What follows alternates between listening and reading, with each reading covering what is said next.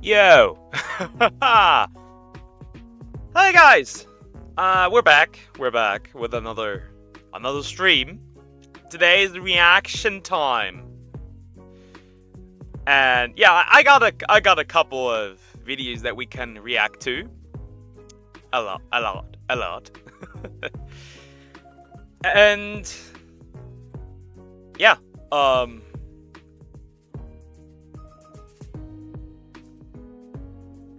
you're here, frame one. Yeah, Toz. How are you doing? How is everyone doing in around the world? Actually, somebody was really good today. I never mentioned this, but I do have a Throne account. And I just recently set it up because, you know, I still debated as to I still debated as to if I want to still have it, if I want to keep it. I just put it like in like the description of some like some streams and like whatever, and like the channel description, and I just put one gift inside this just to check, and it was an Xbox controller. So you know, because I needed a new controller, and I thought, hey, if somebody has like some money over that they don't need. Long story short, somebody bought me the Xbox controller. Hello, Seeker, how are you doing? Ha! I remembered. But yeah, somebody bought that Xbox controller. I don't know who it was. I would love to know who it was. And now I got a new controller. Thanks to you guys. One of you guys. It is crazy. It is crazy. What is happening? Just what is happening?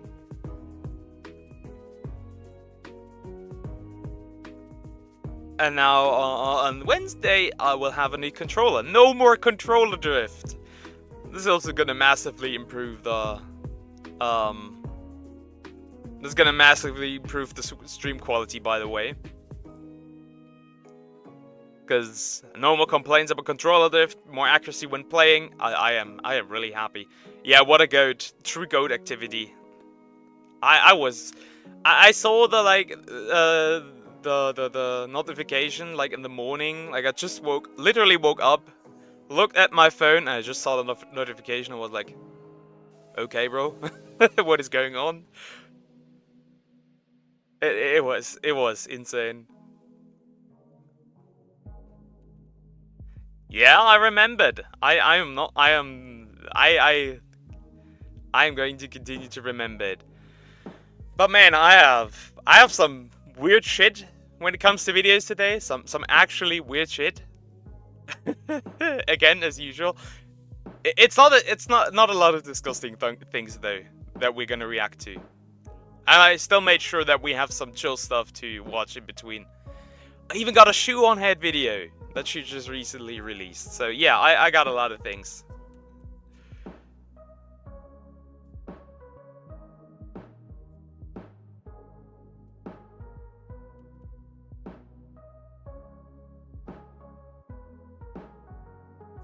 I'm just in general so thankful that what is happening in the past like 5 months ever since I started becoming a VTuber, like it is insane what happened, and I'm still very much confused. I am still very confused to what is going on. To be fair, it is crazy.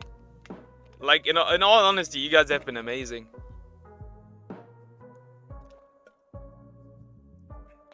And I have to admit, imposter syndrome was hitting hard. It was, in fact, hitting really hard. Because, like, I don't really think I deserve this. Like, all this attention. I'm not used to this. So, I am kind of confused, I have to admit. That's just a big thank you to everyone who tunes in the streams, tunes in the videos, and stuff. I am very grateful for that. Just wanted to get that out there. I'm not really good like with like feelings and like being grateful and stuff. I'm not really good with that. I try to be like more.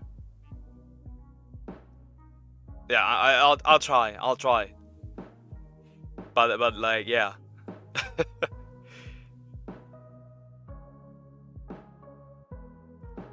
Yeah, just like.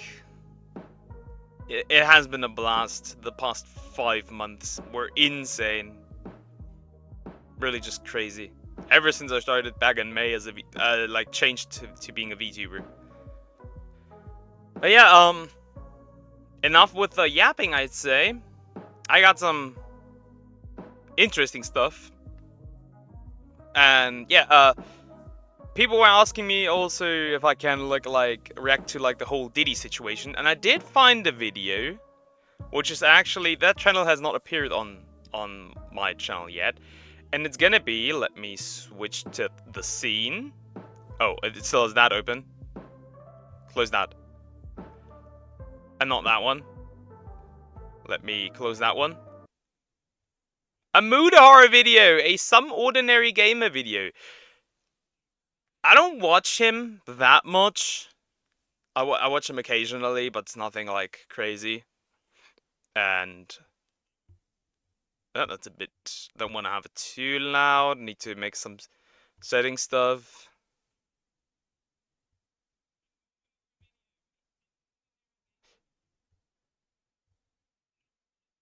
You knew it. Yeah, that was to be expected. I want to try something else with like the perspective of the video, and I want to look like how this looks. To be fair, also need to keep my chat a bit separate, so I know what's going on. I want to actually look like from a separate screen. How does this look before we jump into video? How does this look? I need to wait until the stream catches up with that.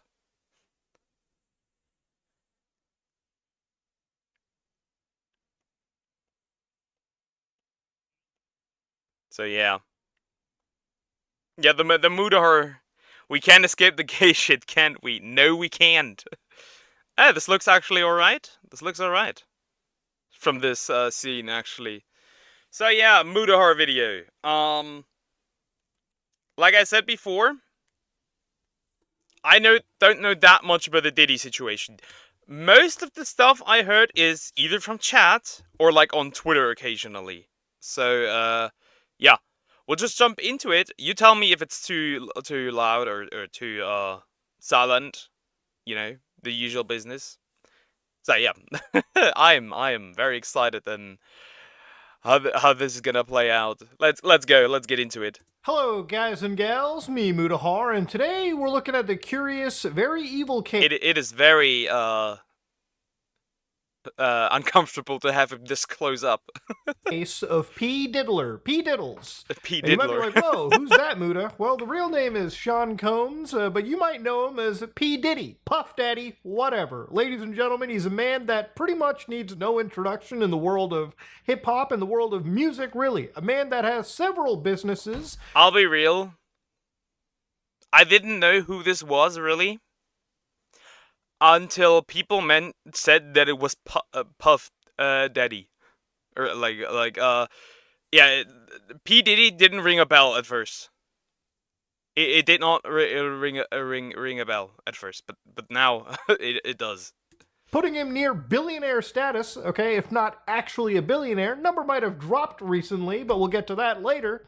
He's a guy that literally has been the subject of numerous lawsuits, and as of last month, the guy literally got arrested. I just realized that. What a frame to stop true.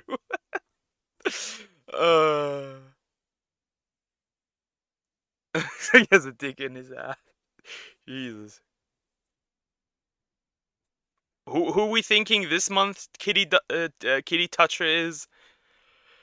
I don't know. I mean, we had a lot of weird stuff happening. I mean, Dr. Disrespect, Chris Tyson. I mean, the P. Diddy situation is a bit, you know, a bit, even like a little older, even. Arrested, ladies and gentlemen, over some serious trafficking charges.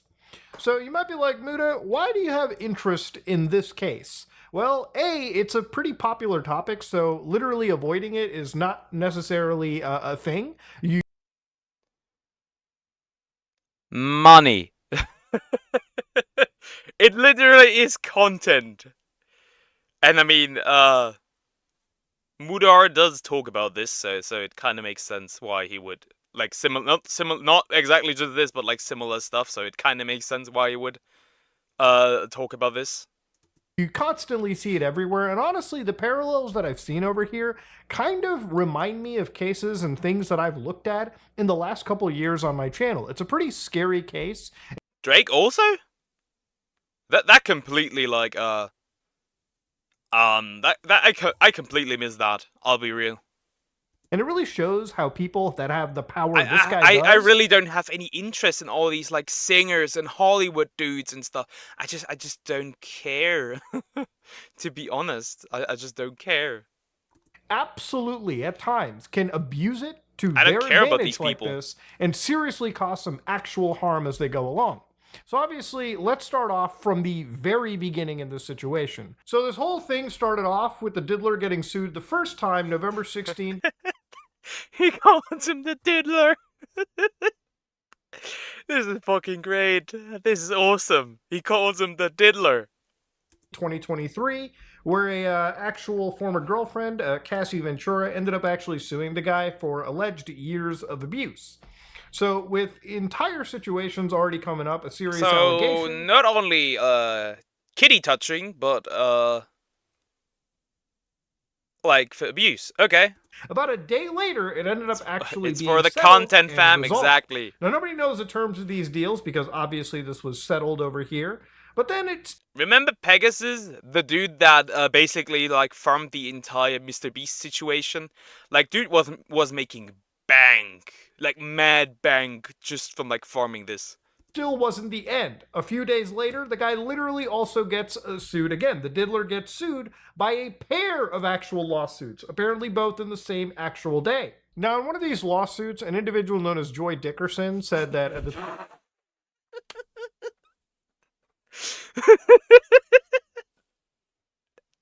No! Who gave you that name? Dickerson.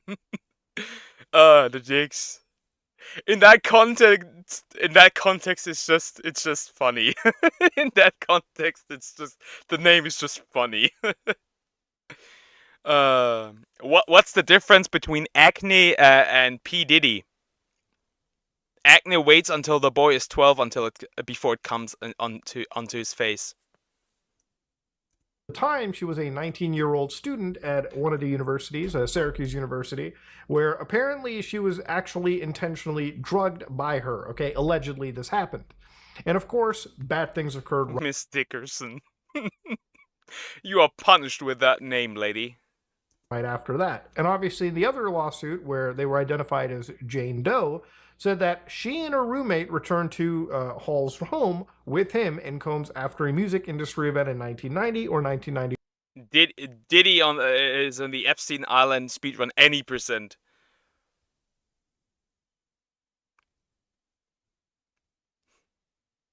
Oh wait, it's also Neil. It sounds like Neil. What a name. And they were coerced into actually, having sex. So it is. The chick is 17 years old. Why? Oh, leave the minors alone. It is insanely a wild situation to witness, right? Like multiple lawsuits end up coming out, and obviously it's because of this. Like he has to make I cannot escape the pedo shit in my reactions. I cannot escape it. And the statement pretty much involved in him going, listen, obviously I deny every allegation over here, and that's pretty much how things had moved forward. Yeah. Obviously that's what somebody's going to do in this situation. Sure. Because admitting any wrongdoing is seriously opening yourself up to getting screwed, not just by this one lawsuit, but maybe possibly other lawsuits down the road. It's what you expect anybody in his situation or in his, wealth class to kind of do. So at this point, Diddler's net worth was basically going up in flames as many of his brands were kind of kicking him out. One of them was Revolt TV, the digital media brand, where they were like, bro, we literally do have to cut ties with this specific individual, right? When it came to, Sean Combs or P. Diddy. So he said that they basically stepped him down from his position as chairman at Revolt. 18 actual companies cut their ties with his actual business venture when it came to e-commerce. And let's not forget the canceled Hulu reality television show Diddy Plus 7. I don't know if they're gonna bro's life like literally burned away. Literally, it's just literally burned away. Rebranded to Diddy Plus 7 allegations, but time will tell. So anyways, ladies and gentlemen, at this moment in time, a music producer ended up coming out, one of his music producers. So Little Rod, or Rodney Jones, ended up actually filing what they claim is conspired with Combs in an alleged RICO enterprise. Okay, so racketeering, these kind of cases, stuff that you probably hear about when it comes to the actual mob. So what they had said was this involved Universal Music Group, its subsidiary Motown Records, Combs' label Imprint Love Records, UMG chairman CEO Lucian Grange, former Motown CEO chairwoman Ethiopia Haptemariam, and of course Combs' chief of staff, Combs' kid. Federal RICO cases, which are based on the Racketeer Influenced and Corrupt Organizations Act, traditionally used to target the mafia and drug cartels, are brought to more effectively sweep up members of alleged crime rings. Notably, the ongoing Georgia criminal case against Young Thug. So this is again in reference to an actual, different rapper at the time. There's a lot of RICO enterprises that have kicked in, and you probably heard them in relation to certain rappers, especially when those rappers might actually be involved in real fucking gang activities, right? Okay. That is interesting that it goes even that deep.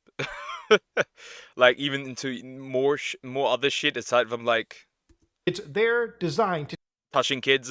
take down a potential suspected criminal organization ring. And it doesn't have to be something out of a movie. It literally can be just a group of people that have conspired together to commit alleged criminal actions. So after all of this stuff is kind of happening, a couple of months later in March, his entire homes in Los Angeles. I have to say,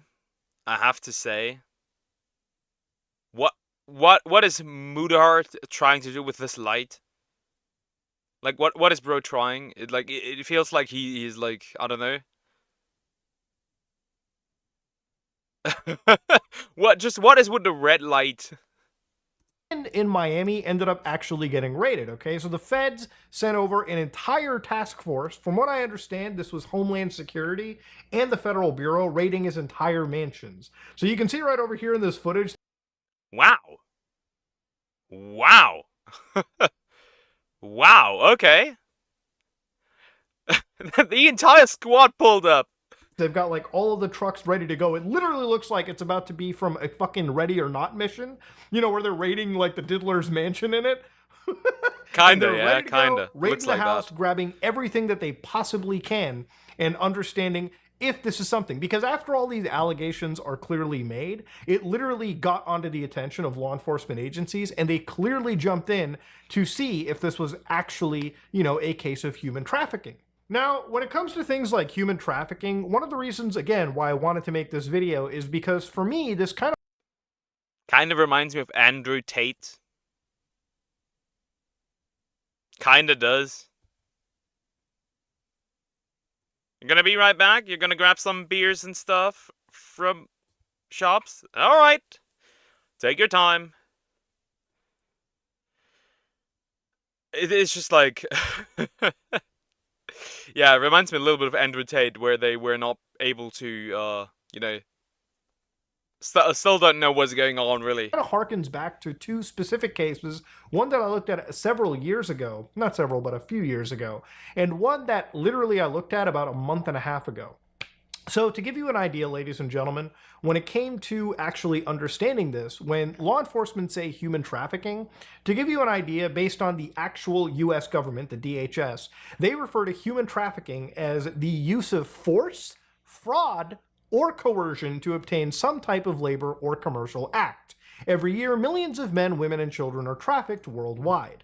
And it actually is very true, including right here in the United States. It can happen in any community, and the victims can be anybody. Traffickers might use the following methods to lure victims in. He didn't traffic children, right? Right?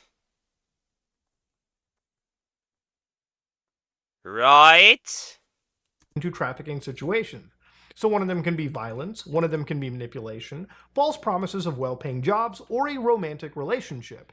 So for a lot of people that think like trafficking is where people put a gun to somebody's head and tell them to get into a van and they'll never see their family again, that's just one aspect of it. It can literally Jet, get in the van.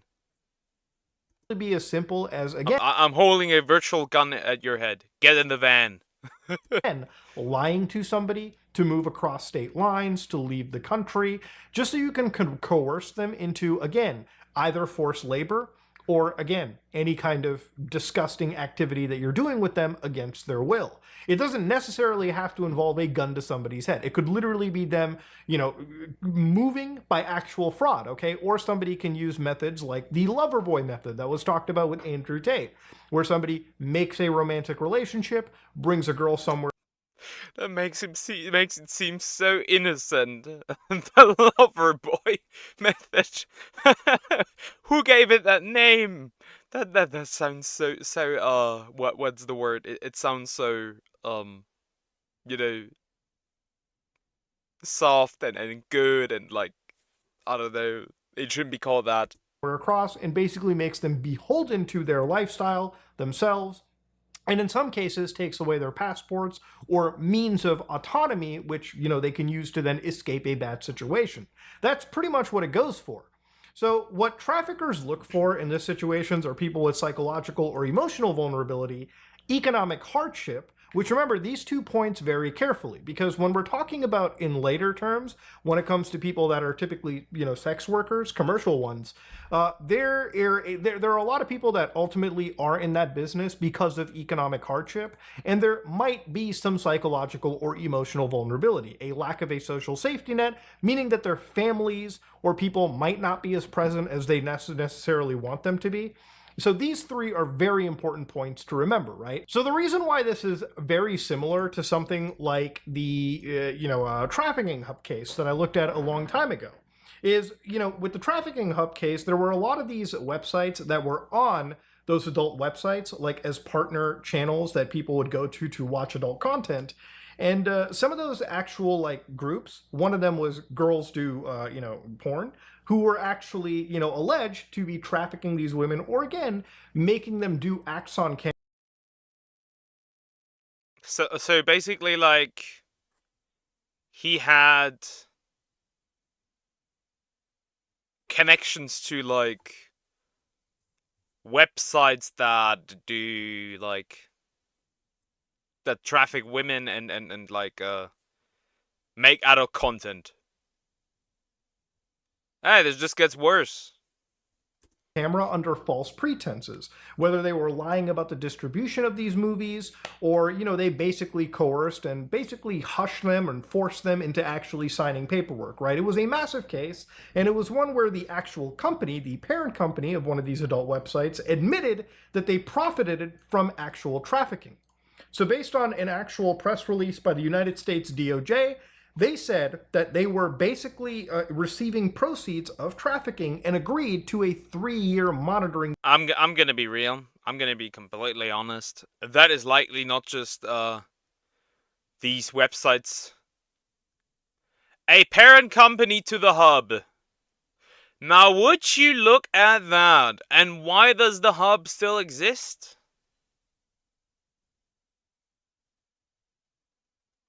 Like, if that happened, if I was the leader of a country, this website would be gone immediately in my country. Like, immediately. But I'll be real, what's the word? That trafficking stuff probably goes for almost all these websites, I'll be real. I assume that's so. Earlier today in a federal court, ALO Holdings, also known as MindGeek, and it's a company that constantly keeps changing its name all the time, parent company of the largest adult website in the world, was arraigned on a charge of engaging in unlawful. Bro, there was no point. Look at this. There was no point. I'll go back. Look at and this. It's a company that constantly keeps changing its name all the time. No, even further back. I need to go even further back. The largest adult proceeds of trafficking. Dude, there was no point in censoring the hub. So it was you could already see it. A DPA. You could already see it. Attorney's office. There is no reason to censor it anymore. Receipt of proceeds, right? Of trafficking proceeds. ALO operates free and paid sites that allow third parties. Udo, you're late. There was no point in censoring anymore. We saw it. The video is demonetized. To post and distribute adult videos. So, beginning in 2009, ALO hosted content created by GDP. One of their founders, Michael Pratt, and their co conspirators on ALO's websites, including the largest website in this industry on the internet. The GDP operators owned and operated a The hub. He's talking about the hub. company and online companies, which, they call GDP. In 2019, a federal grand jury in the Southern District of California returned an indictment against Girls do toys? Really? Brother, their operators for, among other charges, trafficking offenses and deceiving and coercing young women to appear in videos which were then posted online without the women's consent. Truly disgusting shit. So ultimately, when I made that video, the guy who was running that entire operation was actually on the run. Well, from what I understand, the guy was actually captured and is actually extradited back to the United States, or at least Bro does look like he would do these things. I don't want to be like, you can tell who people are by their looks, but man, you can tell that this a guy like that would do it. Least to the United States.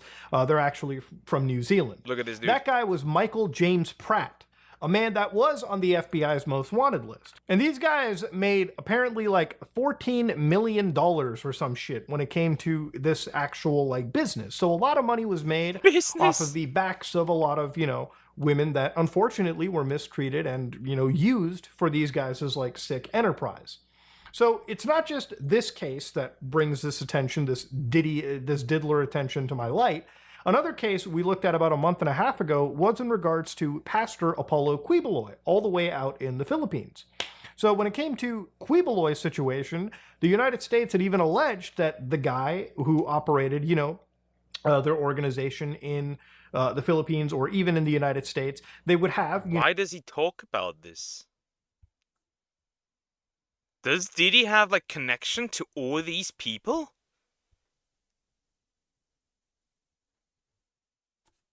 A lot of these young women, these younger individuals, who would basically have to perform night duty things. And you can assume, where these things are kind of going, right? So obviously, with situations like this, these people are not coerced with a gun to the back of their head. They are manipulated, whether it be through, again, in that case, religion, or in the case of GDP, it would just be, women who didn't know any better. They were just clearly lied to, and they were, performing under incredibly false pretenses.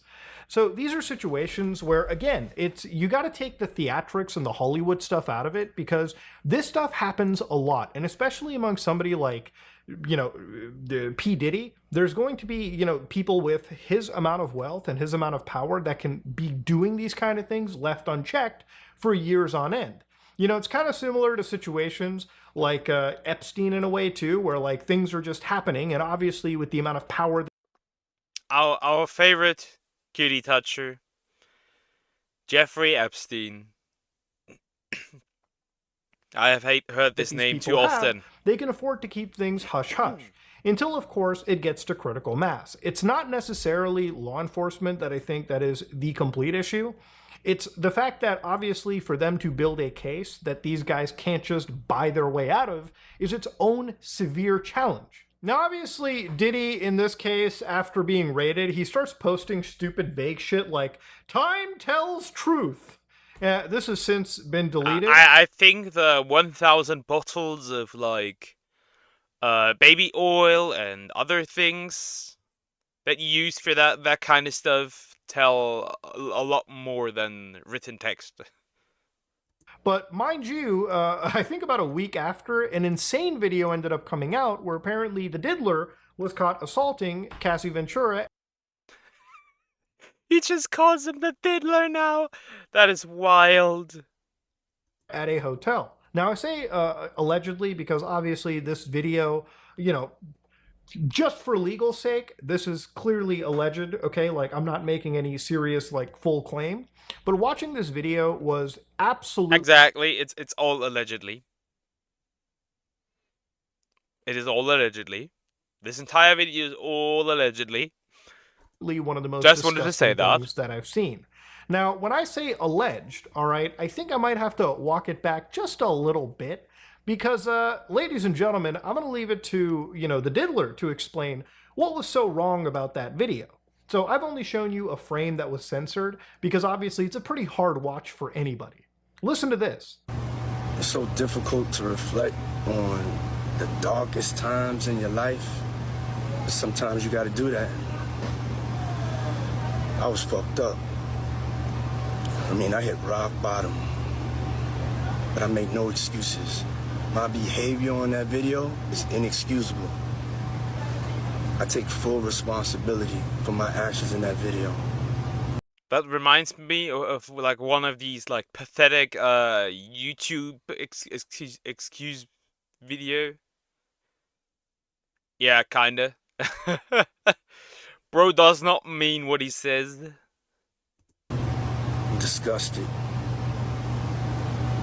I was disgusted then when I did it. I'm disgusted now. I went and I sought out professional help.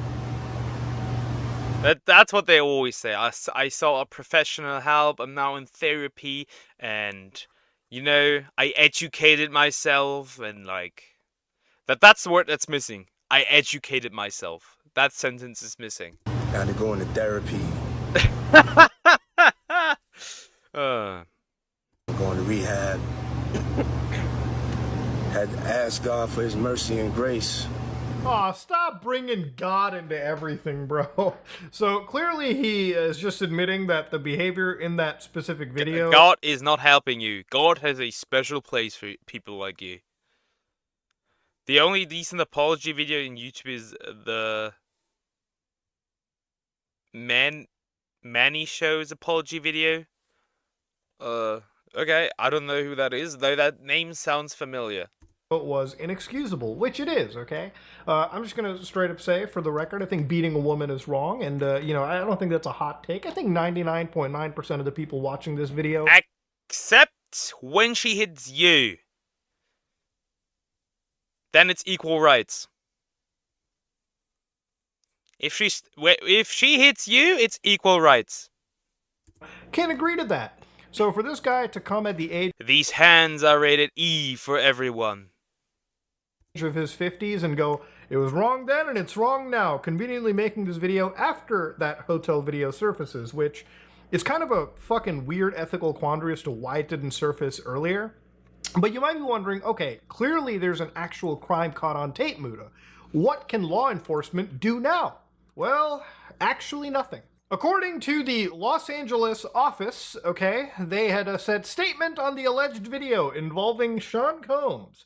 We're aware of the video... I really just want to know about the 1,000 bottles of baby oil. That's the thing I'm most excited for. ...been circulating online. I wonder if he's going to bring it up. ...depicting Sean assaulting a young woman in Los Angeles. We find the images extremely disturbing and difficult to watch. If the conduct depicted occurred in 2016, unfortunately, we would be unable to charge, as the conduct would have occurred beyond the timeline where a crime can be prosecuted. As of today, law enforcement has not presented a case related to the attack depicted in the video against Mr. Combs. But we encourage anyone who has been a victim or witness to a crime to report it to law enforcement. So here's my thing about this is, obviously, I'm sure a lawyer watching this video or somebody that works in the legal office or enforcement can clarify. Just why do these statutes hold up, especially for things like assault or violence, that if clearly what you're seeing on camera depicted as actually happened, and nobody is claiming that this is some AI kerfuffle, like you got the dude on fucking camera. Money. That's all it is. Money. That's why he even like escaped this. It's all money. It really just is. Camera admitting, yeah, it was wrong back then, it's wrong now. Why can't there actually be some real enforcement? Because again, for a lot of these lawsuits, it's always kind of like a he said, she said situation. But the reason why this video, and I'm making it, is because when you see these kind of clips, when you see these kind of happenings, it is genuine. It shows you that there is something wrong going on. And it's not it's not the people accusing, it's actually the person being accused. All right, so now that we've discovered that the diddler has like 9 fucking lives, apparently, let's talk about some other. He's like a cat. He has 9 lives. A disgusting little cat, though. Weird shit that was showing up. Now, at the time I was watching this, literally a video was recommended to me that I bookmarked on my phone just so that when I was making a video like this, I could talk about it. Now, this video that's still up, by the way, uploaded November 9, 2009, with 7. By Justin Bieber. Justin Bieber's 48 hours with Diddy. That is wild. 7.7 million views, uploaded by a small Hello, I like channel money. known as Mr. Krabs. Justin Bieber, 2 minutes long. Basically he posted this video, which I love the iMovie editing. You know that Justin worked on this. You can see old Diddy and Justin hanging out together. Now, I'm sure that Diddy was pretty responsible for this kid's career, or, did a lot to help him out. But, yeah, this video is just, it's wild. It's like this kid is like barely 15 years old. Maybe he is actually 15. Why the fuck's this grown man just hanging out with him? 48 hours with Diddy? That's fucking weird, dude. Most people... What else can you say? 48 hours with D's. D. I should start cracking these jokes, man. It's just like... Why is the 15-year-old hanging out with a grown-ass man? Well, your parents, Justin. 1 or 2 hours with this guy. You're doing a full 48? Something sussy going on. Let's slow down, okay? One step at a time. But yeah. We're watching a video about P. Diddy. Also, how are you doing, Mr. Whatchamacallit? Yeah, we're just watching a video about P. Diddy and like what he did. So to summarize the video real quick, basically like assaulted his ex-partner, like his ex-girlfriend, slept with a minor, assaulted another person, which he can't be prosecuted for any longer because like time is up, and yeah, a lot of child diddler stuff basically. Keys is yours. Though we're not at the child diddler stuff that he has done. When you get 16, you're good to go. I'm good to go. Yeah. Why did he lick his lips like that? At 16, you're good to go. Good to go for what? Good to go for what, Diddy? What do you mean, good to go? Don't lick your lips like that, bro. See? He noticed it. He noticed it also. He made also comment about that. He's giving this kid a car, tell him it's yours when you're 16. Now, of course, there's other videos that popped up later down the road with old Diddy and Justin meeting up again. And hanging out the way we used to. Everything's good. Selling out arenas and everything. Starting to act different. The meet in meeting is in caps, by the way. Huh? You ain't been calling me and hanging out the way we used to hang out. Well, I mean, you try to get in contact with me, through all my, partners and whatnot. Why did bro get so nervous? But you never really got my number, so. Right, okay. My number? Yeah. I'm gonna tell you my number. Yeah. It's 555. Now, I'm sure this is some kayfabe stuff on the internet, but, I'm just going to leave it like this, bro. If I was trying to get a 15-year-old's number, there would be a million dudes making a video on me, just absolutely calling me what you... Yeah, everything under the sun. Plus, they get racist towards you again. Because, he vanished from Twitter for a while because of, like, the racist stuff against Indians. What you think they're gonna call me. Why the fuck is this man hanging out with a goddamn minor this much? That needs to be addressed, alright? Diddy, there's gotta be a logical explanation to it. Now, amongst all of this, there's been some wild stuff that's come out with the actual dude's raid. So apparently it came out that there were 784 dildos. Brother, 784? Is that for each kid? 784? What do you do with 784? What? Huh? What the hell? That's even weirder than now. That's even weirder than the bottles of baby oil. That is just much weirder. Nah. By the way, you're good. By the way, that's good. By the way, in America, under 18 is illegal in most states. Personally, for me, under 21 is the youngest I'll go as a 30-year-old. Why so many? There are barely any women. No need for pegging. Different sizes. He tried to check out which size fits the best, and it took him 784 to match his hole, basically. I'm 23. The youngest I would go is like 19, and once I'm 24, the youngest I'd go is 20. It goes up like each year. The older I get, because I can identify with women my age already.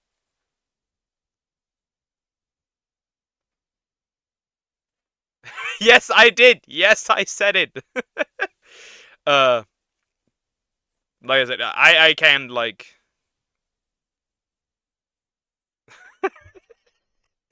That needs to be clipped. To be fair. That were seized from his home. So apparently the FBI raids his house and they found 784 of these penetration devices. So to give an idea about it, ladies and gentlemen, I don't have one dildo in this house, okay? Apparently Diddy's got 784 of these. Insane shit. But see, wait. Did I understand that correctly? Let me roll that back. Diddy's got 784 about it, ladies and gentlemen. I don't have one dildo in okay, this he doesn't house, have one. I was already got on 784 of these. Insane shit. But see, it's not just the dildos that's been wild and yeah, you gotta. I guess he gotta find the right size. I think he just gotta find the right size. people out. What about the 1,000 bottles of baby oil? So federal prosecutors leaked True, that out of context 1,000 videos. bottles of baby oil and lube were discovered during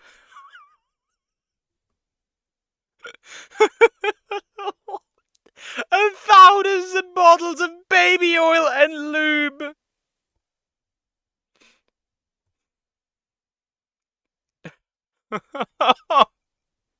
A 1,000 bottles of baby oil and lube. Oh my god. There's just no way. There's just no way. It's just insane, dude. during the raid, okay? So to give an idea, ladies and gentlemen, I don't know why this dude didn't just buy the 55-gallon drum or something, like just straight up. Why buy all that baby oil? And was this guy a U.S. government dude? Like, goddamn, you tell him there's oil somewhere, he's already hoarding a crap ton of it? Jesus Christ.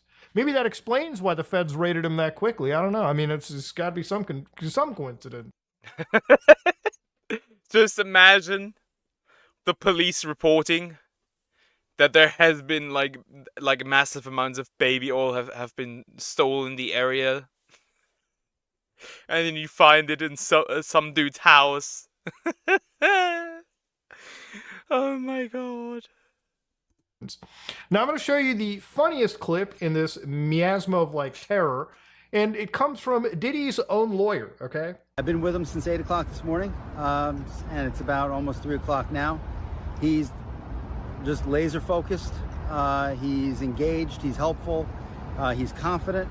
We're going through our defense as we do every day, and his spirits are relatively good. How do you explain the baby oil and the lubricants? 1,000 bottles of baby oil. I don't think it was 1,000. I think it was a lot. I mean, there's a Costco right down the street. I think Americans buy in bulk, as we know. And dude, he's like laughing. What? Huh? But not baby oil, especially if you don't have a kid. And lubricant. Why? That doesn't explain anything. It doesn't. Although people are again buying a lot of like toilet paper for some reason in the United States. Yeah. Laughing at it too. He's like, well, it wasn't, guy, it wasn't 1,000. I mean, like 950 bottles. Come on now, we're gonna round that bitch up to $1,000. Get out of here. And Americans, y'all are buying your baby oil and your fucking KY jelly at Costco, right? I don't even know if you can buy 1,000 bottles of baby oil at fucking Costco, but clearly. I wonder how. Honestly, I at least want to hear how long it took to get like a thousand bottles of that stuff. I really want to hear how he managed to do that. If this is the case, Diddy is buying out, is supporting his local businesses like crazy. So obviously, why would a man need 1,000 bottles of baby oil? Okay, what would be the actual reason for it? Well, for that, we're gonna have to look into a released, unsealed indictment by the United States government. I just thought about, you know, the Stonks meme? Just Diddy.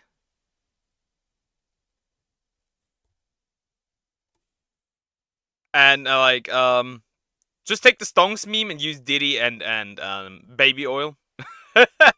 Stonks.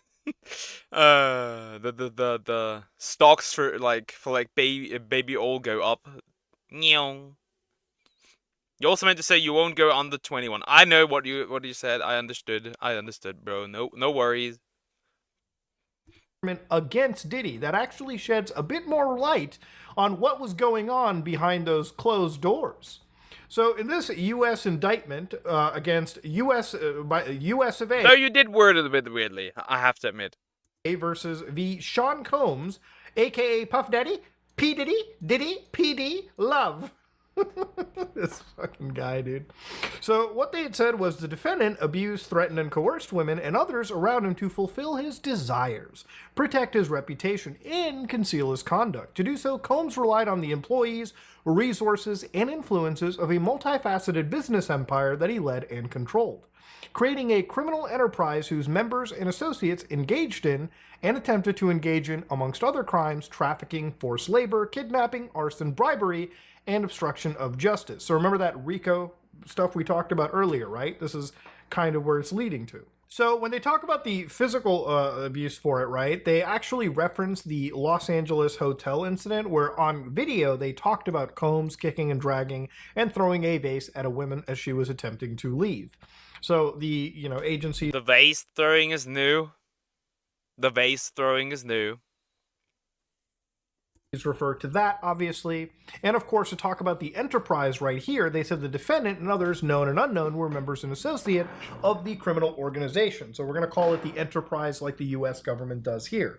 Members and associates of the enterprise engaged in, amongst other activities, trafficking, forced labor, interstate transportation, for purposes of prostitution, coercion, and enticement to engage in prostitution. So, bro, why is it censored? You already said the word. It doesn't even matter if it's censored. You already said it. Literally, it could be as simple as, flying hookers in from like Miami to California, right? That's interstate transportation for the purposes of, And when I say freaky, ladies and gentlemen, I'm talking about freak-offs, okay? So they literally identified a freak-off. Freak-offs were elaborate. What is a freak-off? I don't want to know. But I guess we're going to find out now. What the hell is a freak-off? Elaborate and produced performances that Combs arranged, directed, jerked off during, and often electronically recorded. In arranging those freak-offs, Combs, with the assistance of members and associates of the Combs enterprise, transported and caused to be transported commercial workers across state lines and internationally. Freak-offs occurred regularly, sometimes lasted multiple days, and often involved multiple commercial workers. During freak-offs, Combs distributed a variety of controlled substances to victims, in part to keep the victims obedient and compliant. Sometimes, unbeknownst to the victims, Combs kept videos he filmed of victims engaging with commercial workers. After freak-offs, Combs and the victims typically received IV fluids to recover from the physical exertion. It's the name of Diddy's parties. That is just so weird. That is just so weird. That is just so fucking weird. And drug use. So, like I said earlier, right, when it came to trafficking victims, those first three, bullet points, there's a lot of people that would really be willing to go through anything just to survive in today's world financially. And for them, maybe this is the only thing they had. Maybe this is the only way for them to make ends meet. And that is never okay. Just because somebody says yes to something, and if they fall under any of these like matters, if you clearly have that power advantage over them, where obviously they have the choice to say no, but they're probably not going to, if it means, food in their belly for the next couple of weeks, yeah, that's clearly you using your advantage to coerce somebody into doing something like this. Okay, there's just no way around it. Like, that is, if you want to look at things from a nuanced perspective, you have to look at everything. And that's the situation that the government here is presented. So when they talk about the racketeering conspiracy, they're talking about multiple acts of kidnapping, arson in certain cases, bribery. There's plenty of charges the U.S. Yeah, that is actually a fitting name. That is a very fitting name. government is putting onto him. And to give you an idea, this is an indictment, and according to the United States, you got to remember the charges contained in the indictment are just accusations. So clearly there is a trial that is supposed to happen, and it's something that I'm sure many law channels and people are going to be watching as time goes on. But this isn't the end of anything, okay, ladies and gentlemen, because literally as of like a day ago, what was insane was Diddy, or the Diddler, was accused of misconduct literally a day ago by 120 people. One of those victims alleges that he was apparently 9 years old. Now we're getting into the pedo stuff. Yeah, I don't think I would react to music on this stream, especially since like a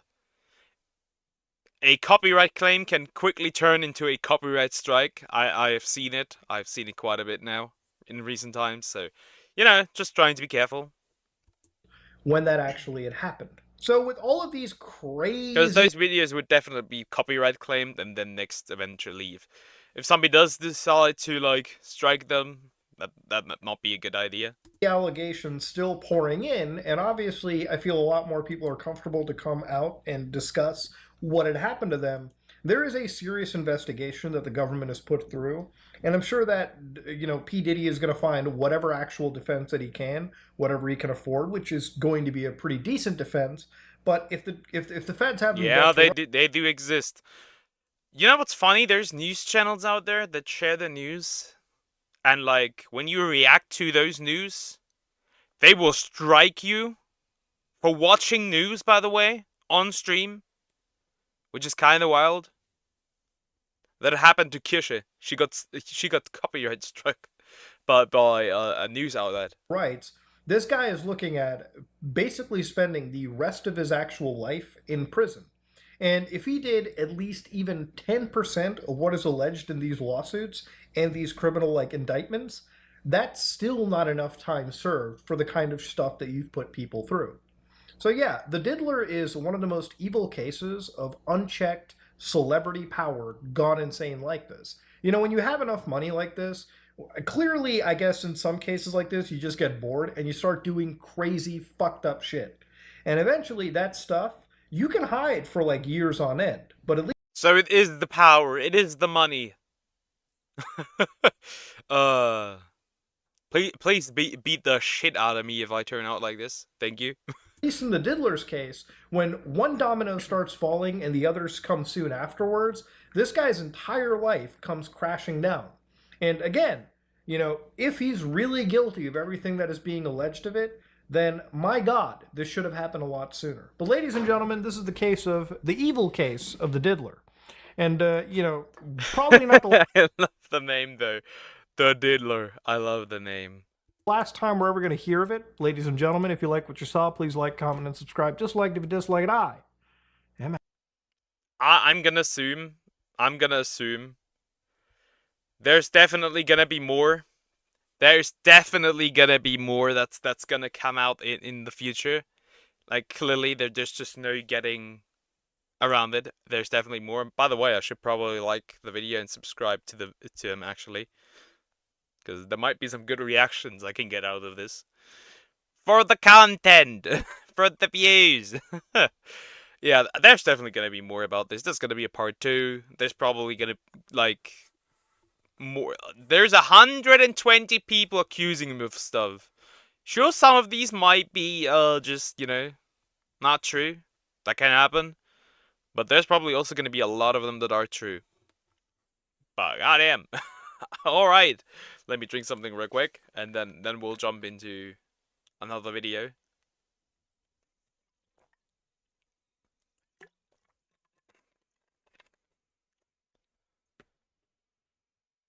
Okay. If I want to watch a video, it's gonna be one of my all-time favorites. Thanks to various social It's Shoe on Head. Yeah, Shoe on Head has been a regular on this channel. I react to a lot of her videos. First of all, they're funny. Second of all, like, dude, this was at least 4 days ago. This was at least 4 days ago and has 1.2 million views.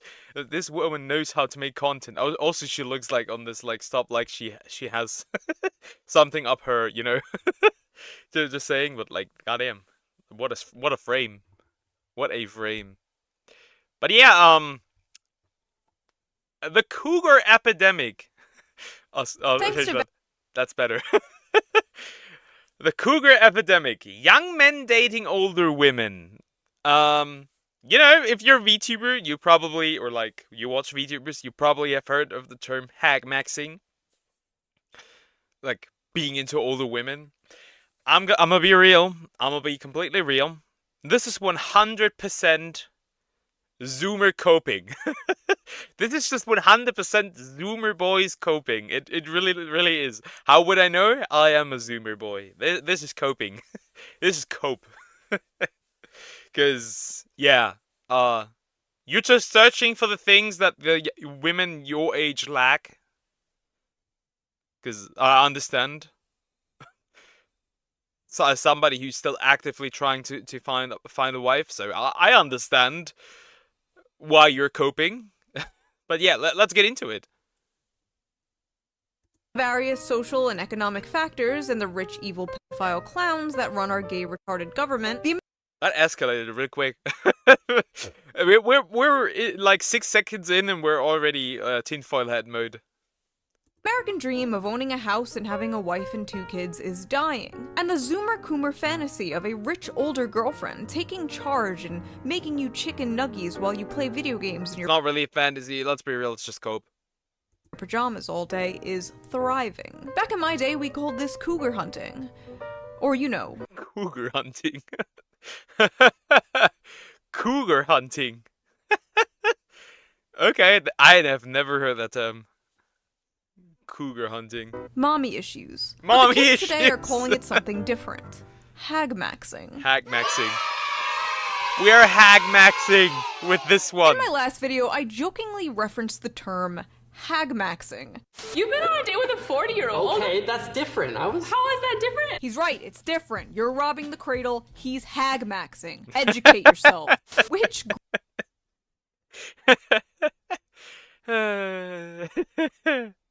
This was great how like all these terms: looks maxing, rope maxing, hack maxing. It's like, what else can you max? Nose maxing, shoe maxing, feet maxing.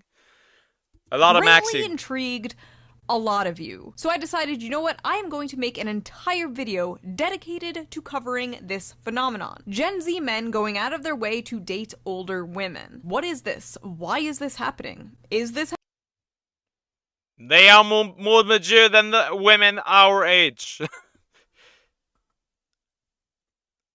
It's just weird as a... Would you call 2001 early Zoomer? Probably. It's just weird looking at like the... I bet I can bitchless max. Me too. Younger women lag the things that older like 30 and 35-year-olds have. It's just like it's just like weird. Like it's not like the attractiveness. It's like the personality. They're not as entitled. They treat you better. I already am in whole life streak. It's just like that. It's just they're nicer. Happening? And if it's happening, is it a good thing, or is it a symptom of broader societal issues? Why are all these young It's a symptom of broader societal issues. It's not natural that older women or younger girls go for older men, though that is still a lot more natural, I would say. Like not that tremendously old. Like I've seen 21-year-olds with like 50-year-olds and stuff. But like 21 and like 30 is like a lot more normal than you would probably expect. But men going for older women, that is new. That is definitely new. Snappers scooping up these older timepieces. Oh, speaking of timepieces, let's quickly get into today's sponsor. Is it? Wait a minute. Is it Holzkern or Holzkern? If you would like say it in like German. Holzkern. Ha! Knew Holzkern it. is a young Austrian company that Fine, I'll let creates you make uniquely it. crafted watches, jewelry, We'll watch the watch ad. Holzkern. and accessories using all natural materials like wood and stone. Their high-quality timepieces come in various designs for both men and women. Personally, I'm a huge fan of their men's watch collection, like the solar-powered watch called the Comfort Crusher, that's made with fine-grained walnut wood and encased in stainless steel. Dude, these things are so expensive. Who is buying these? Sure, who is buying these? Nobody can afford these. Nobody has like $300 laying around, or 300 euros for a fucking watch. The walnut wood comes from here in North America, and all the wood Holzkern uses are FSC certified, ensuring that it was forested in a sustainable way. I got my husband the Open Horizon watch, modeled after a real pilot's watch. It comes with a beautiful green marble dial and even has a built-in stopwatch function. He loves the sporty yet professional look, making it a perfect choice to wear at both work and home. And it would be a great gift for any cougar looking to spoil their Zoomer boyfriend. Just saying. The watch I picked out for myself is the Colorburst Automatic watch. It has a Maybe I should go for older women. Maybe I should go for older women. unique green mosaic embedded in a stainless steel casing, and its wooden strap is easily adjustable to fit every wrist. Holzkern's products are made in small quantities to ensure that each item is built to last. They do a great job combining functionality and fashion, and I just think their watches look really neat. Holzkern also creates elegantly crafted earrings, rings, bracelets, and necklaces. Nobody has money for these. I mean, the $69 is probably alright. That's a bracelet. Yeah. You can go to the store down the road and buy a smartwatch with YouTube for $10. I mean, I can definitely see why you would wear these watches. Like they certainly do have a certain quality that you probably won't get anywhere else that easily. But it's just like I highly doubt that anybody can buy these in this economy. Like this platinum-plated shade necklace. The store has accessories for both men and women, like the durable Forte bandlet for men made from and to me personally, I like watches in this style. I'm not a too big fan for with smart watches. I do like how these watches look. White marble, or the duet bandlet for women, made with zebra wood and elegant gold stainless steel. All items come with a 2-year warranty, and ordering is super easy with free express shipping to the US and most EU countries within 2 to 5 days. So if you're looking for a gift for someone, or you just want to treat yourself to a nice high-quality watch, I definitely recommend checking out their store. Just click the link in the video description and use my special discount code SHOE at checkout to get Man, fuck quality. When I can buy a Lightning McQueen watch for $1, get chow. True. True. Lightning McQueen. True. 10% off your order store-wide. So big thank you to Holzkern for sponsoring this video. Now, let's get back to it. What's up with Gen Z slang, dude? Looks maxing, hag maxing, riz, sus. Back in my day, we had our epic bacon and rafflecopters, and we were happy. Now, when I think of the term hag, I usually think of an evil, cackling witch. But no, apparently now it means women above 30. Fuck you guys. I'm so tired of She's above 30. She's a hag. There's a lot of hags in VTubing as well. that are like, I used to watch you when I was in 3rd grade and now I'm graduating college. Good for you. Awesome. Congratulations. My knees hurt when I get up off the floor. Now, this term hagmaxing went viral a few months ago with this screenshot. Meet the hagmaxers. Gen Z's new social trend of dating older women. A very strange phenomenon is making I'm gonna be real. Again, it's just cope. I have never seen, never even once seen a dude my age with an older woman, like pursuing a long-term relationship. That is not happening. And again, it's also not like, it's not even like the financial stability or like the, and if it happens, it's not because of financial stability or experience. It is probably because they act differently than the women our age. Rounds on social media. Gen Z men are ditching casual sex with their women to pursue long-term relationships with financially stable and experienced millennial ladies. Now, even though this article doesn't actually exist, it was a meme created on 4chan, because of course it was, but the meme did spark a massive conversation and debate about hagmaxing. And people had a lot of strong opinions about it. Motherless behavior. This is just mommy issues rebrand. Kinda. It is. Another day, another psyop. It's not hagmaxing, it's MILF hunting, and it's an art. Please don't misappropriate my fetishes, giving the dumbest name known to humankind to having a mommy kink. I mean, to be honest, I'm 16, waiting for a 20 to 25-year-old to pick me up. Brother, you're a victim. You are a victim. I want to be a victim. This is the I want to be a victim post.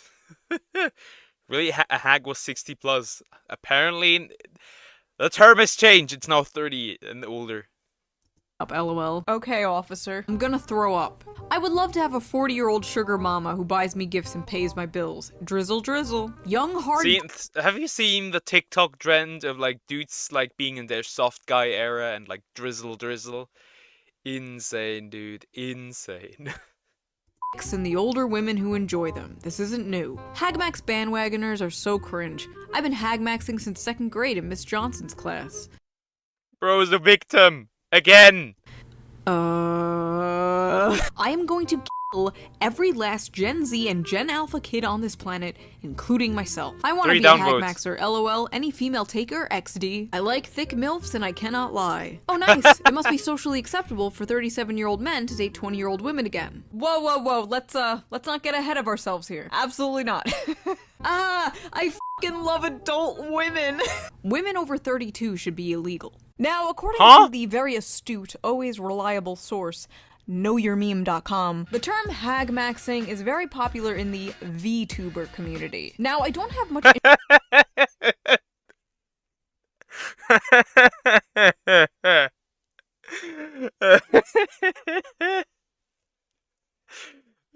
I've been caught! A VTuber's watching this. Sorry, I'm not going for older ladies, but some older VTuber that might react to this. You might feel caught. Interest in the VTuber community, but they seem to have a lot of interest in me. A lot. Of interest. Should I do... Let me go through that. Who is that? Who is all those people? Of interest in me. A lot. Rosie Bomu. Milky Mew. Of interest. Smugalana. Should I do a video reacting to VTubers reacting to me? Ladies and gentlemen. That might be fun. Let me know if I should do that. Although it seems to be a meme amongst the VTubers and the weebs, it is apparently a thing happening in real life. Rise of the boy toy. Why older women are dating Gen Z men at record rate. One woman stated, "Women my age seem to be excited by the freshness and lack of bitterness that comes with dating someone younger. Younger men seem more open and less burdened by insecurities." Okay, I have a feeling I'm going to be saying This is cope.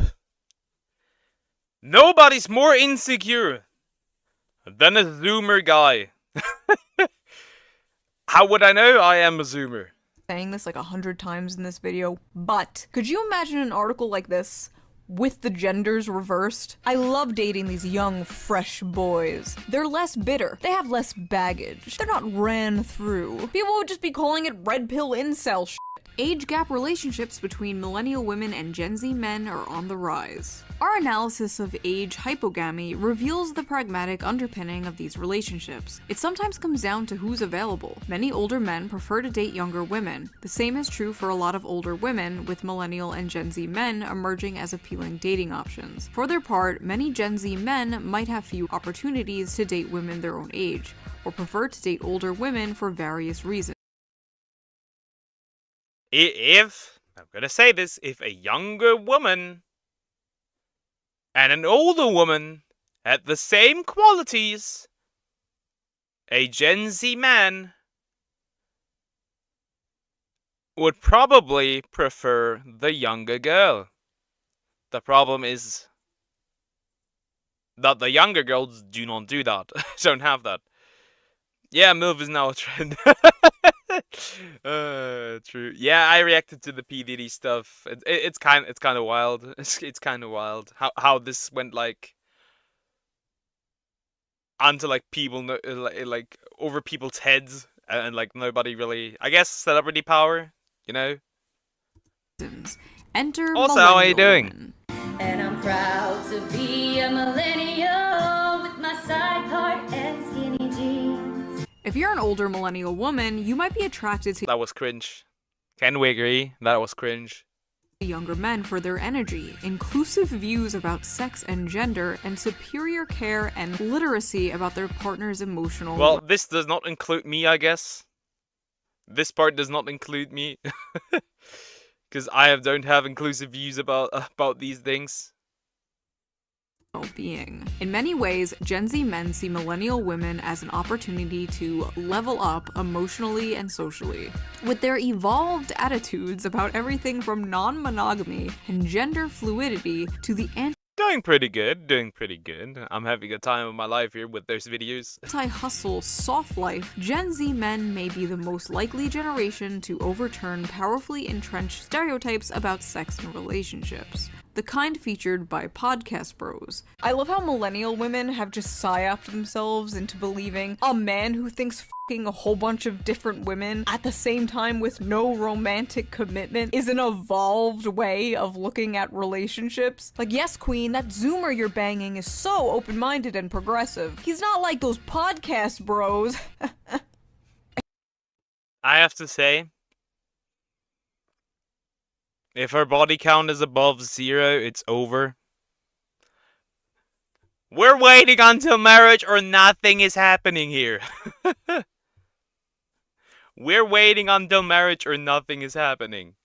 I swear modern feminism is like the greatest trick men have played on women. Like, just a bunch of dudes got in a room one day and were like, hear me out. We convinced them that getting naked and sleeping around is empowering. Genius! Even Hollywood seems to be hopping on the hag master manipulation. Just master manipulation.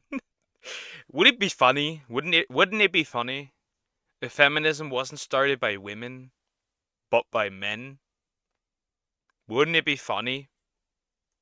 maxing train. Why are so many older women dating younger men in recent rom-coms? I'm old enough to be your mother, sighs Anne Hathaway as she passionately entwines with Amazon's new heartthrob Nicholas Galazine in The Idea of You. Oh, Anne Hathaway? I'm sorry, who wouldn't hagmax with Anne Hathaway? Nope, nothing to do with religion. I am Christian, I'm Catholic, but it has nothing to do in particular with religion.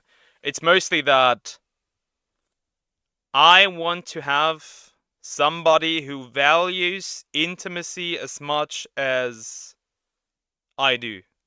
And there is not a lot of women that exist like that. Not there's a lot of men that are like me either. What a forward young man you are. And when I'm gonna make these marriage vows in the future, I absolutely mean them. The woman I marry will be the last woman that I will be with. And if the divorce happens, I guess that's it. My goodness. This phenomena is a groundbreaking shift, considering Hollywood's reputation for perpetuating the male gaze and old men's uncanny obsession with younger women. You know, I really don't care about this shit, but it is so funny how much of this equality stuff is just, okay, now it's women's turn to do the thing we said was bad. All the new strong female leads in movies that are just kind of assholes, the celebrating of billionaire female CEOs. Like, did you actually want change? Or was it really all just penis envy? Older women partnering with younger men. Why do some people have a problem with that? Perhaps celebrities will help ease the stigma. The French president's wife... You were raised around Christians, but you never went to church, so you still believe in heaven and hell, but never have ever read a single page of the Bible. Understandable. Understandable. You should, though. You should. You should. It would be better to outside, like, to get to know someone. You think God isn't really good and all, but that's just your opinion. Yeah, you can have that opinion. Everything's fine. You can have that opinion. I'm not trying to persuade you into like following any religion. You have to make that decision on your own. Or not. Brigitte Macron is almost 25 years older than her husband. They met when he was 15 and she was his high school.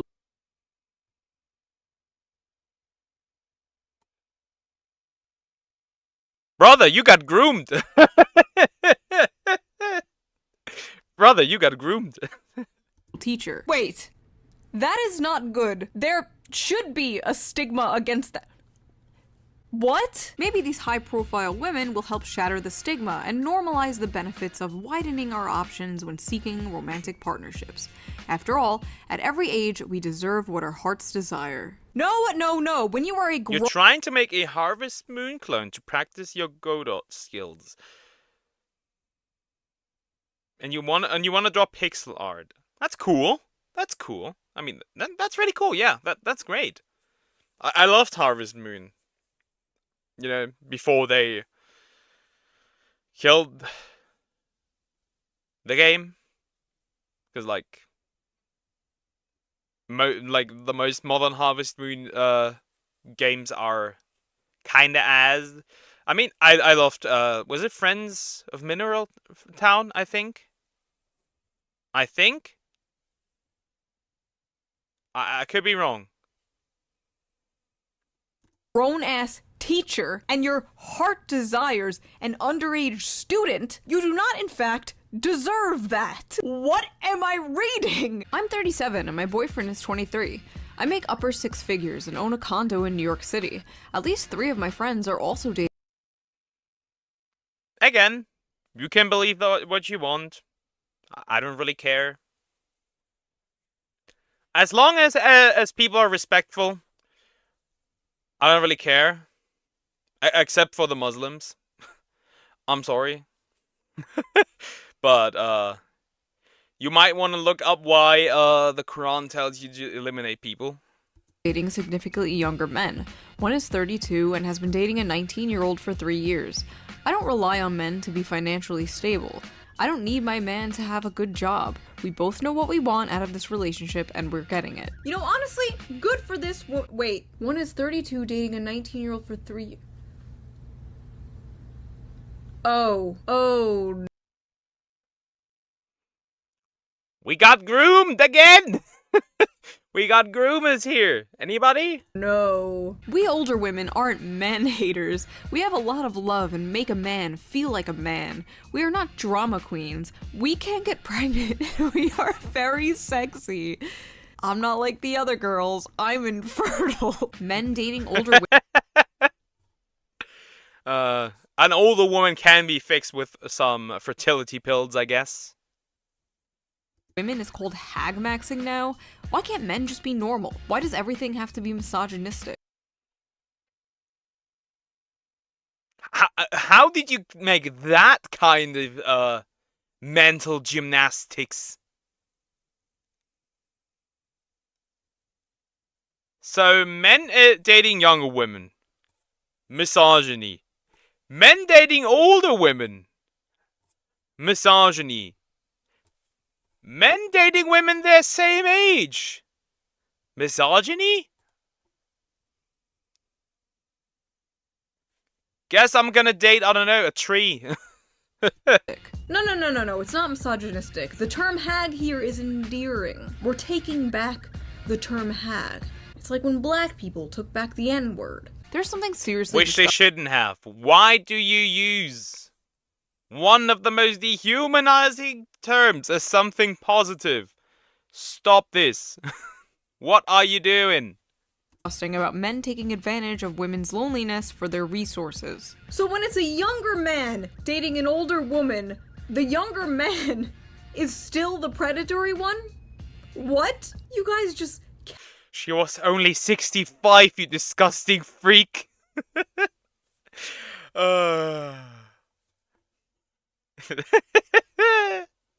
Remember, guys. If a woman has childlike features, you're a predator. Doesn't matter if she's like 30 or 40. You know, the eyes of consent, the pose of consent, the height of consent. Cannot win. Really? This is so disgusting. 34 is not old. I am not a hag. Okay, so we've heard from the hags. Now let's hear from the hag maxers. Why are these young men dating older women? I have mommy issues. Oh, well, there has to be other reasons, right? I have a granny fetish. Come on, there's gotta be another reason. Because Gen Z women aren't worth going for. And I have mommy issues. To be honest, I mean, he is correct with the Gen Z women aren't worth going for. He is correct. He kinda is correct. I'd be lying if I said he wasn't correct about that. Guy who's 22 dating a 36-year-old, I think for the most part, older women are just a lot less drama and just more mature. Yeah. Older the better. Yeah. Most have a car, a The house. older the better. Yeah, unless she's like 80 or 90, then you wouldn't. No, you wouldn't. Although I think there's probably a dude out there who would even take like an 80 or 90-year-old woman. Financial stability and time. They are mature and can teach you some valuable lessons, wisdom, and experience. I'm still 19, and for me, older women I flirt with at bars and clubs are much more receptive and flirty than Zoomer girls. Honestly, it's partly because modern Western girls from 18 to 25 are like 80% hoes. That escalated quickly. That escalated quickly. Now, a woman who is 30 today likely has fewer partners, sexual or other, than a woman who is 5 years younger than her. The fun part is that chances are, at least like for the people that they have been with, funnily enough, the chances are that that is actually true. I changed my Tinder age range from 20 to 25 to 30 to... Like, I have heard ridiculous numbers from women my age. Like, in the triple digits, in fact. From a 22-year-old, in the triple digits. 39, and have been going on more dates than ever before with beautiful women who do not care that I don't make 6 figures at 22 years old. It's either take care of a younger woman who we know is potentially a flight risk, or appreciate an older woman who has their own shit together. George W. Bush married an older woman to get that money. I don't think George W. Bush should be a role model for anything. Easy, good sex, intellectual conversations, less games, more fun, and they treat you nicely. They tend to be more grounded. Did I mention the sex part? Oh, and if it's post-menopause, even better. If girls can date older men, then why not younger men date older women? I'm 16, and I'm not attracted to anyone below 30 years old.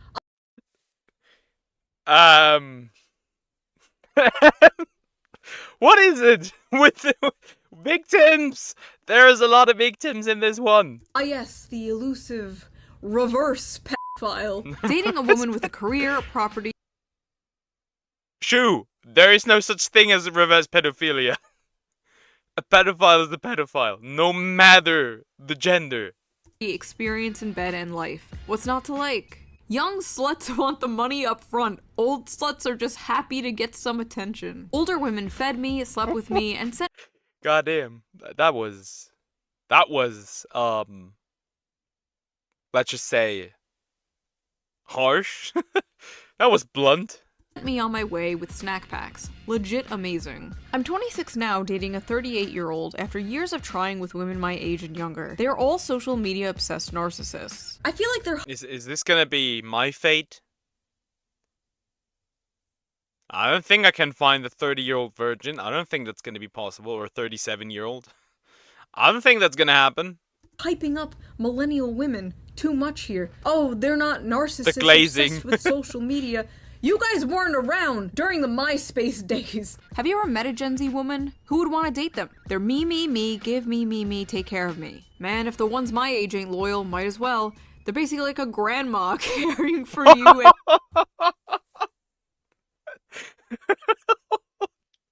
They're basically like a grandma caring for you. Nah, that goes too far. That is going too far. Taking care of you. That is really just going too far. Oh my god. Nothing like a no-denture adventure. You people are sick. No, I don't believe this is happening more than ever just because Gen Z men like easy sex or gifts. Or that Gen Z women are too obsessed with drama or social media. No, I think there's more to it, and I have a few theories. So, as we talked about before in other videos, a lot of men are dropping out of college. The issue is, a lot of young, college-educated women want college-educated men. See, Stacy is looking for someone college-educated who's making more than her. But not that many young men are on that level yet. Older men are, but not many around Stacy's age. But you know who doesn't care? Karen. Karen doesn't care about your lack of college degree. Karen wants to pick you up in her 2013 Toyota minivan and bang you in the back seat, then take you to Olive Garden. No strings attached. Unlimited breadsticks. For basically all of human history, the most prevalent age gap was older man and younger woman. But why? Well, it's because men are all disgusting creeps who should be thrown into work camps and castrated and forced. That escalated quickly again. I don't want to be castrated. Leave me alone! To make us pumpkin spice lattes. But also, it's because younger women are more fertile, and the whole point of relationships is to make babies. Or at least it used to be. Well, at least in our lizard brains. That's the whole point. I don't know what the point of modern relationships are anymore. I just learned recently that people purposely get into short-term relationships, which is bizarre to me, like what's the point? As well as situationships and polycules. The world is very confusing. It turns out people are different than me. Now let's be real, hagmaxing simply does not make any sense. I agree. People are different than me. That's why I'm so confused all the time. I got raised like a millennial. Don't throw me into the pit of Zoomer people. Leave me alone. Sense from a evolutionary biological standpoint. But it's 2024. We have surpassed the need for evolutionary biology. We can grow babies in pods and also kill ourselves in them. Our brains are full of plastic now. Men wanting to be with younger women made sense when babies were the goal, but babies don't seem to be the goal anymore. For many older women who— Unfortunately. Help us! We are slowly going towards a population collapse. Simply don't want to have them, and for many younger Gen Z men who think they can't afford them, or even worse, are scared that having kids will contribute to climate change. It's like every other week I see an article, fear-mongering Gen Z, don't have kids, it will increase the carbon emissions, blah blah blah, you have to save the— I'm gonna have like 20, like an army of 20 mega babies just to piss off climate activists.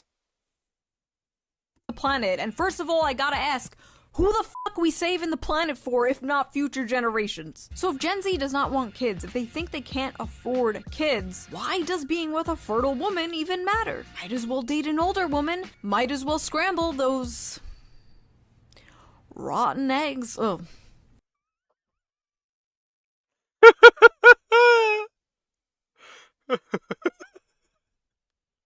Man, what is this? Oh my god. Editor. Edit that out. Edit that out. No. But believe it or not, hag maxing That is the first time I've seen Shu without makeup. I am shocked. No, not really.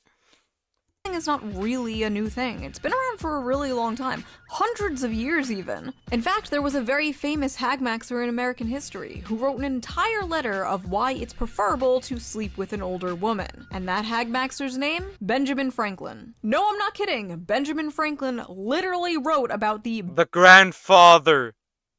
The grandfather of hag maxing. benefits of hag maxing. And what's funny is a lot of the reasons Benjamin Franklin gives are the same reasons a lot of the Zoomers who hag max give today.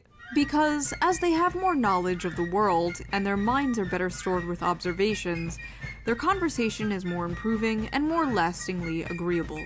Because when women cease to be handsome, they study to be good. So basically, she can't rely on her looks anymore and has to develop a personality. Because there is no hazard of children, which irregularly produced may be attended with much inconvenience. Because through more experience, they are more prudent and discreet in conducting an intrigue to prevent suspicion. They're easier to cheat on your wife with. Lovely, because in every animal that walks upright, the deficiency of the fluids that fill the muscles appears first in the highest part. The face first grows lank and wrinkled, then the neck, then the breast and arms, the lower parts continuing to the last.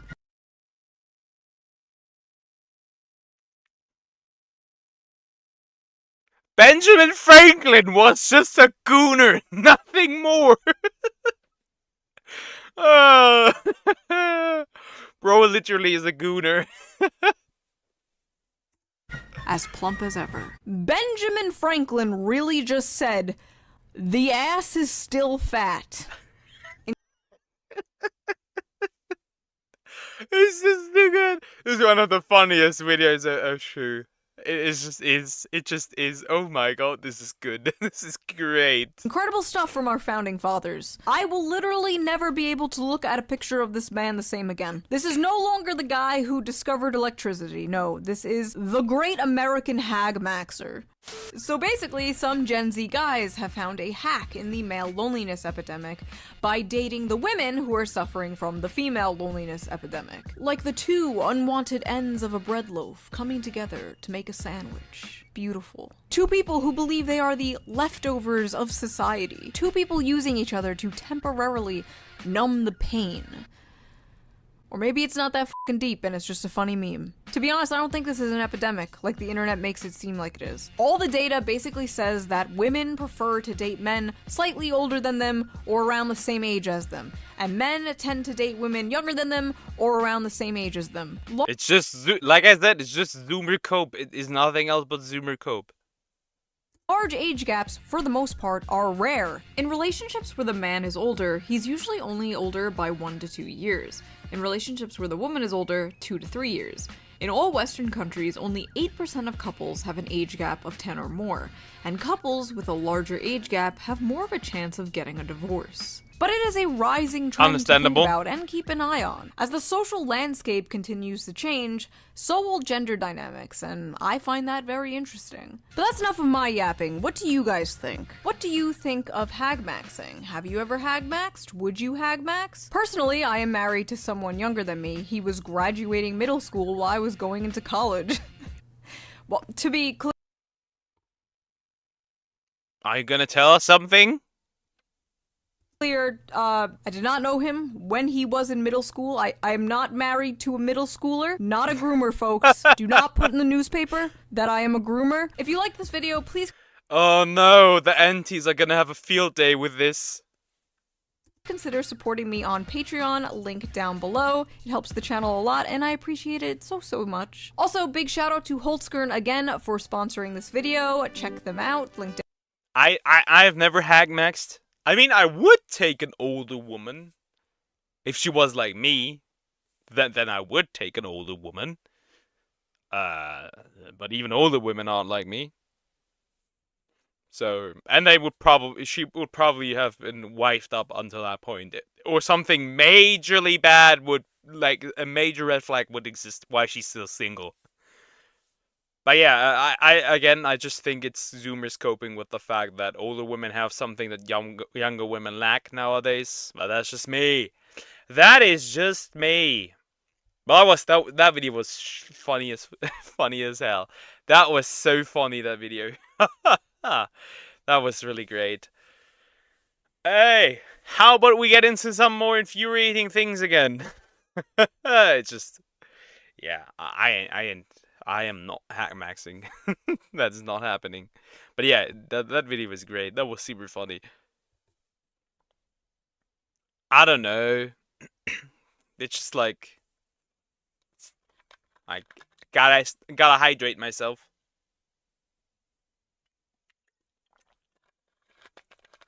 Because I have to admit, the 6-hour streams and a lot of talking, that has taken some tolls on my voice. Let's just say that.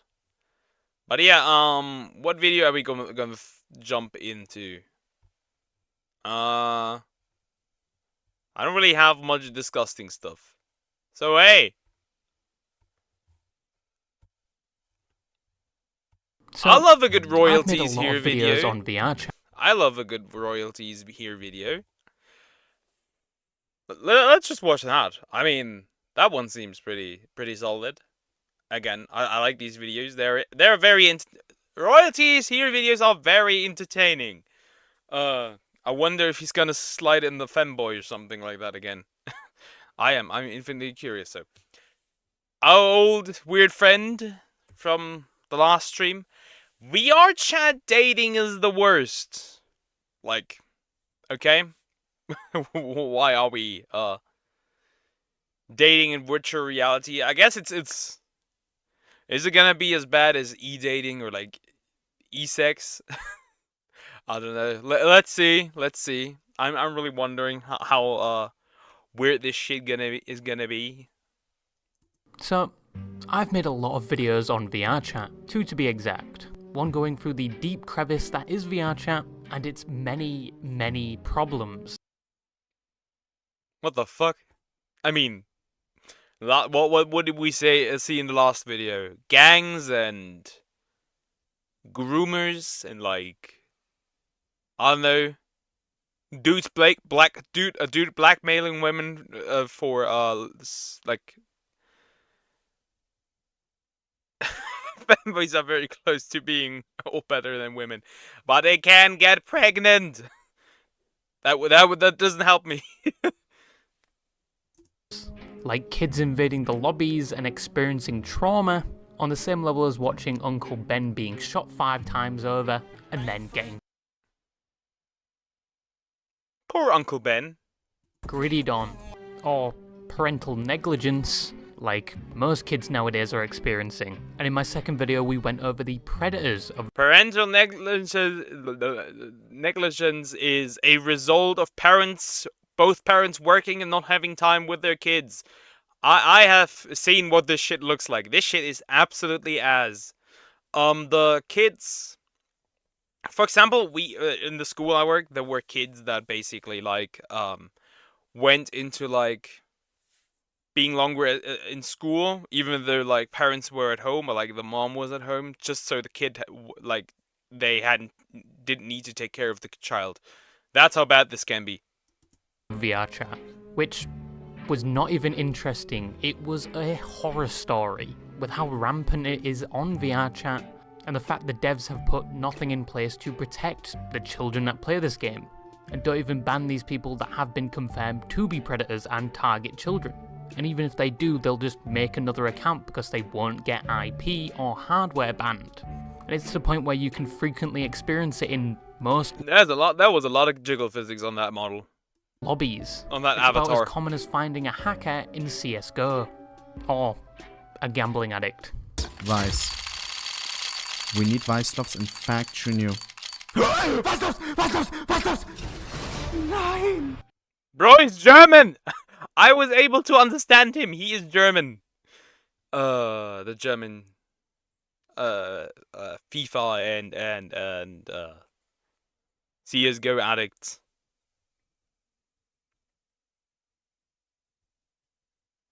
Yeah, true, but you know, it's kinda gay. It's kinda gay. Just saying, bro, it's kinda gay. But the people I talked to on that video were just genuinely terrible people, and I know one of which is still active on the platform. But what else can I say about VRChat? Well, recently I came across a video on YouTube that edged my prostate like I said, bro, kinda gay. like a full-gloved fist colonizing my crevice.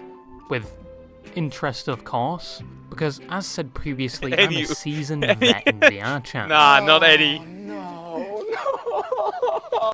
I'm not interested in a femboy's bussy. I'm not interested. You can do what you want. I'm not interested. I've earned my 4 tour medals, and I'm proud of them because I essentially overcame my addiction and developed 2 more. Gambling and making these videos. Yeah, gambling and making videos. Yeah, literally me. For you little goobers. So essentially I have more than enough credentials to talk about the topic, even though I know some of you mentally diseased and crippled are going to comment they have more hours than me, and in comparison I'm a novice compared to them, which is essentially like bragging you have stage 3 terminal gonorrhea. But how many VRChat hours do you have? But anyway, the video that piqued my interest was about VRChat dating. And there is actually a lot to VRChat dating, and it has changed exponentially since I stopped playing the game, and the rabbit hole goes deeper than the Mariana Trench now.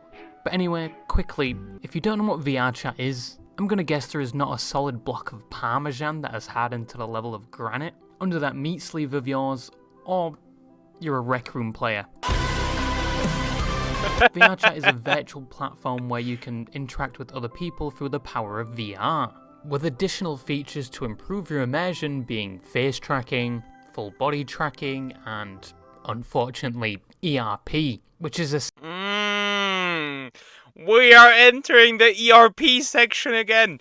Leave me alone! Yeah, this shit is gonna be absolute degeneracy. It is gonna be peak degeneracy. I can feel it.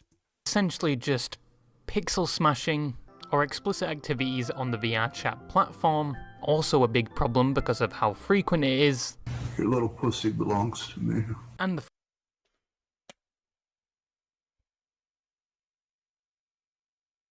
Grab a damn Bible, dude!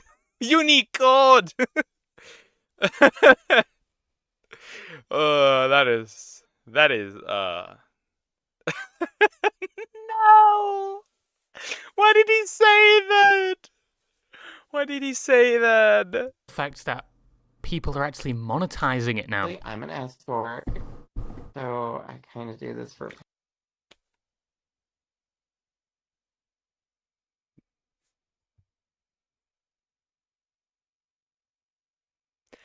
I am at loss for words. I am at loss for words.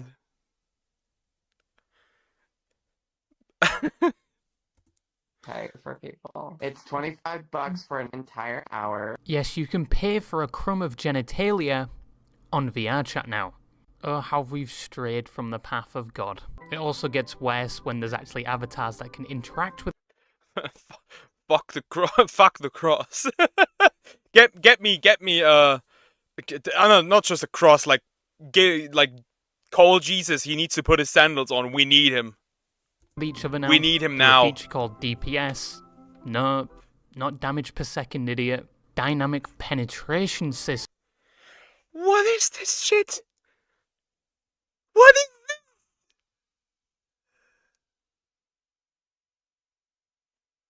What the fuck? Dynamic penetration system?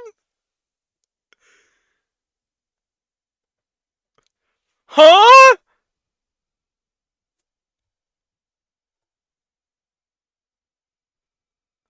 What? What do you mean dynamic penetration system?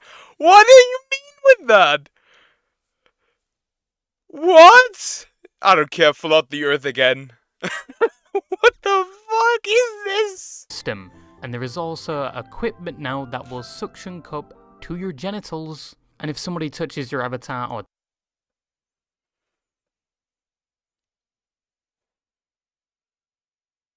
touches that area of your body, it will respond. And there is also Nah. Nah.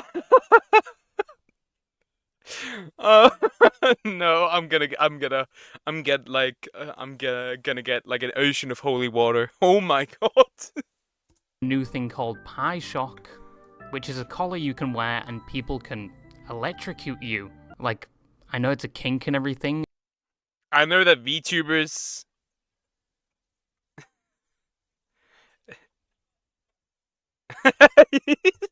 Bro started praying, that's how weird it was.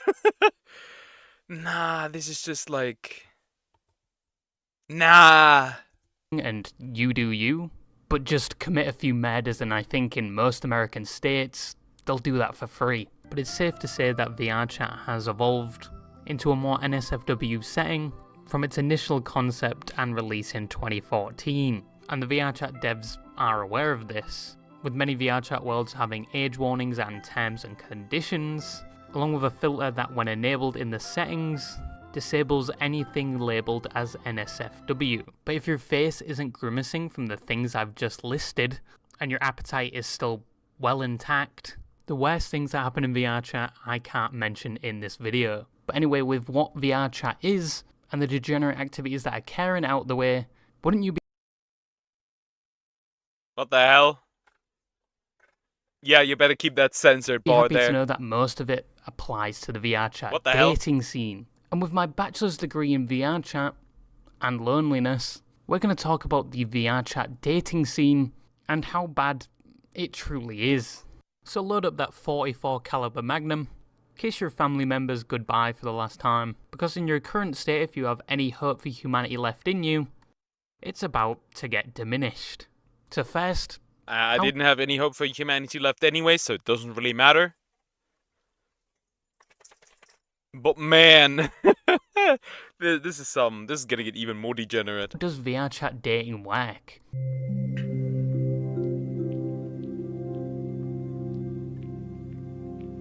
Well, it's very straightforward and has been made simpler over time. I know this is not a tips and tricks video on how to build a Minecraft house. I know you're lonely, but hopefully not this lonely. It usually begins by going into... I just might be that lonely. I just might be. Public lobbies, meeting somebody, finding out you have a lot in common and actually getting along. I know people with social anxiety are probably struggling with the first step here, but after getting along for a bit, you probably log on daily to meet each other. Maybe go on virtual dates, maybe sit in front of mirrors, cuddling each other like the rest of the narcissists in that game. Prying any VR chat user from a mirror, it's like prying a crackhead from a crack pipe. And maybe you even have matching avatars. Look at you, aren't you so cute? And then maybe after all of this, you decide to take it to the next level. The big step, the final base if you will. You've transitioned from thigh highs to big boy pants now. And that is adding them on Discord, where they'll finally send you a picture of themselves and ask for... That was a dude. We got the femboys. See? They're already there. One in return. You look in the mirror, the camera flashes, and you send the picture. She starts typing, and then you realise something. She's just deleted her picture. Well, buddy, you've just been blocked. She was so repulsed by the way you look, your personality could not carry that relationship. As a result, subsequently, she had to block you. Or maybe it's the other way around and you learned they looked like Larry from SpongeBob, or something straight out the chum bucket. But either way, that is basically... Yeah, baby. It's like, imagine the humiliation. Just imagine the humiliation from like, you play this game, you meet somebody, you fall in love with that person, eventually you see them in real life, they see you, and then they block you. Oh my god. That would make me, I don't know, look for the next, like, highest building. You know what I mean? I guess, as a VTuber, this might be a similar fate, to be fair. Chat. And if you thought all the e-couples were confined to Valorant, then you're wrong, because it's most lobbies you will find people like this. Either people expressing their love for one another, or people looking for somebody. I mean, come on, there is a reason why most people in most lobbies have their current relationship status in their bio, along with their current... Y'all think I could find my single virgin girl failure in this one? Think I should try? mental status, and easily lied about age, and the members of their fake family because mummy and daddy didn't want to repeat the same mistake, and quite possibly the name of their partner. This is the average VR chat user now, apart from the people that only get on to get high and drink themselves to death. I did an experiment and proved this to be true. Alright, testing out, testing out. I hear people buy the mirror. This is going to be easy, this is going to be GG's easy. Done, GG's. VR chat and e-dating have become synonymous with each other. Why do you think these so-called tools that VR chat users use for long-distance relationships either sponsor or target VR chat users? Because that aspect alone has become a part of VR chat's personality now. And that's why most people, when they hear you play VR chat, think you're a filthy little e-dater. But most of those things existed when I was still playing VR chat. It's actually been a thing for quite some time, and a majority of people are used to the usual antics, and are desensitized at this point to most of the occurrence of these things. The occasional Ryan Gosling meme, obviously. Due to the VR girlfriend. But imagine my horror when I learned that it's been made easier now, and they've actually revolutionized. Don't tell me there's VR chat Tinder. It'd be weird. It'd be weird as hell. It to a point where I didn't even think was possible, with 2 new methods that don't even require you to use VR chat, and a feature added by the VR chat team which has been used for dating. The app? The newer method is an app. Yes, there is a VR chat dating app. In fact, there are multiple. 2 main ones are Never Met and Flirtual, which are actually advertised in VR chat worlds.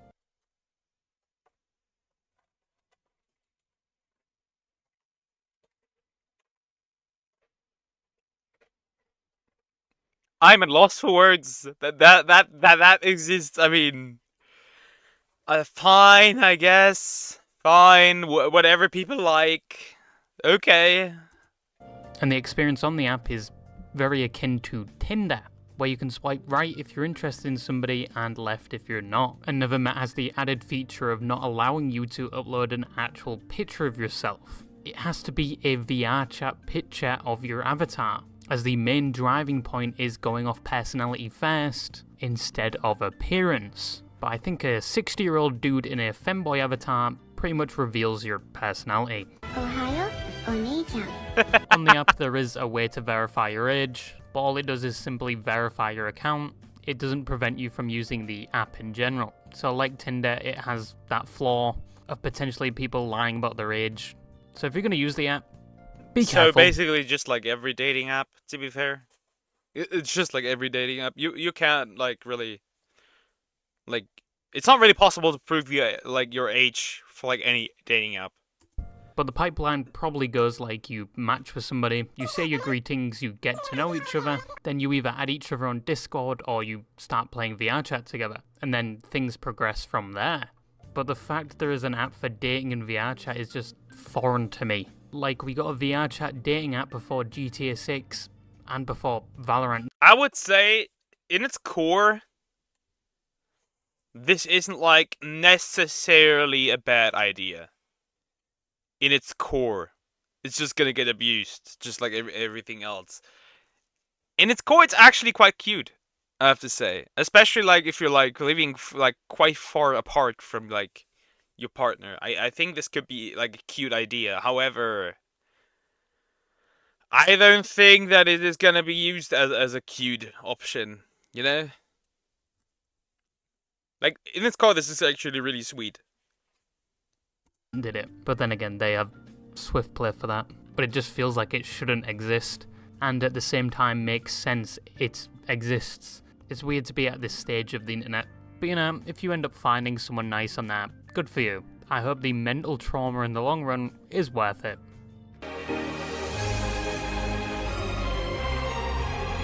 But either way is through Discord servers. As I mentioned in my previous video, there are club Discord servers for VR chat, for organising events in the virtual world and meeting other people. Some of the more popular Discord servers and clubs are Club Mika, Club Poseidon, and Club Orion. And quite often on these Discord servers, there is either a bio section or a dating section where you can talk about yourself and hope somebody sends you a Discord message. And in some of these Discords, there is a one night stand section where you... The fuck? The fuck? What? Why? You can post a temporary bio and meet that person that night and knock the ones and zeros out of their binary until personal clarity gets you and you realise what you've just done. But as I've said previously, I've made a hobby of occasionally looking at these bios, because in general most of them are normal, just people genuinely looking for a connection with somebody, and there is nothing wrong with that. 6'2". There's nothing wrong with Good looking D. for friends or a potential partner, and VR chat in Big general D and was then- made to make connections with other people.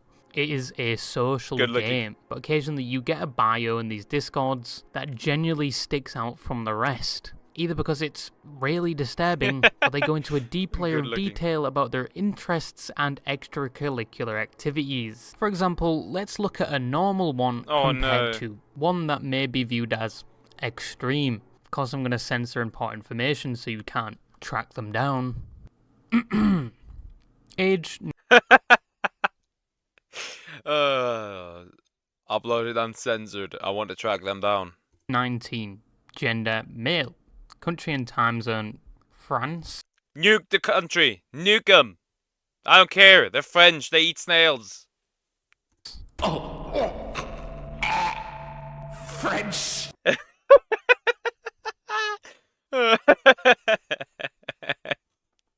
French. Sexuality straight. Preference women. Availability mostly at night. Looking for ERP partners and friends. Now, that was a really normal one. Like, I'm surprised how safe... Normal? Dude, ERP. What do you mean normal? For work Normal that people don't was, do this. But it only gets worse from here. Age 21. Country/time zone. Europe. France. French! Oh, fuck. I think I'm allergic to the French. Gender, female. Sexuality, straight. Looking for friends with benefits. Friends. Pet owners. Hard dom. Okay, that's a weird one. And masters, ooh. Master. Preference, masculinity. DM policy, open. Kinks, domination, degradation, pet play, and I'm not reading the last one out. Now that... Could have described it, bro. In Spain, you eat snails? Yeah. The Spanish are the next. I don't care. So it's now Spanish, Spain, Canada, and France. Sorry, bros. Yeah, I don't know. It's like... Why do you eat these guys? Why? Just why? Leave the snails alone. That is still a semi-normal buyer, and probably your average VR chat player. Now for the more extreme ones. People that definitely need their internet access revoked, and their name blacklisted from most internet service providers. Age, late 30s, gender, male, sexuality, straight, but I love to consume cock in VRC though.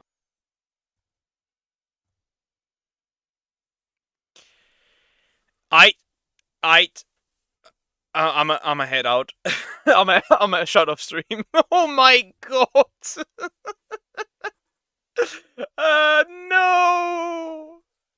No. Sexuality straight, but I love to. Bro, you're not straight. you guys hunt snails in the mountains with beer. They are drunk addict like you guys. It tastes good. I don't know. I will never eat them. But no, bro, it's not. We are still on the freaky gay shit today. Diddy aside. Yeah, it's like sexuality is straight, but he loves to consume D in VR chat. Like, yeah, bro, you are not straight. You are not. If the fact that sucking D turns you on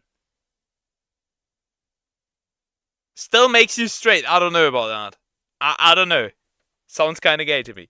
Looking for woman, new master, relationship, and possibly a wife. And a overly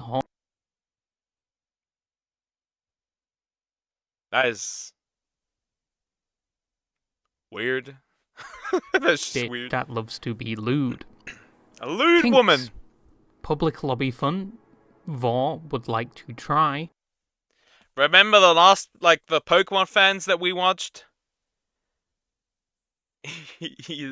His monkey consumed the Luffy. It's like... Remember the last, the reaction to the Pokemon fans? The dude that just liked to be bored by Reshiram? Yeah, we're back again. Domination loss. Okay. And then a laundry list of kinks that I'm not going to read out. Know that bio was something, but it gives you a better idea of the more extreme side of VR chat. And not all players are like that, it's just the small community of degenerates. I feel like most people that play this game are degenerates. The last thing used for dating was actually implemented by VRChat itself. And this is VRChat groups, and it released recently. It allows you to join small communities and join public or private instances for that group. No! Oh my god, look at all these groups! The feet bros are here! Look at it. 11.4k.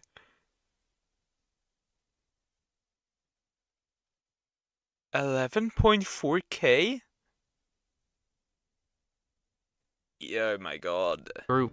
In addition to this, you can also wear the title of one of the groups above your head, Goonism, so Gooner. that everyone around you knows you're a part of that group. Some of my favorite groups are the Gooning Group, the Arizona Tea Gang, the Submersible and Implosive Gang, the Daddy Markiplier Gang, and What is wrong with you? Not Markiplier. Yeah, what the fuck exactly? What the fuck? Not Markiplier. for any British person that wants a decent sausage roll, the Greg's Gang, but Greg's. Couplands is obviously better, so f*** you. But there are also a lot of dating groups, a lot for single people, and a lot for just things like ERP, with most of them being a joke. I can guarantee that most of these single groups are full with dudes and not women. But some of them being completely serious. But as said, some of these groups have events where you can join and meet other single people. So basically, it's on the same lines as a IRL singles event. Also, I'm a hop on VR chat. I'm gonna find myself a nice lady. See you around. the next to note, if you have your VR chat groups public, and you have some degenerate groups in there, people tend to use that first when they're trying to bully you. Oh, hell no, man. What the... And judging by the people watching, the person bullying you is going to have adequate ammunition, probably 7.62 hollow point. Gordon, you lousy motherfucker. Get your dork ass down to the test chamber, or else I will shove the sample up your ass. Now, there's only so much we can do the outside looking in for this topic. Like, we can generally talk about VR chat dating, but not necessarily experience it ourselves. And no, I'm not going on a VR chat date just for a video. Fuck you. But we can experience how these relationships start through the methods I described previously, to see if VR chat dating really is deplorable or just completely normal. So I did an experiment and set up 4 accounts. 2 on the Never Met app, a male and a female, both in their early 20s just looking for someone to play games with and possibly date. You are you are going to get nuked by single dudes. At least you don't get a, you know what, a pee-pee picture. In VR chat. And I posted 2 bios in the Discord servers, one from a female and one from a femboy. Because, you know, f*** it. back again with the femboys! At this point, once again, both in their early 20s, both looking for a relationship, regardless of gender, and some interesting spice to go along with it. I kept these accounts. Yeah, Royalty is gonna see some weird shit. I can't imagine, especially on the femboy side. Up for 24 hours, and kept to the rule of not replying to them, because that would have just been cruel at that point. And the results were very interesting. You're gonna get an infinite amount of... The femboy is probably gonna get an infinite amount of PP pics. It actually surprised me. On the Nevermet app, the female got 20 matches in the first day, and just generally wholesome messages asking for people to play games. The male, on the other hand, only 5 matches. Makes sense, makes sense, makes sense that the male will only get 5 matches, because that's like the average ratio of dating apps in general, but that makes sense. And no messages whatsoever. Now going onto the Discord, it gets more interesting. Why would that be surprising, first of all? Like, this is just the average like experience on dating apps. I managed to go an entire, like... domain expansion, unlimited dick riders, true and real. I don't know, it's just like, I went like over like almost an entire year without a single match on like one dating app, because like that's how screwed it up here it is.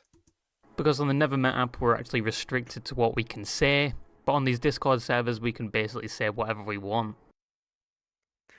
Oh my god, this is gonna be the most degenerate shit on earth. And do that I did. And the responses, as I said, were surprising. For the Discord femboy, they received no messages whatsoever. There's no way. I did not expect that. There is no way bro got 0. Whatsoever. Nobody was interested. Maybe I'm just bad at acting like a femboy. But the female, on the other hand, received 12 message requests from 9 guys, 2 females, and 1 femboy. The youngest being 21 and the oldest being 29. All looking for relationships and 2 proposing just to be friends with benefits. And the messages were actually kind of wholesome. You had 1 guy sending a picture of his cat, 1 just looking for cuddles in VR chat, and 1 looking to watch an anime together. It actually surprised me there was not one NSFW. Bro. You're starting to. No, we're no longer talking about Didi. We're talking about VR chat. You are starting to worry me. Are you gonna say something? Are you gonna say something? You like men?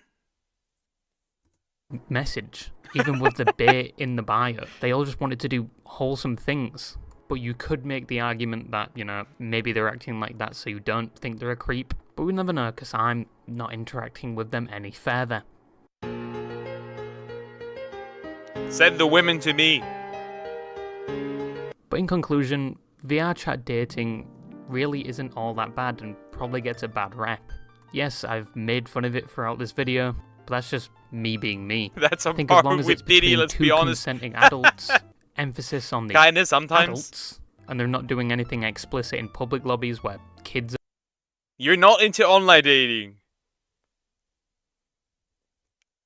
Okay, but that is not what I asked for, which means I see how it is. Women? I want to see men.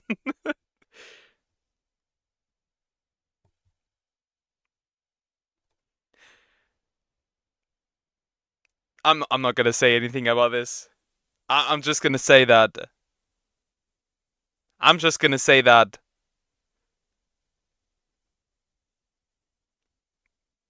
Brother, you are probably not straight. I think it's that's wild. fine. We live in an age now where online dating's becoming more and more normal because of social media and online games. You're starting to get really comfortable in my chat, I have to admit. You are starting to get really comfortable in my chat, I have to admit that. Where you have people Which is meeting at least their future positive. husband in Valorant and VR chat. Yes, it has a negative stigma around it, People usually think you're a weirdo if you online date, but compared to like 10 years ago, I think that stigma's getting more and more weaker. Because as I said, it's becoming more and more normal to utilize technology where you can connect to everyone around the world. And VR chat was the first... I mean, online dating is probably the only hope for me, to be fair. Like, you can throw German women into the trash. Sorry, ladies. It is what it is. If you're a German woman, chances are, yeah, it's over. Instance where you can interact with those people through the power of virtual reality. And of course, as people interact with each other around the world, relationships are going to happen. And I think eventually it's just going to become normal. And I know I shit on VR chat a lot, but it's one of my most played games. Motherfucker has almost 3,500 hours. That's like... That's how much I have in Monster Hunter Generations Ultimate! How do you have that in VR chat? Just down to the fact I've met friends through there, and they've made it worthwhile putting 3,500 hours into that game. Oh my god! For the span of 8 years, so it's not that bad. Okay. But anyway, yep, that's the video. I hope you get pixel cooked in your next relationship. That's C-U-C-K-E-D. Pixel cooked. Yeah, I don't know. I mean, Fruit likes to put people on likes to put her men on the chair and make them watch, but I don't know. Cuck. Yeah, that was a funny video. That was really funny. A bit degenerate as usual, but that was funny. That was really good. That was great. Oh, that was great. That was really good. By the way, let's jump into a ref video, because this is actually really important to me. This is actually really important what's up, guys, to up me. here. This one is actually really important to me. So let's jump into this. Okay. So this video is called Japan is fed up with woke Westerners ruining their games. So what is this even about? I don't know how familiar you are with Dragon Quest, but Dragon Quest recently got remakes for Dragon Quest 3, and they were censored. And the Japanese did not like that. They did not like that one bit. Not even a little. They made fun of it on Twitter. Like, the entirety of like Japanese Twitter was like cooking Square Enix. The funny part is also they locked replies on like a live stream or something. So here Dragon Quest is not as big here in the West, but Dragon Quest is really big in Japan. And this is the creator of Dragon Quest talking about this. That is really all I know. I've seen a few things on Twitter. To me, Dragon Quest is really important. I started originally with Dragon Quest 8. I played all the other ones. I love Dragon Quest, especially Dragon Quest Monsters. I like the new one. It's pretty great. But yeah, I love Dragon Quest. I think it's definitely up there with like Xenoblade Chronicles, Final Fantasy. Yeah. Greatest, one of the greatest JRPG series ever. So yeah, let's get into it. So there's a very noticeable phenomenon on Twitter where people will notice the censorship of overseas products, particularly those from Japan, and they'll say that this censorship is likely the result of companies trying to appeal to an overseas audience. Now, typically when these observations are made, those same observations are mocked by people on Twitter, particularly a lot of woke people who will simultaneously say that this censorship is happening and it's actually a good thing, while also saying that you're a conspiracy theorist for thinking it's happening. So like, basically what they censored was that they censored like the clothes of the female character, they censored the clothes of the male characters, and like overall they censored lips of the trolls in Dragon Quest, which is really weird. Like, dude, if you look at the troll and you see a black person because of those lips, you sure that people that complain about the censorship are the racists? Are you absolutely sure that that is the case? In the first place. Now, more often than not, those conspiracy theories You are turn my out to be specials. true. And today we have an No. example of No. that with Dragon. Remember the Gojo figurine incident where a woman, used a Gojo figurine in some unconventional way? Quest. So a lot of people have been talking about recent censorship of Dragon Quest, and people were told they were crazy for thinking this was something that was happening, but now we have an interview including the Dragon Quest creator who comes out and just outright... And remember, Square Enix now has a DER department. A DEI department. So, yeah, that should tell you a lot. The funny enough, they removed like Sweet Baby Inc. from like their partner like groups that they associate with. Confirms that these things have been censored, definitely with a interest in appealing to an overseas market where even the creator seems like they understand that this is all ridiculous, and it seems like it's something that is pushed upon their team by someone else. Have you seen like the animation where like Sukunam did like domain expansion, malevolent backshots?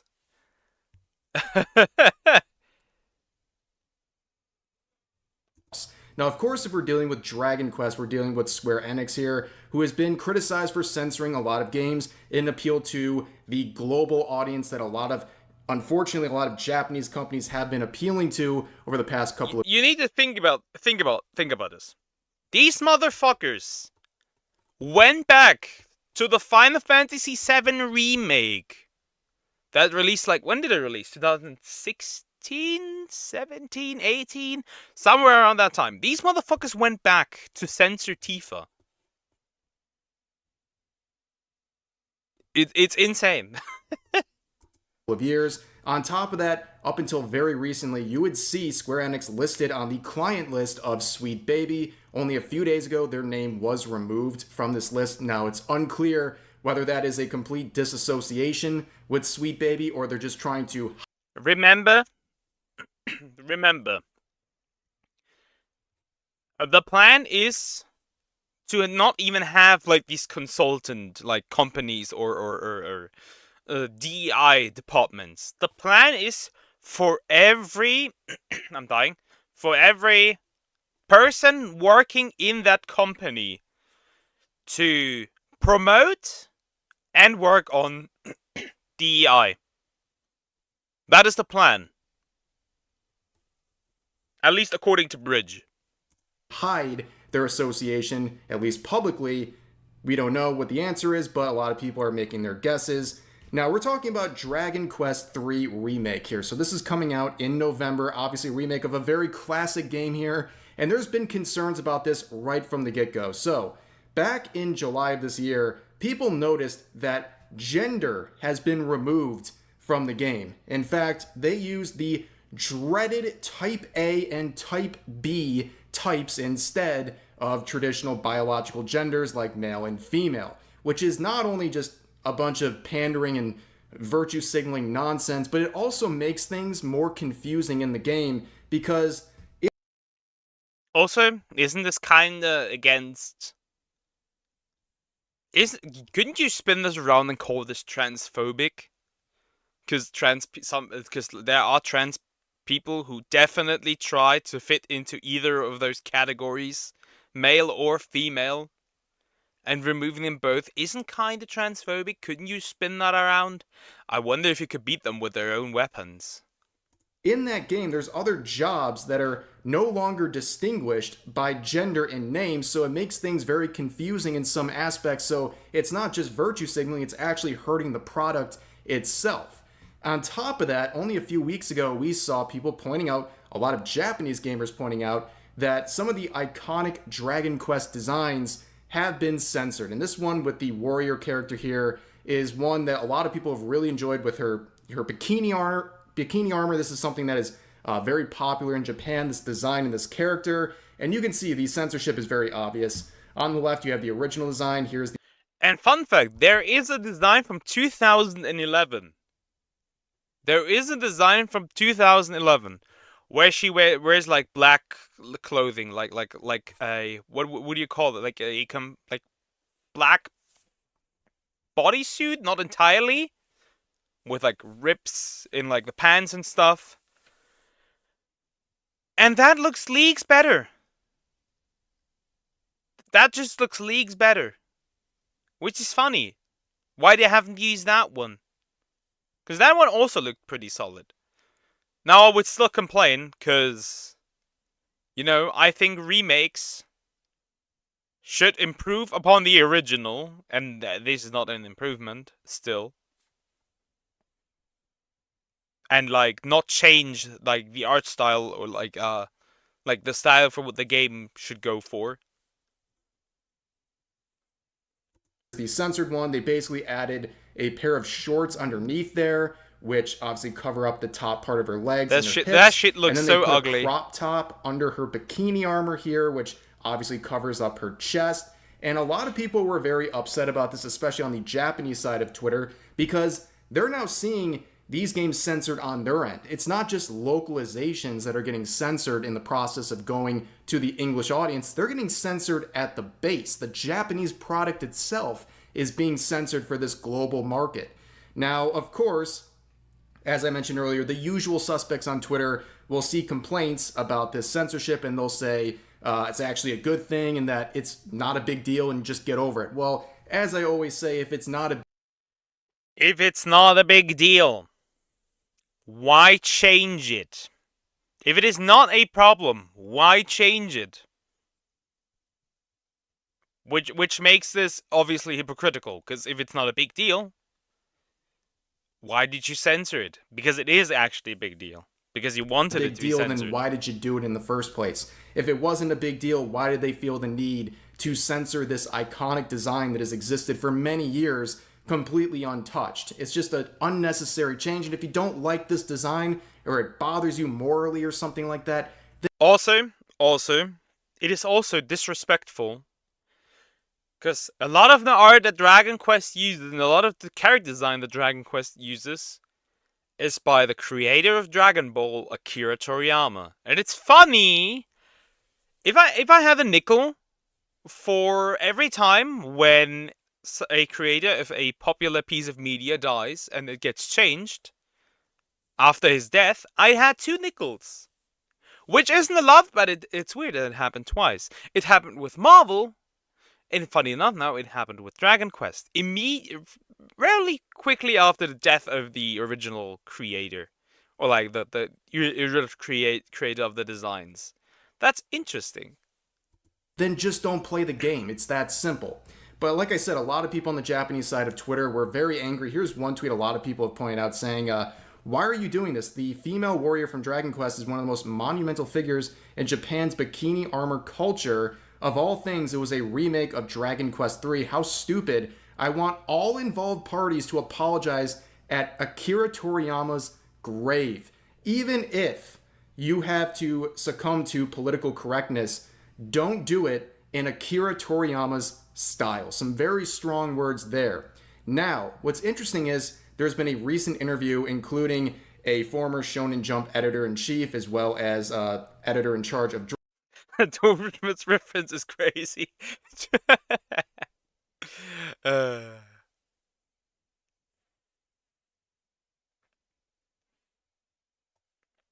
Writing his name is harder than saying Worcestershire.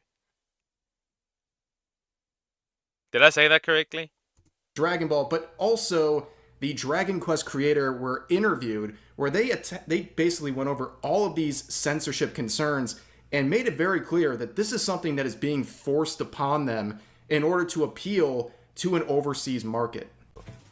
あとすごい話題になってたそのコスチュームとか当時とそのままなのかどうなのかみたいなのが Okay, so I think I'm like in the way of some words. So basically says there was a lot of buzz about the costumes. It became a topic of discussion because they weren't exactly the same as they were back then. ありましたよね、また。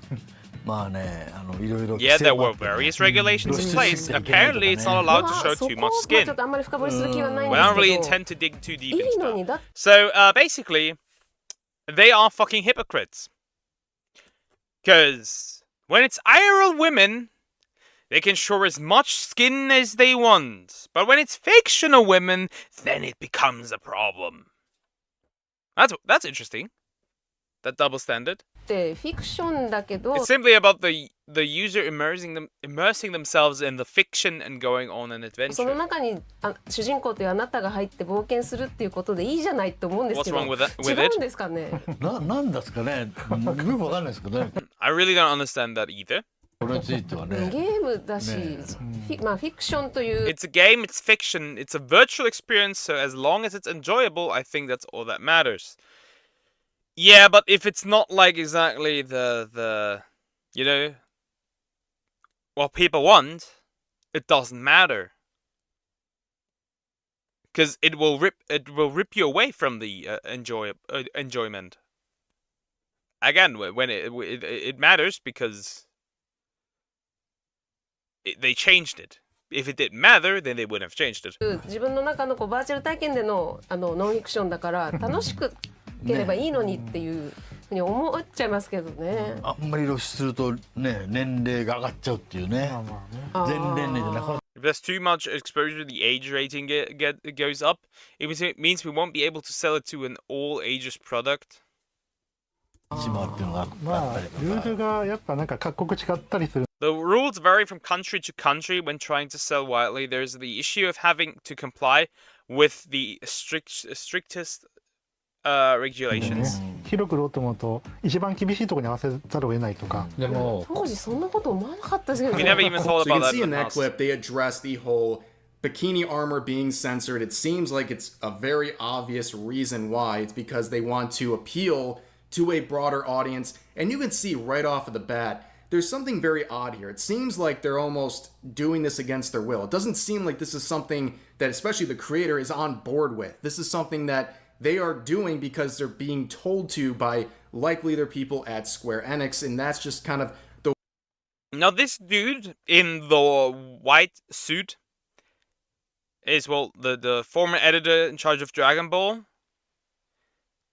And next to him is the creator of Dragon Quest. And if the creator of Dragon Quest calls it out, there might be a problem with it.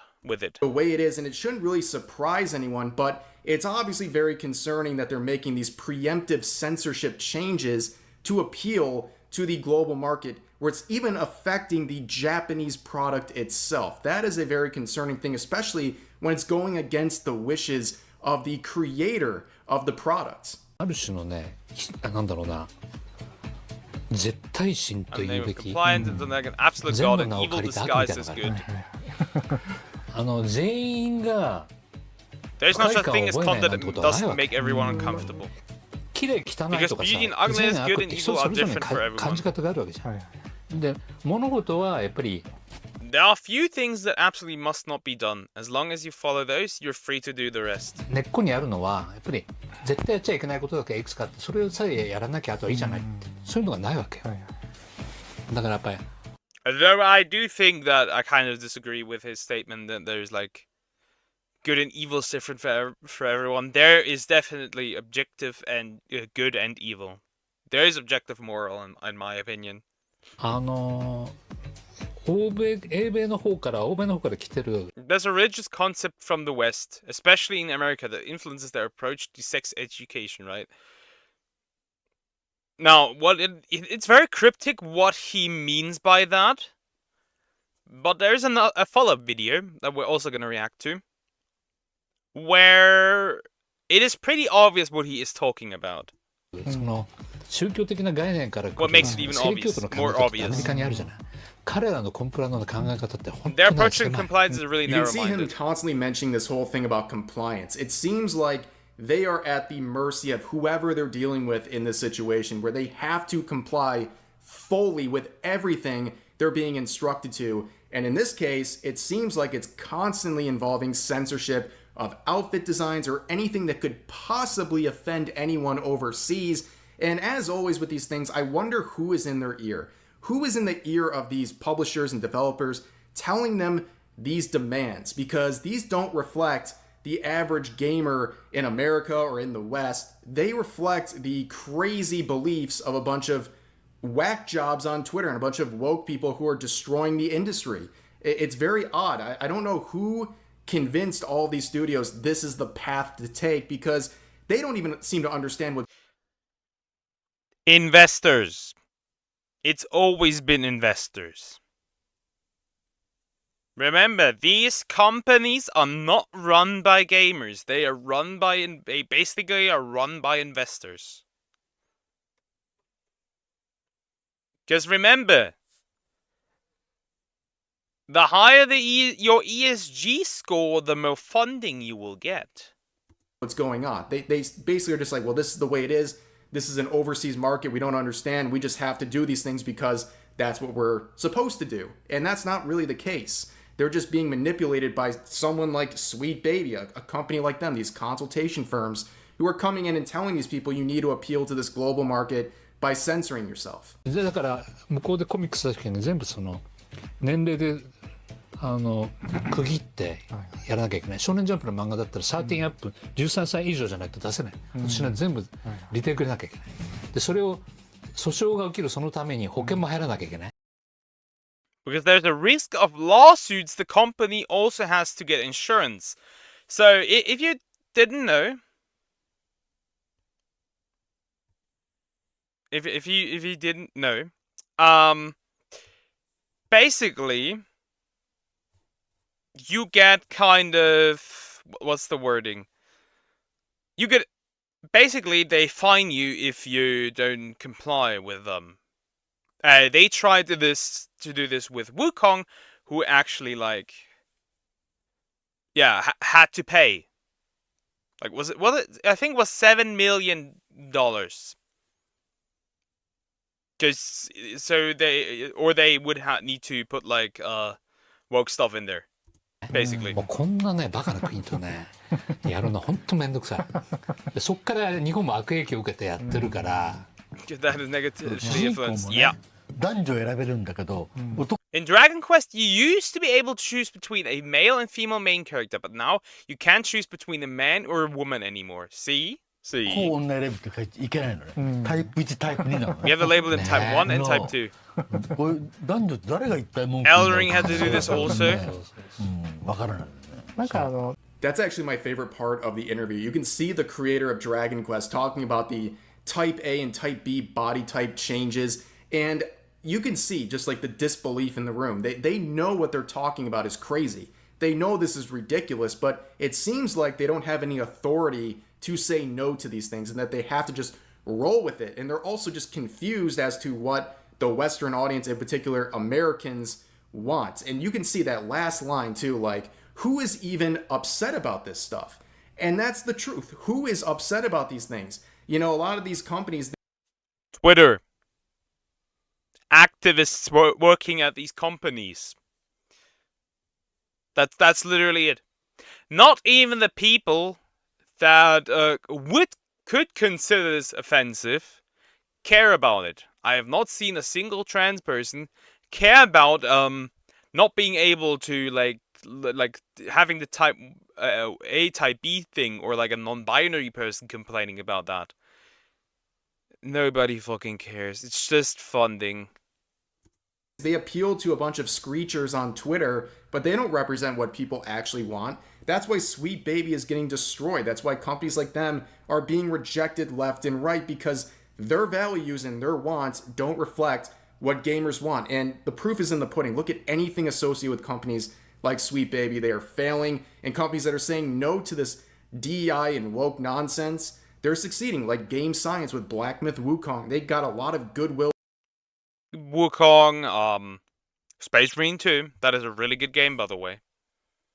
That is a huge recommendation. Space Marine 2 is really good. With gamers by simply saying no to this stuff. And you can see the trickle effect across the industry all the way over into Japan, where now at a base level, the Japanese products are being censored to cater to a bunch of I think they also did it with like the Tekken collection. No, not Tekken. Street Fighter.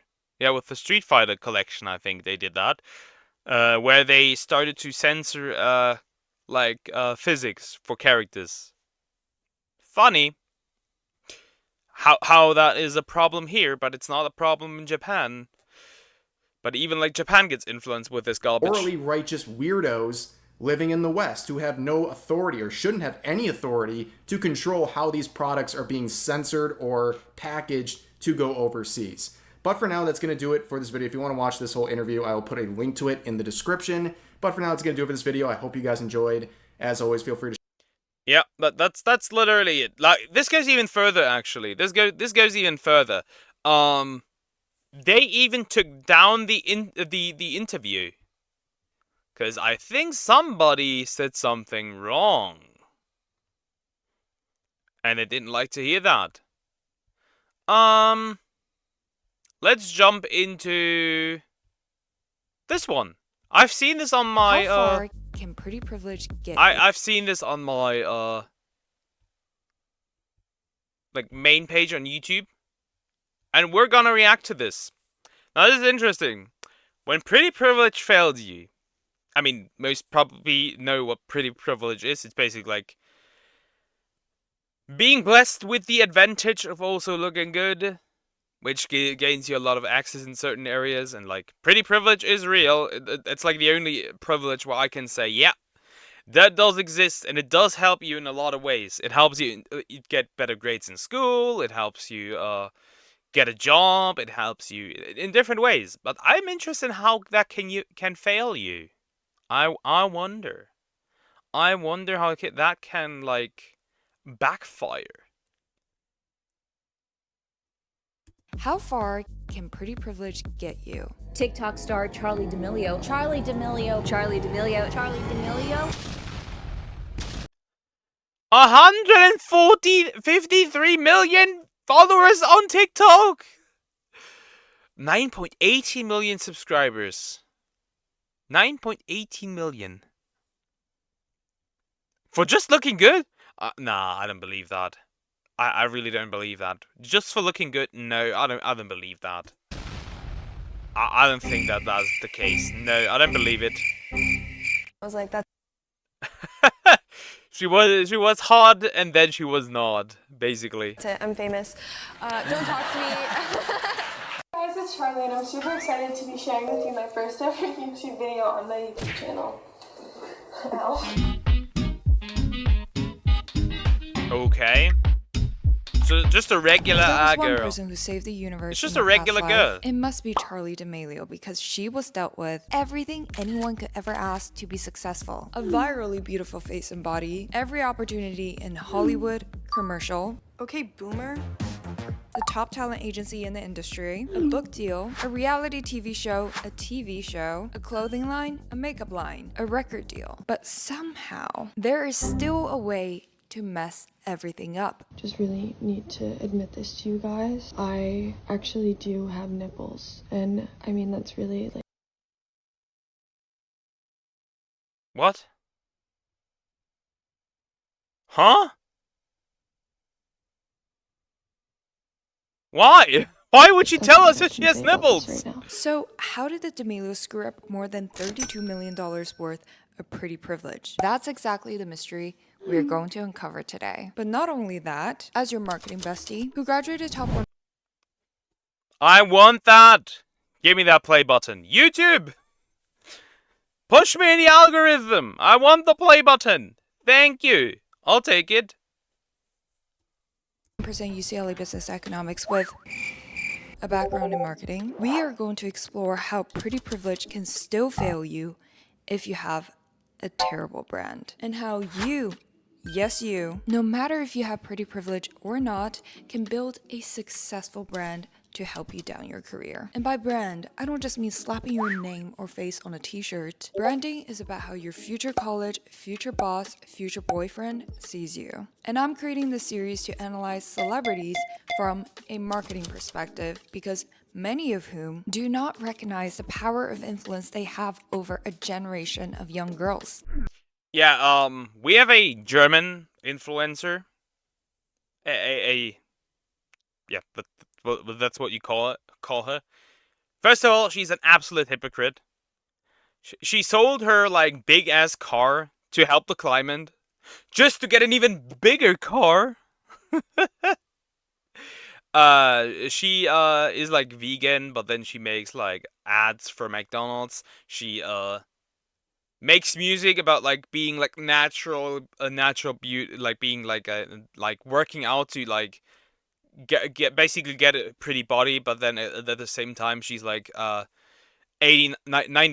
Botox, and she basically teaches teaches young girls that being a hoe is actually something positive. Like being a hoe is a synonym for being a strong, independent woman. It is insane.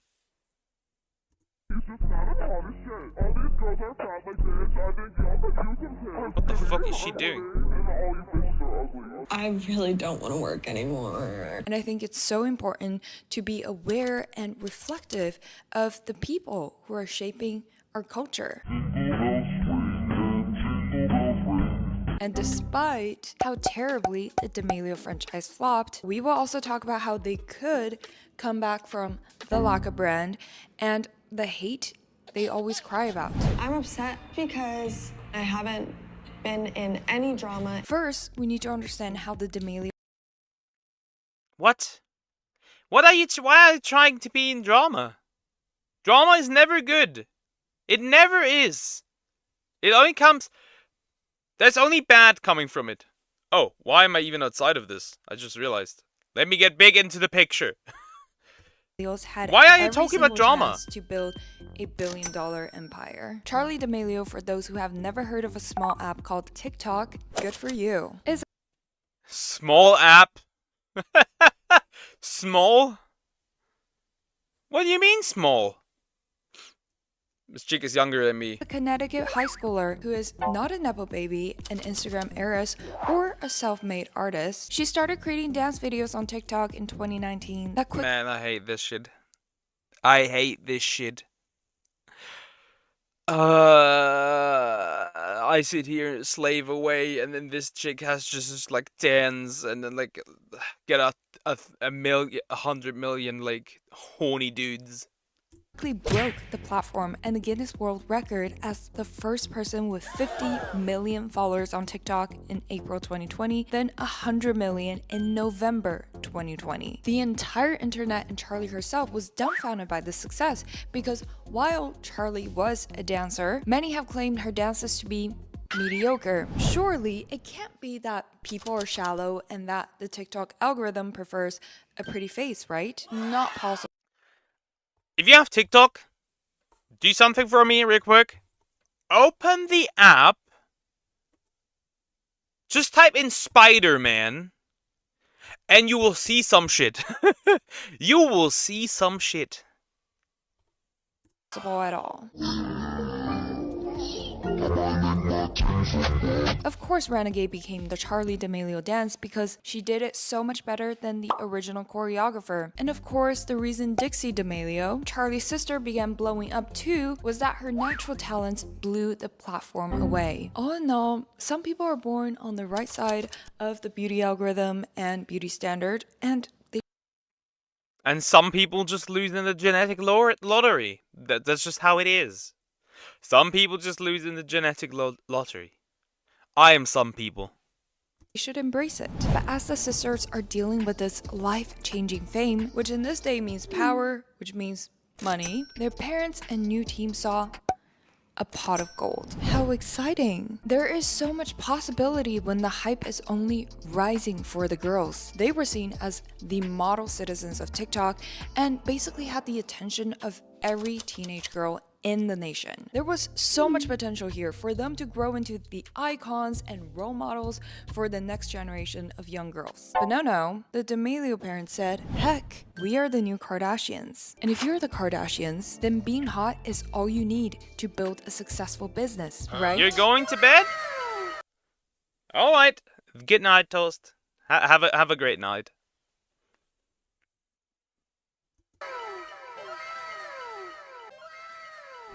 And so what happened The fuck? What do you mean, restrooms? next was a big, impressive list of business ventures. But if you take a closer look, you'll start to realize that each is very mid, and that the team behind them is not just uncreative, but literally throwing random shit at the wall and hoping Random bullshit go! Just throw it at the wall and see what sticks. Like, dude, okay. If I had an opportunity like that, a crazy opportunity like that, I would push this to the absolute limits.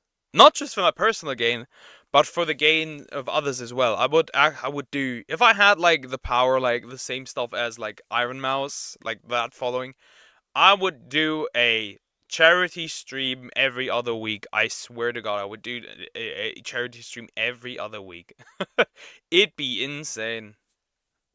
that one would stick. Wow. So what this is it's a look at your 2021. This is the major things we're focusing on. So we have all partnerships. We have, the different companies you're working with, like, ring lights and starting a clothing company. So, and then you have books and TV shows. The list is so big, we need to first look at physical products and then their digital appearances that led to the ultimate downfalls. From 2020 to 2023 alone, they had their makeup line with Morphe, not exactly a hit, then a collaboration drink with Dunkin' Donuts, a fragrance line, a nail polish collection, a mattress, a footwear brand, a skincare brand, a popcorn brand, where I don't know which creative genius idea it was to tell the D'Amelios to dress up as Walmart employees in order to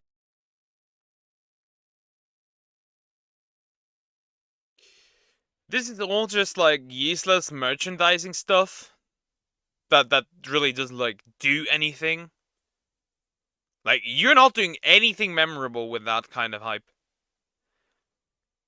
I do not understand. To promote this relatable, fun brand. And all they did was to mock the working class where labor was only a fun activity for them. And being so incredibly talented while launching back to back. Incredibly talented, my ass. There are things where, like, hard-working, honest people deserve success if they become successful. And there's things where, like, how did this get successful? Like, how? You're not doing anything at all. Back-to-back businesses. Charli D'Amelio, of course, had the time to write a book in 2020 called Essentially Charli, the ultimate guide to keeping it real, which Alexia Channel, is that how you pronounce it? Hi, how are you doing? You're very talented.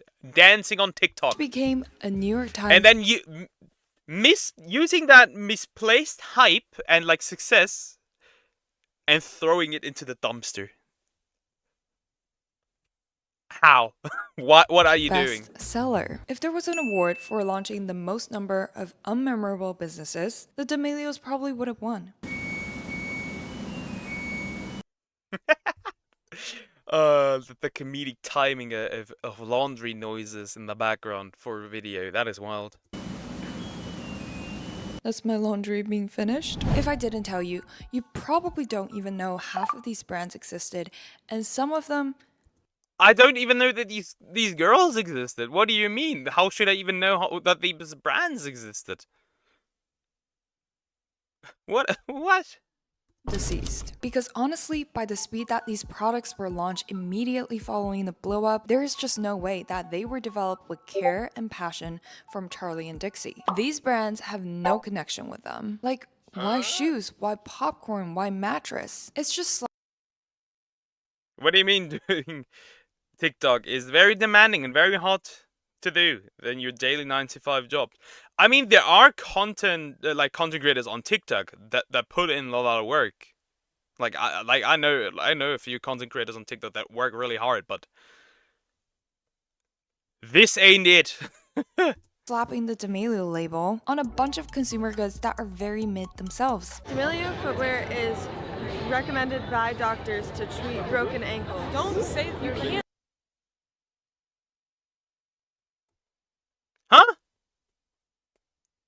What?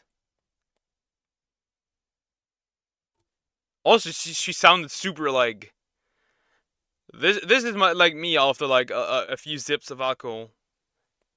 Yeah, dancing and stuff, very hard. It's very hard. Yeah, I don't yeah, care clearly. if you like the Kardashians or Hailey Bieber. Yes, they also launched and flopped brands, but the brands that we will remember and rave about are the brands that they care about and rave about themselves. Kim Kardashian is known for her iconic body, so what does she launch?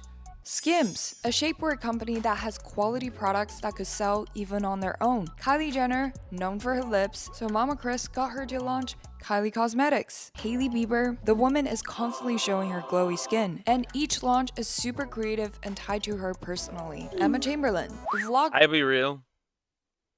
I don't know 90%. Like the only person I know from this like for now is like the Kardashians.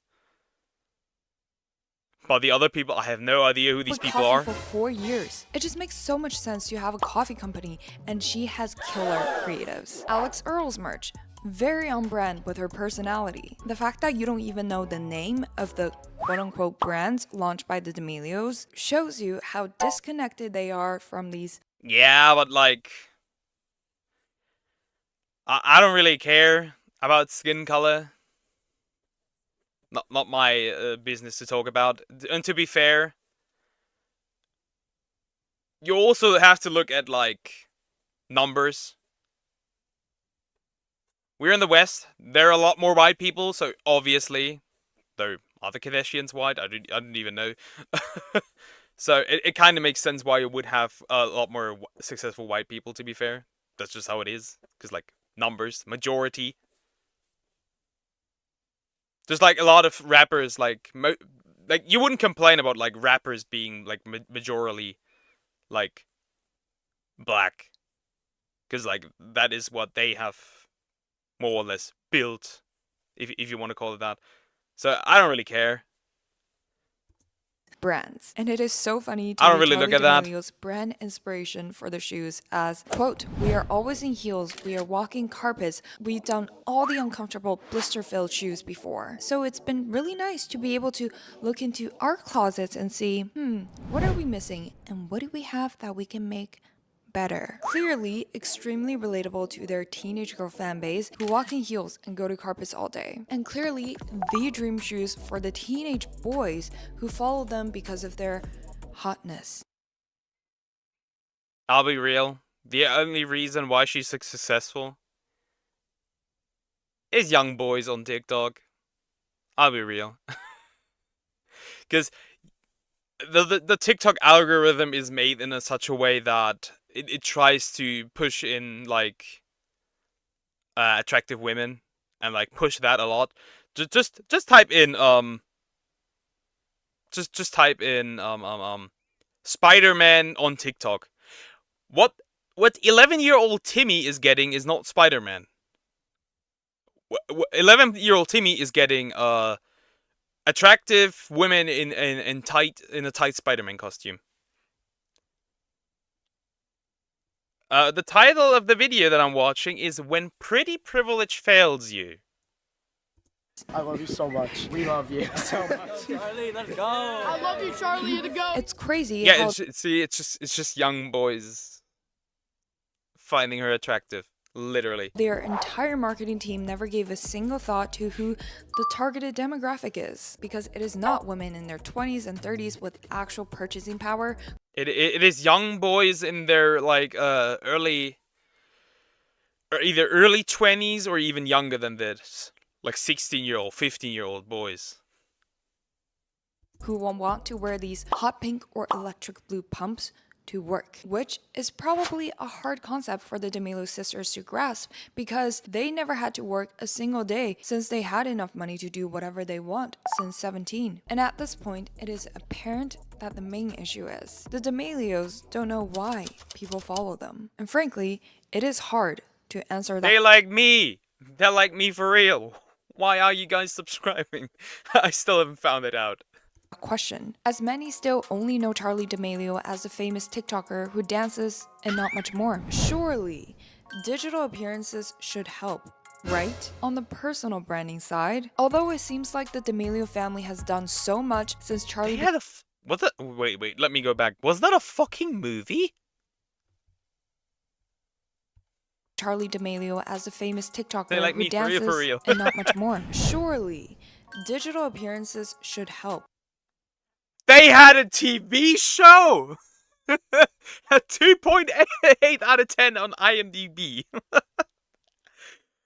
Nah, they had a TV show? Oh, it's over. Right? On the personal branding side, although it seems like the D'Amelio family has done so much since Charlie became famous on TikTok, everything they worked on somehow only made them less and less relevant.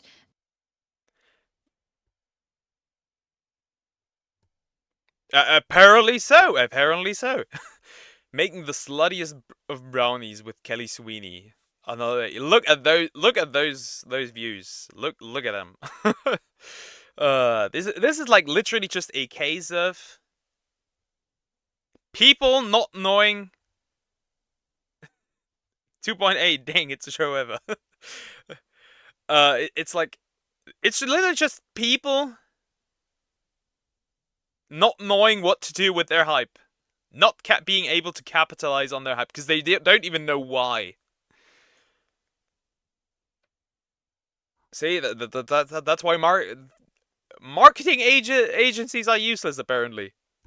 And less likable. Don't get me wrong, I respect the hustle of the family, where they really tried to emulate the Kardashian grind and did everything possible to stay relevant. But they do not understand that play button pisses me off. That play button pisses me off. I want one too. That play button pisses me off. And I'm never gonna, if I ever get to 100k, I'm gonna get that ugly little like silver play button, that small one. The full price of monetizing your family and what it truly takes for a family to become a money printing machine like the Kardashian clan. Either their team is very lazy or has no creativity. I mean, there's a lot of family channels on YouTube that also do it.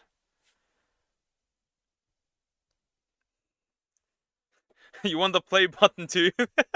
Understandable. Yeah, I think like there's a lot of YouTube channels that capitalize on like the family channels. It's like this, but just like way bigger. Since blowing up, the D'Amelios launched a podcast because every other influencer under the sun did, called Two Chicks Podcast.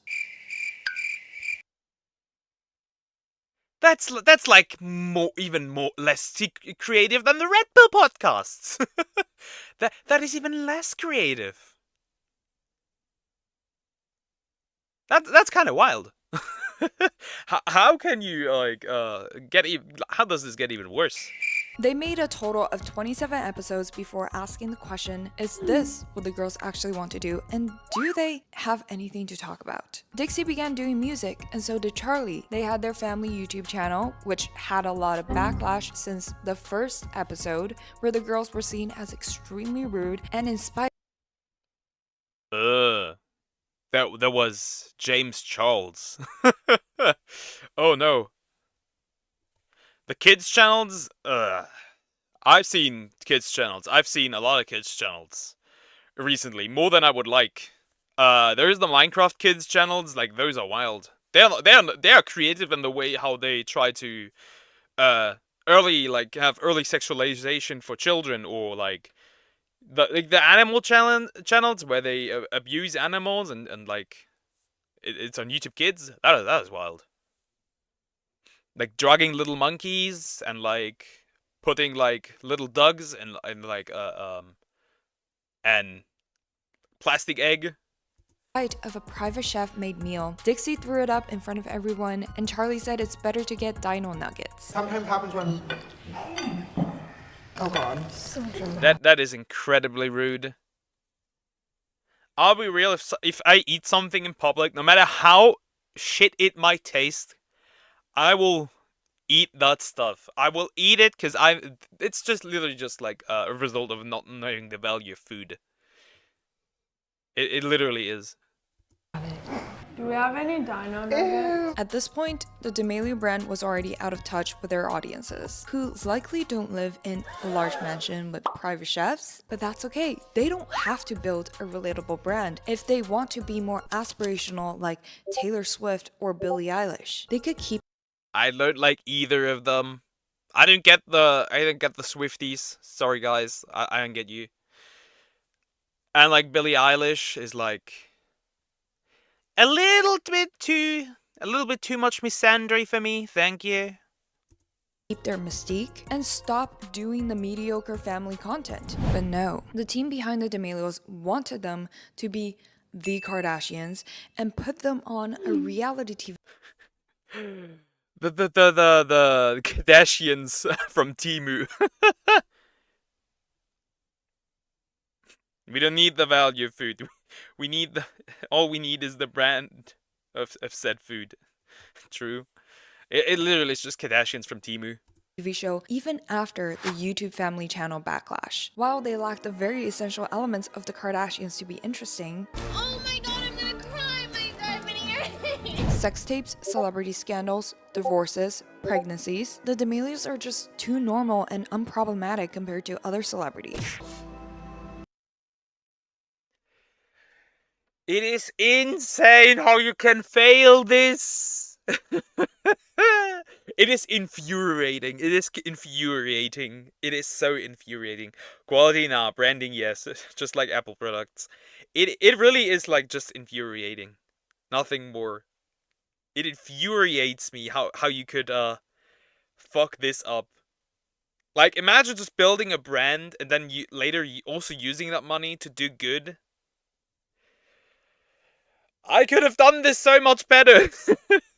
The biggest drama they could pull is Charlie and Dixie hating each other. No, I think it's so cute that you riding on my coattails like really worked out for you. No, I mean like that was your whole life. I mean 2 years compared to 18, it's like really different. Yeah. Which is so hard to watch because it's not authentic. I was caught off guard and then expected to be like, oh my god, this is so perfect. You know what? Why don't you put this on We have my the album? Kardashians at home. And True. probably did damage their relationship as a family. What the hell just happened? Like, I thought you were the only person I could really trust in the world. That's not fair to me. So, how are we supposed to live with each other? Fake beefing is so cringe.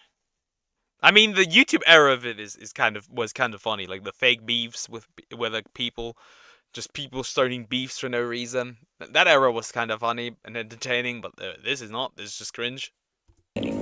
In addition, the fact that almost every single episode was about the sisters facing hate from people on the internet due to their massive following and massive presence online is very jarring for the audience. Not saying that the hate they're dealing with is not valid or important, but to their viewers who don't understand a life of never needing to work since 17, having the luxury of time to cry repeatedly in a mansion and complain is very off-putting, where there's a lack of awareness of privilege. The biggest challenge they have to face in life is the hate that come from having hundreds of millions of followers, where many cannot even afford a roof over their heads and have to stress about where the. That's why you use that's why you are like Tectone and you just like pick dumbasses from your chat and then use them for content. I want to be one day I want to be able to like just like take like haters and like put them in a video, literally like hate comments and making fun of them. One day I will be able to do that. Ah yes, fake beef, just like Logan Paul beef with every other YouTuber exists. I mean, there were some funny things like Rice Gum versus who was it? The dude who got cucked. And like this track was really funny. Yeah, like German YouTube was also really funny back in the day because there was a dude who literally started beef with everyone for no reason, and that shit was really funny. Next meal is. The impression of Charlie and Dixie not being appreciative of the capital, money, and power they have is not only unrelatable, but also unlikable. And if they're building brands after brands after I'm gonna be honest, if I ever get that kind of money, I've said it before, but if I ever get that kind of success and I get that kind of money, I would use that money in the similar way as like Iron Mouse does it. I would do like a charity stream every like month or so, because probably the amount of money that I would have if I had the opportunity like they have, I would not know what to do with that money, so I would just give it away and like give it to charity. And like actually give it to charity. Not like some other big VTuber who started a charity around Hogwarts Legacy and then decided to not give any clue of where that money is. RiseCom, yeah, I'm not too much of an OG, or am I? I was like what, 15, 16 around that time? Could be, I don't know. I'm 23. Brands that depend on their personal brand and people liking them, then if people don't like them, then of course the brands they release every few months flop. In addition to how each product has no soul or passion. Since the very start, except for maybe Charlie and her dancing, there was not a soul or passion in every project that D'Amelio Should've. Thanks for the sub! I didn't even see who it is. Let me look. Logan. Thanks, Logan. I appreciate it. But yeah, it's just like, I don't know. That's the problem. The detachment from the fan base is one of the issues. Just look up at Ubisoft. Ah, my old friend Ubisoft. I just love watching refs videos about Ubisoft and like Ubisoft getting wiped. I just love to see it. D'Amelio's touched on. D'Amelio footwear is recommended by doctors to treat broken ankles. Why does she sound like she's on drugs? She sounds like she hasn't slept for the last like 48 hours. Don't say you can't say that. Not sure if Dixie D'Amelio even wanted to be a And straight TikTok up star lying. or singer, while always being overshadowed by Charlie. It's always your time to shine. When the entire enterprise was born because of the lucky, or perhaps unlucky, pretty privilege without a soulful connection, it is doomed to fail. As soon as the halo effect of a pretty face or body gets tiring and loses its shine. All in all, I do think Charlie and Dixie are sweet girls and handle way too much pressure from their team and perhaps even their parents, who just want to milk the fuck out of their fame and youth. But like I said, I guess that's one plus of being not pretty, is that I don't have the ability to abuse my looks. That's why I became a VTuber. You're a VTuber because of privacy reasons. I'm a VTuber because I'm hideously ugly. We are not the same. before, a brand cannot just be built in one day. And you can't just launch 20 things in 4 years hoping one will stick if you don't have an ounce of passion for any of them. So what does make sense for the D'Amelio brand, and how could they create something sustainable without further decreasing their life? Cater to boys. I assume that most of like the followers are boys. My favorite YouTuber influencer lied. No, that can't be true. leave my favorite influencer alone. Twitter be like, yeah, especially that's especially prevalent in the VTubing space. Oh my god, the people I've seen like coming to the defense of a certain VTuber is funny. That is so funny. The only thing that VTuber's gonna do is put you on a chair, so you're gonna get cucked. Likability. First, they need to make a very conscious decision of whether they want to be influencers or celebrities, which are two very separate concepts. If they just want to play a role that is aspirational, then don't overexpose themselves by appearing on every show, network possible. Keep the mystique. And if they want to be influencers, they need to be way more self-aware and aware of what is normal outside of their multi-million bubble. Stop pretending that they are just a normal family only worth $32 million in a mansion and be more only worth $30 million. What do you mean only? respectful towards the audience that they've been cashing out on, and stop contradicting themselves by stop pretending to be dramatic and problematic in their shows for the sake of views, and just stay true to who they are. And maybe they don't care about music, popcorn, mattress. I know how you get popular. Just say a slur on Twitter. That'll get him. That'll get him. Okay, which brings up second.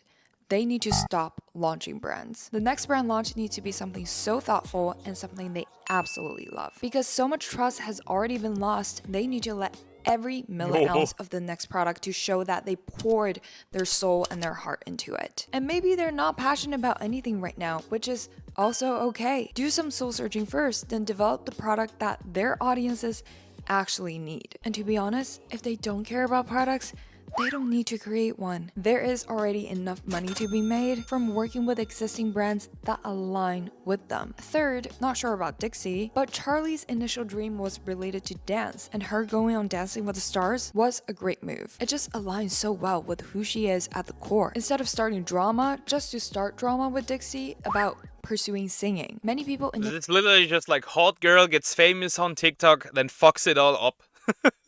it literally just is just like I don't know. Initially follow Charlie because of the positive energy she brings, and maybe from dance, she could create a product that finally connects with her, that helps solve problems for her as a dancer, like gear that prevents dance injury that could eventually be pushed out to a broader athletic market, or dance athleisure that's extremely durable yet comfortable and cute during practice that could eventually become its own clothing line, instead of popcorn and mattress. With that being said, although times have I still wonder, looking at this, if I get ever in the position to have merchandise, what would I even do as a male VTuber?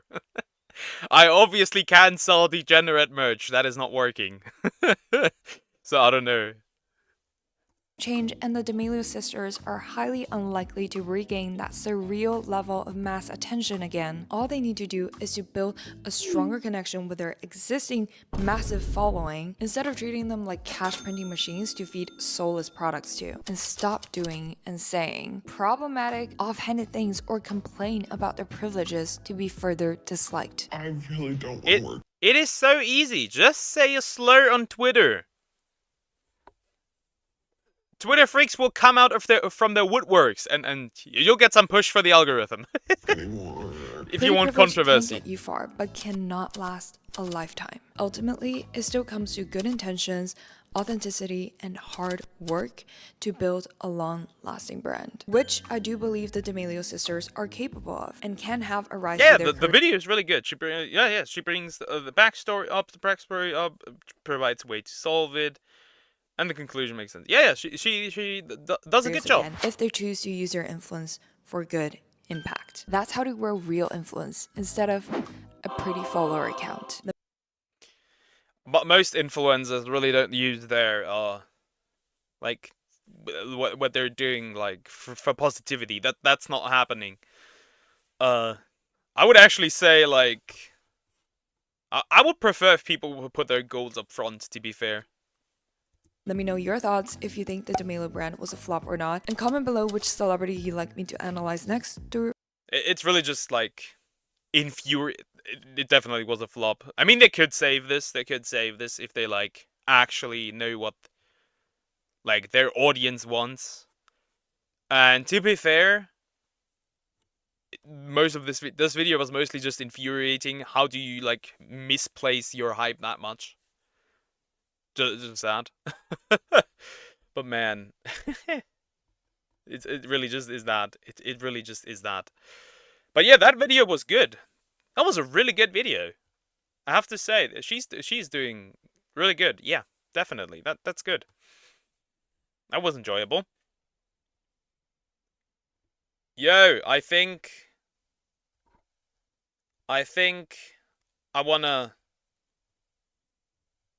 I wanna watch some more. Yo, let's jump into this ref video. Why not? Let's jump into this ref video, to be fair. So let me do this. So there was a little bit of fun on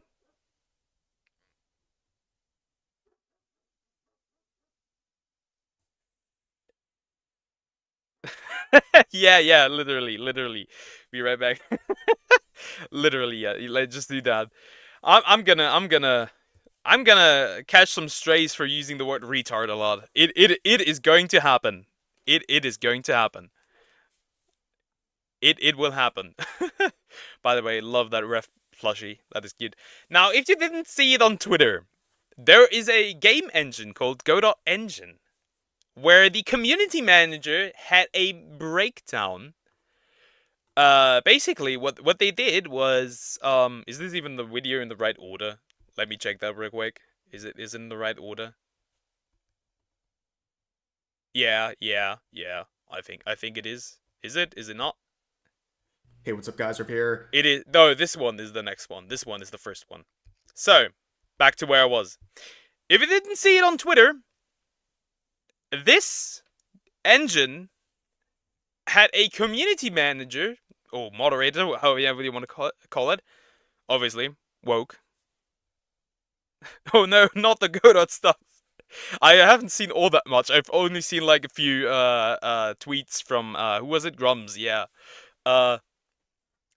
And like that, like they had a mental breakdown on Twitter. They were blocking devs, like they were hiding like replies. They were like even like blocking devs on GitHub, I think, so they can't even access the engine anymore. And what I've also seen, there is an engine, a new game engine out there. Truly one of the community managers of the whole time. There's now a new engine that picked up the scraps of like their failure. It is really funny. Yeah, let's get into it. I want to see what all the stuff that has happened around it. So today we're going to be talking about one of the fastest downfalls in gaming history. We're going to be talking about Godot Engine, a free open source game engine that saw its downfall largely because of the social media posts of its community manager, as well as... And it literally, the reason that this all started was literally like nothing. It was literally all of nothing. It was literally just like one person complaining that instead of like focusing on like pointless stuff, that they actually focus on like bug fixes, on like taking care of their engine and stuff. Yeah, and then this entire thing just like spiraled and escalated because they blocked the dude. Or the person. Some of its moderators. Now, this is really breach containment. Dozens of YouTubers are talking about Godot Engine, including Asmongold, which will be relevant.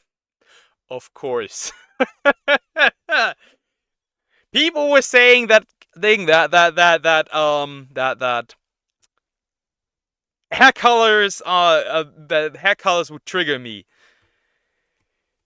Is it a trigger if it is true? Is it triggering when it has become a red flag? Relevant for later in this video. Now, what went wrong in this situation? Well, it all stems from a very ill-fated tweet right here, where they said, apparently game engines are woke now. Well then, we won't complain, rainbow emoji. Show us your hashtag WokeItGames below. Ha, I'm funny. I'm so funny. I wanna help run a company into the ground. Why not? So this is a really bad tweet for a lot of reasons. Besides the fact it's embracing wokeness, this is a very political and divisive tweet. I don't care if you like it or dislike it, you have to acknowledge it's divisive. When your content or your brand has nothing to do with politics... Yeah, it is the most stereotypical hairstyle. It literally is. It's like, you know exactly who these people are if you just look at them. Not even that, you don't even have to see them. You just have to look at their bio. You literally just have to look at their bio. You gain nothing by making tweets like this. You only divide your potential audience. Okay, so with this, you're not only dividing people, but also you're embracing woke culture, which I don't know if Godot Engine's been paying attention the last couple of weeks and months, but anything in the gaming industry associated with wokeness is failing really hard. And this tweet was... Our favorite friend, Sweet Baby Inc. Wow, love it. Just removing Square Enix removed them doesn't change much. That Square Enix sucks. You can keep your Dragon Quest 3 remake. I will play the original, because I still have the original. I don't care. Was made by their community manager, which we'll talk about in a little bit. Basically, it boils down to this. It's like the burgers meme, right? It's like, are you selling me a game engine, or are you selling me a political agenda? So they made a lot of mistakes. The community manager who runs this account made a lot of mistakes, beginning with hiding hundreds of replies on related tweets. They, them, and the 100 always a LGTB mistake, plus right? stuffs. When you hide replies, basically. you're not only showing people that these particular responses bother you, you're also making a nice curated separate tab showing all of these tweets and replies that you're hiding. It's basically like a jumbotron for all the tweets that got under. And you know what the funny part is? A lot of people wouldn't even care if they actually delivered a good product, which most of the time they do not.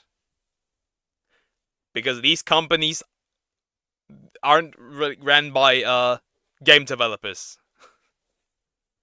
Ubisoft, Sony, your skin. Bungie. They made another mistake, a classic mistake with people in this Someone situation. with an opinion they started got going blocked. on a blocking spree. The community manager running the Godot account here. And it's literally just any opinion. I think even in like the Discord server, you weren't able to like say anything that's like not what they want. Blocking everyone, not just people making fun of them, but people giving them very mild and fair criticism for their posts. Here's an example of that. So responding to the original post, this user said, "Can you focus on fixing / supporting bitmap fonts to properly import into your engine first instead of doing all this sort of thing? It's delaying my project a lot, having to try to bug fix this Truly with a genius little move. documentation you have Genius for this." So basically move, this yeah. person's saying, I'm using your engine, it's having issues, you're hurting my bottom line, can you please focus on fixing these issues instead of going out and making divisive tweets like this for no reason. Now, if this person that criticized them wasn't anti-woke, well, now they probably are. And what was the response? Well, this individual was blocked by the official account. Here's an even more crazy example. So this individual named Starkium with the @LifeArtStudios says this: "I've been blocked. Guess what? I'm a titanium level backer for the Godot fund. Guess what my next move is?" And you can see the response. We know what the next move is. That you're gonna use a different engine. To the original post. Even more simple. It's 7 words saying focus on the engine and not politics. And how would the Godot engine account respond to that? Blocking this individual. Big Gone. mistake, by the way, because this person, as they demonstrate, is a titanium level supporter of their company. So this is someone who is substantially supporting them financially, right? This is someone who's giving a lot of money to support this whole project. You're not and woke, they just opinion got dismissed. You blocked don't support over a simple LGTB response plus. on Criticism Twitter. denied. And this individual, this Stark person, True, would say, true. well, I'm going to be nice. I'm going to go on to the... And people are saying that this will fail. People are saying that this will fail. But looking at stuff, I don't know how familiar you are with Bridge. Where's even... Okay. If this continues the way it does, this is not going to fail anytime soon. Because they are now just reaching Japan. Slowly, but they are reaching Japan. Slowly but surely. You will not be able to escape this. This will be implemented. This DEI stuff and woke stuff will be implemented on an employee level. They don't want like any like DEI departments or anything. They want every single person in a company to work and improve upon DEI. At least according to Bridge. I follow too much Kirsche. Kirsche has influenced my brain. The White Fox woman has done it again. Discord server. And I'm going to reach out. And you can see on Discord with their screenshot, they tag someone named Nat, who is a community manager. And this is the person a lot of people have been talking about, including Asmongold, and we'll revisit this. Literally just look at the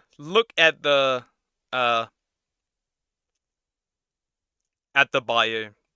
You can't just look at the bio. It is insane. It is wild. Now you'll be safe. You'll be safe on your remote island. Can I join? I don't want to be with these people. Also, by the way, does she have like Oshi marks? Are you a VTuber? Okay, obviously career. Couldn't have told that from the profile picture. Or the pronouns in bio. A couple times in this video, but this is the individual, the community manager. Murder veggie. It literally calls itself Murder veggie. Okay. Who is running the Godot Engine account on Twitter, and just looking at their bio, like, it adds up, right? It all tracks. Like, it makes sense this person is going crazy with this woke stuff. There's a good reason why it is the way it is. The Stark individual would continue, and they would get a response from a different person, a moderator from the Discord server, and this would happen after they were timed out, because initially, they were timed out for trying to raise this issue in the Discord server, where they had to reach out to this moderator named... Here's my issue. Get timed out, you retard. Paperjack in private. And this was the response. So Stark send says, them to the penis explosion chamber. I didn't see your post. I was replying to people in order. Where the moderator says, I hope you understand why I had to take action. The discussion was escalating, and soon I would have had to take more drastic action. Honestly, it felt like you were probing the rules and trying to get a reaction out of people. Some kind of misguided, I'll get them it just couldn't be more obvious kind of attitude. 1 hour is enough for heads to cool down and make you reflect on why you were trying to do that. The narcissism. Can you believe this? Narcissist. This person is someone who has financially supported Godot Engine, and they get blocked, and they try to reach out politely on the Discord server, and a moderator times them out and says that basically you have this misguided, I'll get them libs attitude, and that you need to sit in time out and think about what you've done. It's like a kindergarten or primary school. Yo, go outside, outside the room real quick and think about what you did, or like go into the corner and think about what you did. Oh my god. I don't know. So I also want to state the obvious here. Like, this person is being hit with mild criticism, and they immediately think that is something like, I'll get them libs. So apparently asking questions is a I'll get them libs attitude, which is go through the pretty shame funny. corner, but you. Things would get worse on social media. At that point in time, the blocking spree would get out of hand. Hundreds of users getting blocked by the then the Looney Tunes stuff. That's great. That is great. Oh my god. They really went on a blocking spree. You could probably put more people in there. Twitter account, you can see this user archiving some of them, including people who are members of the gaming industry, some game developers who were getting blocked for questioning some of these tweets and decisions. But they would even go further. So apparently Godot Engine and some of the people behind it would even block people on GitHub. So basically they're trying to remove their access. They are gatekeeping them from the engine. Unity be looking kind of good now. As far as I'm aware, Unreal Engine also does woke shit. Like, even like straight up in like the programming stuff. So you're not safe there. I guess Unity is the only way until they start. Literally gatekeeping them from using the... Like, it's insane. Think about it. You've been working on a project, and now you can't access the engine at all. Like, at least newer versions, I assume. That's wild. To this gaming engine, which is absolutely insane. This is all over criticism on Twitter over a tweet that their account did not have to make, a very divisive one that's really caused all of these issues and the domino effect of problems that stem from it. But going further, you can see this person, Mezugaki Archive, great name, by the way. I see Godot Engine pronouns. Discord mod replies to the drama. And as you can guess, they blame the chuds for everything. So it gets even worse in the Discord server. So this individual we now have named Too long. Ain't reading all that. Sorry that happened. I'm happy for you. whatever. Ananax. So I almost confuse him with the original community manager from Twitter, but this is one-time pronouns have been useful because the other person was a they them. This is a he him. So two different. Maybe they're gender. Maybe this person is gender fluid. They really quickly changed their gender to being a man. You'll never know with these people. Here, at least from my understanding, but they write this long post talking about everything going on. So they say the drama isn't created by Godot. We just made a nice tweet to surface cool indie gamers. The drama is created by reactionary, insecure cowards who have nothing better to do in their day than to shit on something they are unconcerned with. They even feel persecuted because other people exist and are visible. These people's... Yeah, and they're a little too visible for me. Some of these people are too visible for me, and I don't mean the good people of the LGBT.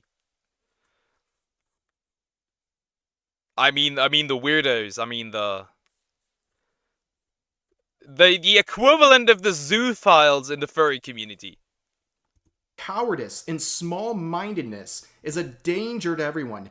They're the filth of humanity, and banning them is kindness to everyone, including themselves. That way they can continue to pretend the world is made only of cowards like them and not be subjected to people that are different. Aren't you the coward? Because you can't, like, you're blocking people instead of like standing by your opinion. Aren't you the coward? An important question that needs to be answered. The projection is out of this world. They were talking about cowardice while blocking anyone who dares to criticize them, and they talk about people not being open-minded and being closed off to other opinions. I gotta admit, you are one of my more unhinged chatters. I have to admit. Yes, I identify as a superfluid with NTR cuck pronouns.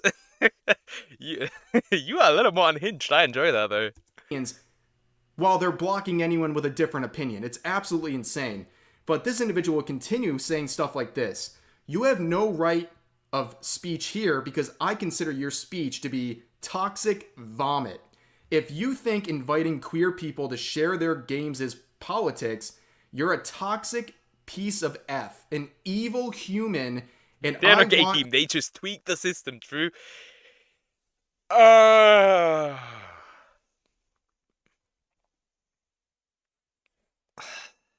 I really don't know what to say. It's literally just the same rhetoric over and over. They don't even have new arguments. They just say the same shit over and over and over and over. It's like you can take like a bunch of like, I don't know. You can literally line them up and ask them about their opinion. They will all have the same. They're like sheep. You to feel disrespected and to F off as fast as you can. Yes. And fucked off they did. They did. Look, man, I'm just keeping it a buck. I don't sugarcoat stuff. I just say it on how it is. I too. We are a little more blunt on this channel, and people seem to enjoy it. Though I have been called a transphobe, a homophobe, and everything under the book. The only thing I haven't gotten yet is pedophile, though I might even get that one eventually. Or what Techie said. True. I haven't gotten the pedophile accusation yet, but I will be there eventually. I will get it eventually. This is all defending a terrible tweet that was made on their official account. Now, of course, who is this individual, right? You can see they have the moderator role in the related Discord server, and a lot of people were sharing some of their classics, their hit Discord messages here. I probably just have to like straight up censor this whole thing because it gets way too much for YouTube here. But basically, you can find this tweet for yourself and other people archiving some tweets from this moderator. But I'm disappointed. What I'm looking at right here is why YouTube? Why must you want censorship so much? I want to see this shit.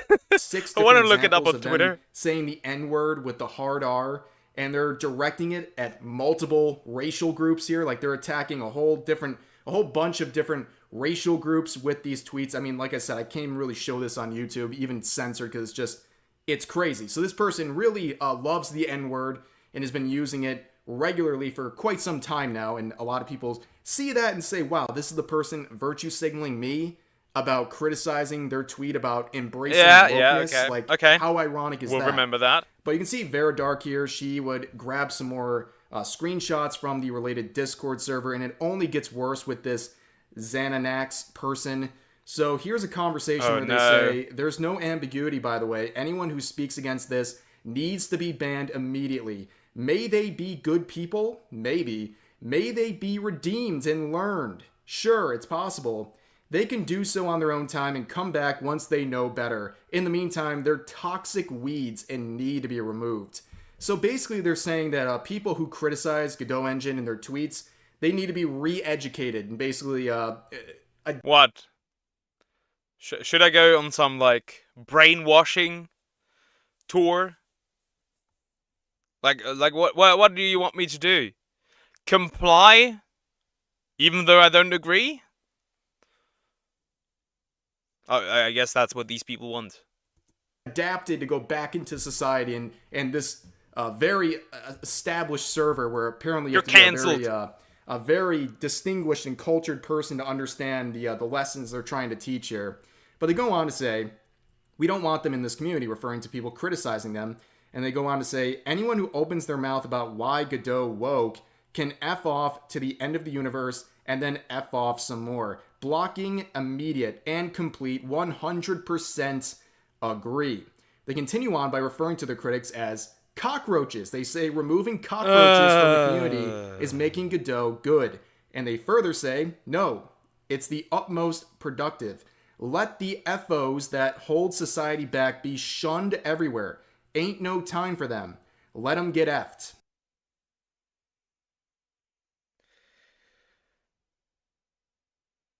There's kids brain rot. There's other brain rot. There's also even woke brain rot. Like literally, this guy's brain has been receding. If it even is a guy, to be fair, you'll never know. Yeah, ban the outspoken and the people who don't have the same political opinion as we. We are better than them. Because we woke, pretty much. Because we support minorities, but we don't really support minorities. We just want their money. Because that's what this is. Religious is like money. And like funding and stuff. They probably also get funded. So they are calling people cockroaches and saying they need to be shunned by society because they criticized a game engine's tweets. That is unhinged. But it gets worse. What do you mean it gets worse? Says whether they're using Godot or not is beyond the point either way. They're toxic, evil people, and they need to be weeded out like vermin. Yes, comparing people to vermin because they criticize tweets. But not anyways, brain rot, we call it neurodivergent. Yeah, neurodivergent. Hey! At least they're not autistic, because Evil Toaster might find them. That shit was so ass. That Evil Toaster situation was wild.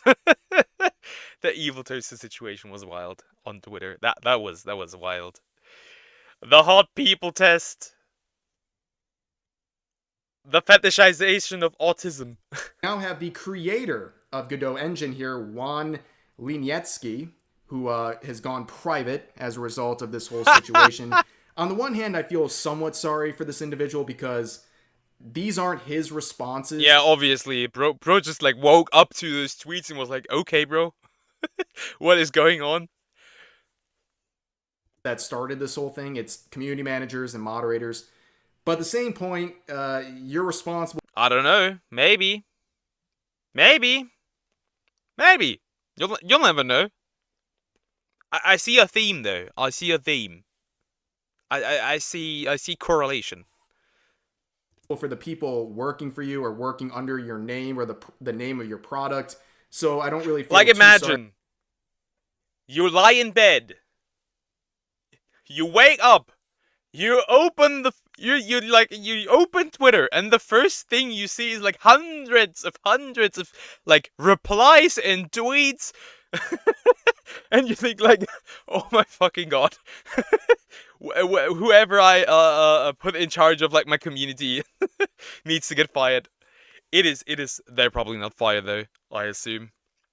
But like imagine just waking up and like your life is in shambles because of one dumbass or two dumbasses. That must be insane. Please focus on who you hire. Look at skill. Bro woke up and went, bye guys. See you later. It's like, look at who you hire.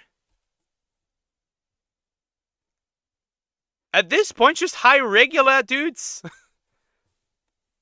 Sorry for this individual because he's fostered people like this and allowed them into positions yeah, of he's authority kinda in his own bold. community. So you can see one person here saying basically stay out of politics with your Godot engine Twitter account, where the creator says, I don't know why you would expect everyone in the project to have some sort of unified political stance. There's plenty of people with very different views working together happily the way it should normally be. Now here's the issue. I mean, that's technically like okay, but like that hasn't really worked. Now, if after this tweet was posted and everyone got unblocked, the community manager, you got rid of the community manager, you know, that would have been different. I assume he didn't do that though. Hearing a wide spectrum of political beliefs, we're hearing one set, and it's people embracing wokeness and then dehumanizing and attacking anyone who dares to disagree with them. And yeah, I don't disagree. think anyone Block wants to me. hear that in the first place when it comes to a game Block me engine. now. Like, it's ridiculous. But he continued on to make another tweet saying, I deeply believe that any political discussion that puts labels to a group of people is one that should not have started. As most of the people in this planet, no matter their political compass, seems to strongly disagree with me, I just prefer to stay entirely out of politics. Well, that's great for you, but unfortunately, people working in your name, the name of your product, You made are a great very decision. political, People with and pronouns, they are autistic, putting and very labels on progressive, people meaning who evolving have but a backwards. certain set of political beliefs or simply disagree with them. Those labels include things like cockroaches and vermin. Like, it's really, really crazy. But let's go back to the community manager. Right! I saw this! I saw a clip. This was so funny. That was so funny. Yeah, but I think I don't know. I don't understand this kind of stuff because like it's weird because like they call it progressive, but when we look throughout history, societies like these have always existed. Like these kind of like, how do you put it? I think hedonistic would be the most accurate description of like how our current society is. I'm not a part of it. I won't ever be a part of it. But I think that's what you would get like closest to, I would say. So like, how is it progressivism if like you were just picking something up from the past and kind of make it even worse? Made that initial tweet, they have responded to Asmongold in the most unhinged way possible. So this morning, just before recording this, I saw them make a response saying, hey, at Asmongold, can we get proof that you too take showers next? With a selfie of them in the shower. Yeah, I don't think I've ever used this phrase before on this channel, but like, this is the woke You know, there's a funny version out there. There is a funny version out there where like a dude like made fun of another person not having a girl, and then like he dropped a picture of like him laying next to his girl, and then he asked like, you now you. This is the same version, but reversed. Vermin, roaches. Hey, I've seen that pattern of naming people groups. A nasty animal before. Yeah, they also started World War II. Yeah. It's kind of like the rhetoric is kind of similar. It's funny when you like look at other things, like when you look at like this stuff or feminism, they kind of use the same rhetoric and methodic to their opposing side. It's really funny. But nope, that's not a problem. Mind virus in one screenshot here. Like this is everything going on with the Godot situation and wokeism as a whole. Like this is really just on character for the type of people saying all this unhinged stuff. But anyways, we would actually get a response from Godot Engine, and this would be retweeted by that community manager, where they say about the current situation. You can see that a very brave tweet with the replies turned off, of course. They start off by saying this. On Friday, we made a tweet that unexpectedly led to a wave of harassment directed at our staff and community. We unequivocally can... Yeah. Harassment. You created that scenario? No replies allowed, basically, yeah. You created that circumstance? You created that circumstance. That's like being an NSFW creator, then complaining that you get harassed by your own community when you stop creating NSFW content.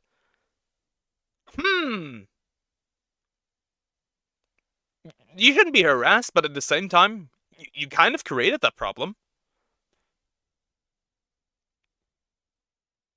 Okay.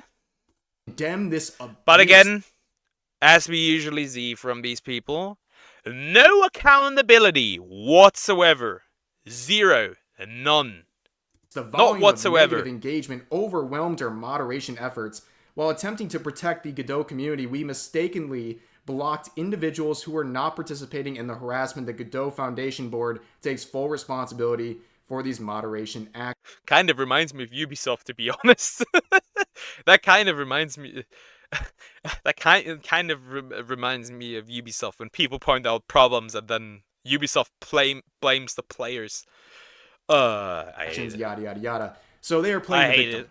So they make a dumb, divisive political tweet, and somehow they're the victims. Even after their community manager, their moderators go out and attack people, call them terrible things, somehow they're the victims in the situation. And curiously, they say they take full responsibility for these moderation actions, but in a second step. God, please, God, please let Assassin's Creed Shadows fail. It would be so funny if it like really just absolutely bombs, like just like really bad, and it's like full of bugs and like, oh please make it happen. Please let Ubisoft go bankrupt. Of course, sad for the workers there, the regular workers, of course, because they will lose the job. But a small price to pay for salvation, I would say. They say this: our community moderator Xanax, we strongly condemn the harmful language used by this moderator of the unofficial Godot-related Discord server. We want to clarify that Xanax is not hired by nor a spokesperson for the Godot Foundation. Which is interesting because they take responsibility for the moderation efforts on Twitter, but they don't take responsibility for these moderation efforts. In fact, they completely dismiss anything that this person's doing. However, this person, as we've seen, is speaking what seems to be on behalf of the company. They threw the dude under the bus, but not the she-they. That is so funny. Let me guess. Wouldn't it be funny if they actually like condemn like the usage of like the N-word and not like the other things, the woke shit that he said? Wouldn't it be funny if they actually meant that? We will never know. Community, we'll never know. And they even seem to have some sort of an authority, like they can block and unblock people. They can also seem like they can contact the Godot Foundation. Like, they have some sort of authority. So just because they're on an unofficial Discord server where, of course, people go for their Godot-related issues, which sounds a lot more like an official server, but they're acting like this person just some rogue person they have no control over, when it seems like they have a role in their community that they have allowed for a long time. But overall, what a mess. I mean, literally in the course of 24 hours, they have lost any goodwill they have generated with this engine. And a lot of people were very interested in this game engine. They thought this was a good alternative to some of the existing game engines. And now they're like, whoa, these people are unhinged. I don't want to support them, number one. And number two, like, if these are the types of people surrounding this community and anything related to this product, there's going to be more issues in the future. Like, you think this is the start and end of it? I highly doubt it. This and drama really, means I bet. In particular, the community manager and these moderators. Drama is always fun, as long as you're not involved. I like drama. It's fun, as long as I'm not involved. Always good. Are not gone already is insane. As far as I can tell, especially with the community manager, they're still working on behalf of Godot, and they still seem to have access to the Twitter account. The fact that those privileges have not been taken away is crazy and shows they're not learning anything about the situation, and they're probably doomed to repeat all the mistakes they're currently making. Probably, but for yeah, now, that's gonna do it for this video. I hope you guys enjoyed, as always. I mean, it's fairly simple. If they're woke, don't buy or use their products. The problem will solve itself. They either will adjust to the consumers, or they will fail. It's very simple. I gotta drink something. I'm dying, literally.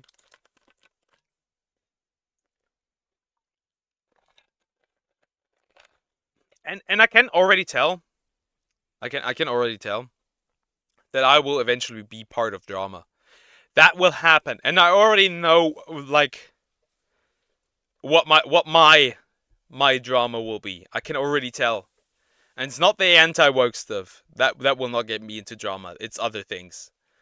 It will be other things.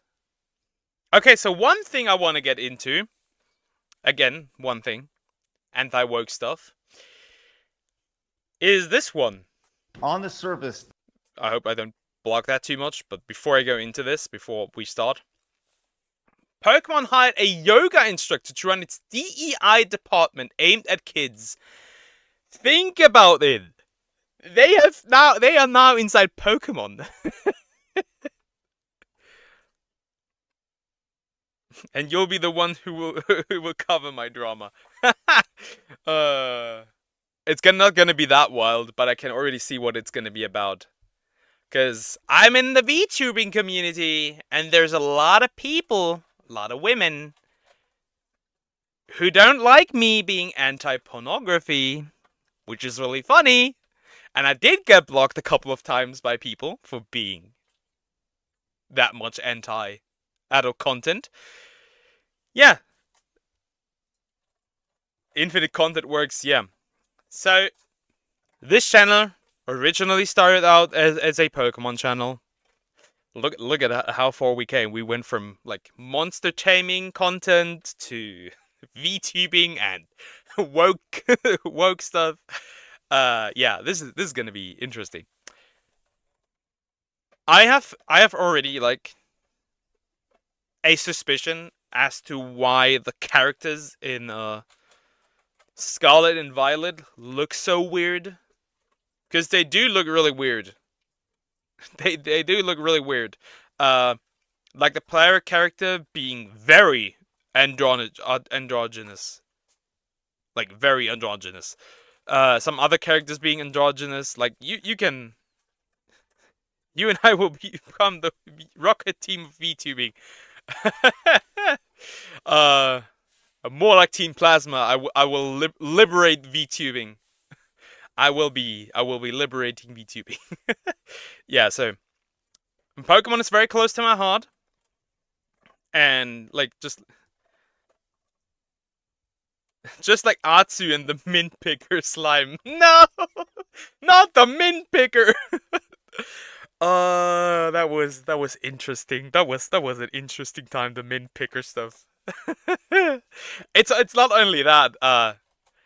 Didn't he? Who was the other guy who recently had beef with Tectone over hex juice? I don't quite remember that who it was. That was interesting. That was very interesting. That was such a shit show. That was such a shit show of back and forth. That was horrible. But yeah, Pokemon is very close to my heart. The first ever video game that I played was Pokemon Colosseum for the GameCube. I've been around for a while, and it is scary that Pokemon now seems to like kind of get infected with that now. I had the suspicion already during Scarlet and Violet, because of the character models being very androgynous and stuff. So like, yeah, it is difficult. M-tashed. Yeah, M-tashed. That shit was funny. Yeah, I baited you because I wanted to yeah, just like, yeah, I don't even know what it was. He just tried to bait Tectone into something weird, and like to me it felt like it was just like kind of to find a reason to like get rid of Tectone, kind of.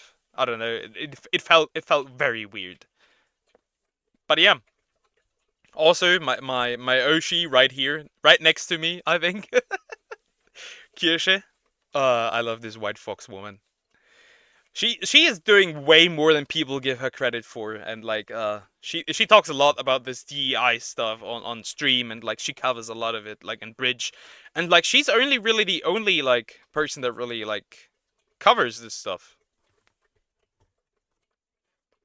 There are some others that kind of got it, but not really. But yeah, let's get into it. On the surface, this does not look very good. Guide me, Torchbearer Blabs. Yes. No, yes. Blabs.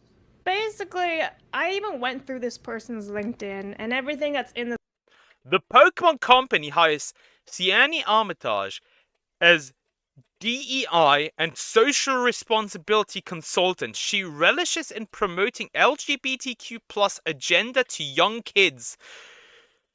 Leave the kids alone!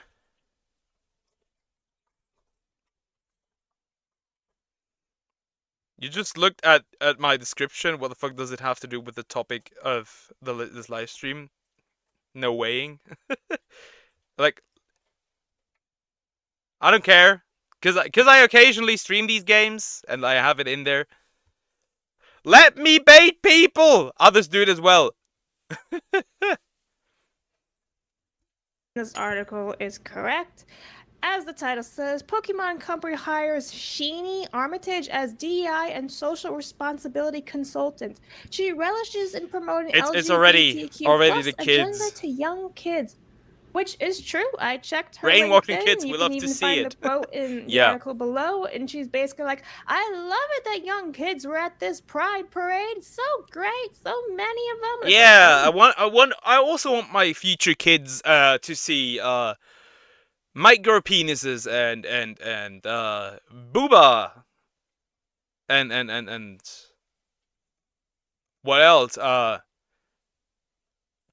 Top and bottom surgery scars. Sure, why not? Show me that rock pocket. That rot pocket. What the heck? Okay, Yeah. so I'm gonna. This is a former yoga instructor and corporate responsibility. Game Freak, what are you doing? Why are you hiring a yoga instructor? Oh, the Pokemon Company. Yeah, but Pokemon Company is owned by Game Freak, Creatures Inc., and Nintendo. Nintendo, what are you doing? Manager. What the fuck does this mean? What is a corporate responsibility manager? Is another DEI title. So instead of like a diversity and equity officer or a like diversity manager, they're a corporate responsibility. Of what? Their whole role is to just push DEI. So it doesn't matter, like, don't really get caught up in what the language used for their position is. Their position is to push. Remember, it is the same thing. They just changed the language. They always change the language. Bridge and DEI are the same. They just change the language. What's DEI? Diversity, equity, and inclusivity. Basically companies are starting to have like departments. It basically is, if you really just want to break it down, it's like wokeness at its absolute peak, and like it goes really deep. It goes really deep. It even goes so far back, even to a soup company apparently, and like Michelin Man and stuff like. That stuff. It goes really far back, and it's basically woke at its absolute peak. So it means neurodivergent. Pretty much. It really just is woke at its absolute peak. And the ideology that goes behind that. Oh, wonderful. This will be great. Everyone loves DEI and Pokemon. Yeah, of course. All things. Let's go to read this here. Armitage posted on LinkedIn, after 9.5 years at ASOS, the time has come to move on to something new. It's been quite the journey at ASOS. Many years spent building confidence in my abilities, stepping outside my comfort zone, and continuously challenging myself to be better. So feeling readier than ever to start this new chapter as DEI and social responsibility consultant. If I feel weird about, like, if I look at the trailers of, like, or gameplay of Pokemon Legends ZA, you're out of loop because where you're growing up. This is very hidden, to be honest. This is still, like, especially Bridge. The only person that is talking about Bridge is, like, Kirsche behind me, like that VTuber. She's the only one that's really talking about this. In Germany, really nobody's talking about it. Like, nobody whatsoever. But even in Germany, it gets pushed. We have LGBTQ kindergartens, kindergarten, and they even wanted to have masturbation rooms in schools. I'm not kidding. We have like a young division of one party that wants to make necrophilia legal and incest. Shit has become absolutely weird here. We are easily one of the wokest companies, wokest countries in Europe, easily, next to Sweden. Yeah, it is. It is absurd. This country is rotting, and funnily enough, our right wing party is getting more and more support. Funnily enough, they are getting so much support that they want to prohibit the party, which is really funny. The Pokemon Company International. She added, "I'm looking forward to joining a wonderful team with new learnings, laughs, impacts, and crash course in all things." What do you mean? We are cool. It is everything is good. I'm fighting this shit here as well, though you can't really do much. Now you're glad you live in the middle of nowhere? Unfortunately, I live in the hellhole that is Germany. We are run by leftists that want to start wars with Putin and like literally our like minister for like things that happen outside of the country, like literally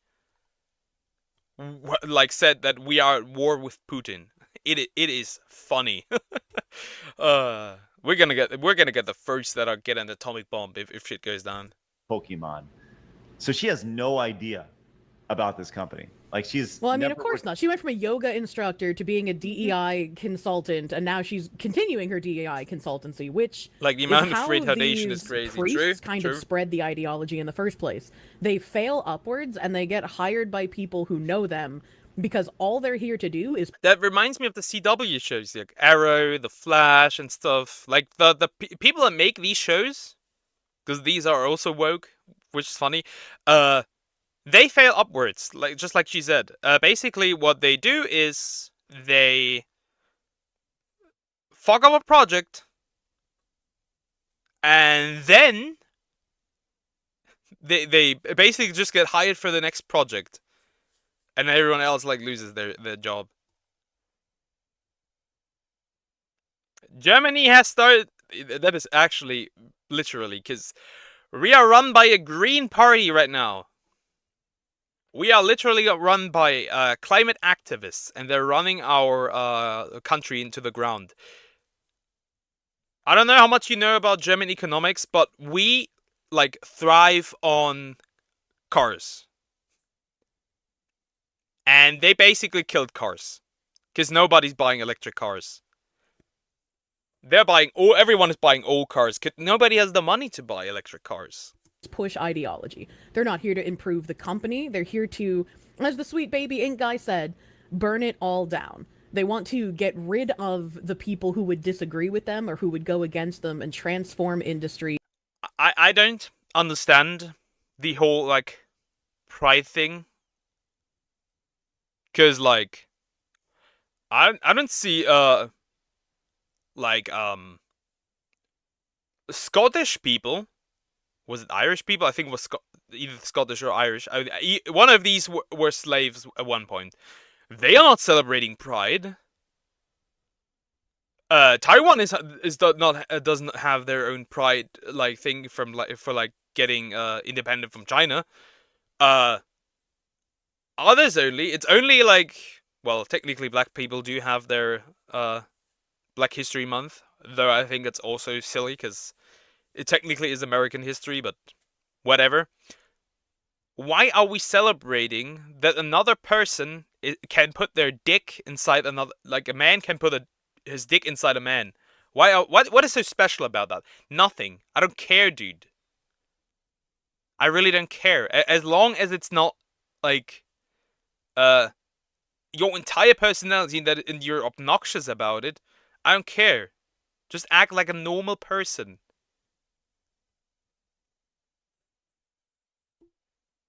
In their image. Well, she continued with a LinkedIn post. This is, Armitage's previously posted on LinkedIn about... yes, China, the greatest country of all time. Please give me money.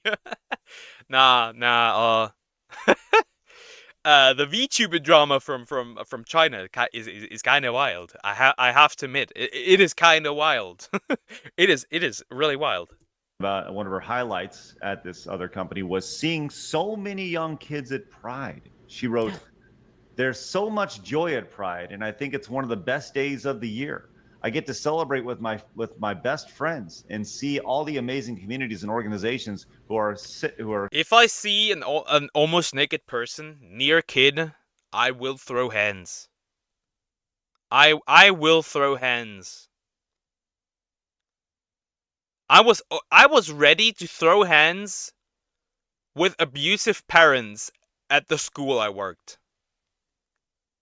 Think about how ready I am to throw hands with somebody who's like half naked, standing close to a child. I don't care. I'm throwing hands. For centering Get away the from the kid. LGBTQ plus community. This year was my first year participating in the march. And thanks to Jordan and all the SOSers efforts planning the day, it wasn't let down. One of my many highlights was seeing so many young kids at Pride and seeing all those parents making a conscious effort for their children to know that being LGBTQ plus is something that is to be celebrated. To be celebrated. Great, guys. I don't know, like, what changed? At the beginning, they just wanted to be treated equal. Now they want to be celebrated. For where do you put your privates? Embraced and proud of. Also, what does this have to do with Pokemon? If they grow up to be Nothing. part of the LGBTQ plus family, they'll be loved and encouraged to be themselves. Everyone should be and deserves to be accepted for who they are, and their gender identity and sexuality should never be a reason not to be accepted. It is kind of wild for you two. You watch this Taiwan VTuber and she's getting harassed by the greatest country of China activists constantly in her stream. Shit, it's wild. I don't know how familiar you are with Hololive, but remember the Curio Coco situation where she just said one word. One word, and it just was Taiwan. I think maybe you even mean the same person, I don't know. And people were coming after her. And like even people from Hololive CN tried to come after her before they shut down the CN fraction. Everyone deserves to be accepted for who they are, their gender identity and sexuality. Nah. If you do anything weird, like there's limits. There's clearly limits. Because even MAPs in quotes, tried to get into your weird yeah, HoloCN got shut down, deserved, absolutely. Those MAPs in quotes tried to get into your community, and eventually they will if this continues. Eventually they will. And honestly, sexuality, if you are anything aside from monogamy, no. Absolutely no. No. I've discussed this with another person before. If you want to have multiple partners, straight to like bandish it. I don't care. You can join the Muslims. I don't care. Accepted or loved. But no. I think it's a major red flag when people talk about how they love seeing kids at Pride or how kids belong at Pride. And I mean, many years ago, kids don't belong at Pride. No. Of like sexuality and sexual things happen at Pride. This chick is already a red flag. And people were just like, "Well, of course, kids belong at Pride. What do you mean?" It's just so tiring to watch the trajectory also, of Aloe. how they've been wanting to include kids in spaces they have no reason to be there. And whenever people called it out, like, you just get called a bigot. And now we're here where, like... What if I am? What if I am a bigot? What if I enjoy a bigot? What are you yapping about? What if I enjoy being a bigot? What if I am? So what? What are you gonna do about it? Type in your keyboard with your gross little hands on Twitter. Like, kids are being taught how to be good allies and how... The technique on how to not be cancelled is just not letting yourself get cancelled. Because you're on the right side. To have, like, anal sex in 3rd grade, it's just, like, it's ridiculous. Two words that should never be combined. Anal sex and 3rd grade. Those two things should never go together. It reminds me of Diddy. Do they also have baby oil? How does this make any sense to anybody? Like, at all? I nothing about this makes sense. Especially when you look at, they talked about in this article the job listing itself, and we talked about this about 6 months ago, Blabs. Do you recall when this broke, right? Mm-hmm. So this position pays, and I'm going to say she should probably make the low end of this because she doesn't know anything about the company she's working for. Yeah. But she makes between $178,000 and $211,000. It is still wild that the dude had 1,000 bottles of baby oil and lubricant. What did you need these for? A year. Damn. What the heck? And he had 784 dildos. I am not kidding. 784. I mean, maybe it just looked for the right size, but I don't know. that is wild. The ceiling being upwards towards $267,000 to preach this nonsense. Now imagine getting paid so much. Exactly. To ruin companies. Imagine Pokemon actually paying and shelling this out. Amazing. What do you? I mean, how do they incorporate? Are we going to start seeing pride shirts and stuff in Pokemon games? I choose you, and it's like a pride emblem. Right, I think right. They, them, mon. Pocket pronouns.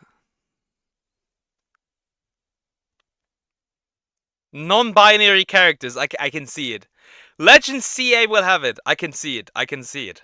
I can see it. Clearly, I can see it. I think I remember like their newest game. There was some. I don't want to use the word controversy because that makes it sound like more strenuous, I guess. But they had changed like the costume for the female character in game to make it more. That's the question. Like, why do you need a DEI person for Pokemon? What does pride have to do with Pokemon? It is a kids' game. Leave this stuff out of there. The games are as it is. They should much rather first fix the quality of the games. These games play like shit nowadays. That was real quick. That was the frustrated Pokemon fan. That really lost his shit real quick, because these games look and they run like dog shit also. Androgynous looking, and people were really unhappy with that. Yep, that was a big thing with Pokemon Go. Yeah, by the way, if you remember the situation around Pokemon Go, they used a similar like consultant company like Sweet Baby Inc. called Gamers X. And then the characters were like just like androgynous blobs. Which is funny. And then like for Pokemon Scarlet and Violet, the player character looked fairly androgynous. I mean, it's kids, so it isn't really that terrible, but like still. And like some characters look very androgynous. Look, man, I assure you that DEI in Pokemon is necessary to boost our monthly profits. Funding! We need funding! I don't know what they need funding for, but funding. Dudes, you have enough money to buy to buy the entire United States, probably. Go, the changes of the characters, and they look very... So, I don't know, with like $32 billion in debt. Was it billion? It was trillion, $32 trillion in debt.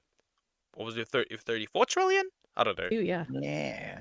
I was super excited to play Pokemon Go on my vacation earlier this year, and then they made all those changes, and I was like, why would you do this? It's just... That they made all those changes, I took all my Pokemon from Pokemon Go to Pokemon Home. I deleted my Pokemon Go account, and I disappeared. I do not care. Insane. This is just another thing for me to say, go Pal World. Yeah, right? Right. Now... Yeah, but Power got sued. Power got sued.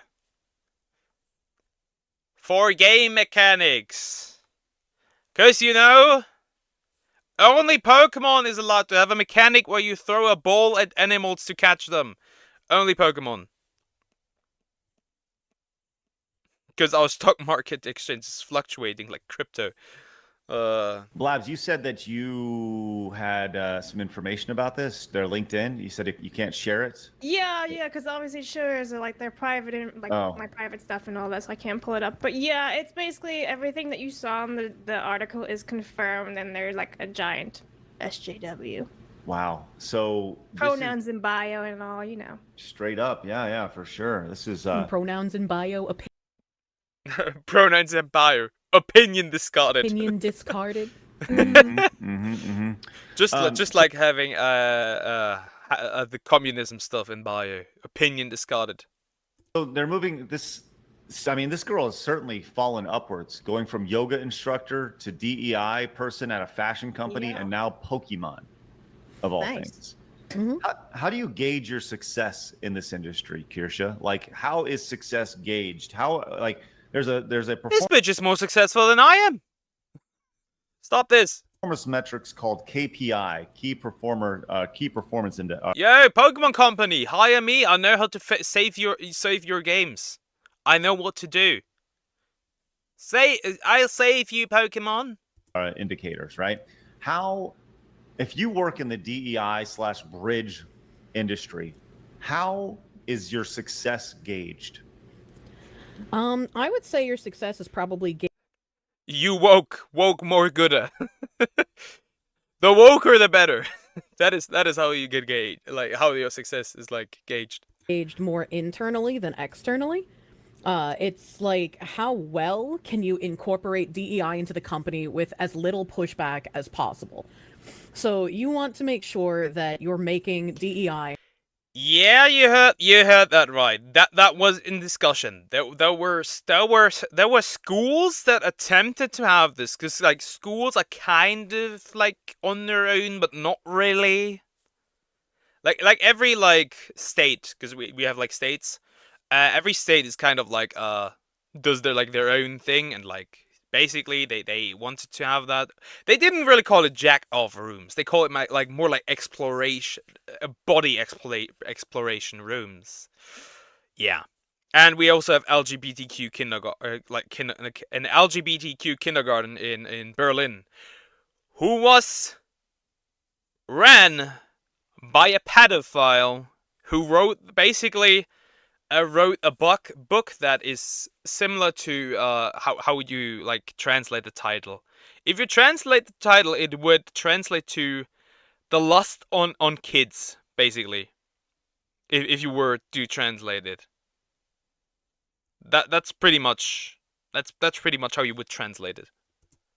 The job of everyone at your corporation, and then eventually having that. If I'm saying shit is bad in Germany, I mean shit is bad. We are not the Germany that we were 10 years ago. 10 years ago, everything was fine. Sure, we had, like, mass immigration. Due to our party then, like, our government back then. And that has spiraled into, like, the absolute abyss. We have, like... We have, like, what do you call it? Like, knife attacks and, like, gang rape and stuff, like a lot, a lot. Like this shit escalated. And yeah, the parliament isn't gonna solve anything sometime soon. How to become successful? Choose your pronoun. Put those in your bio. Attack people because they hate woke stuff. Victimize yourself and they are guilty for self-defending, and then change your hair color and hairstyle.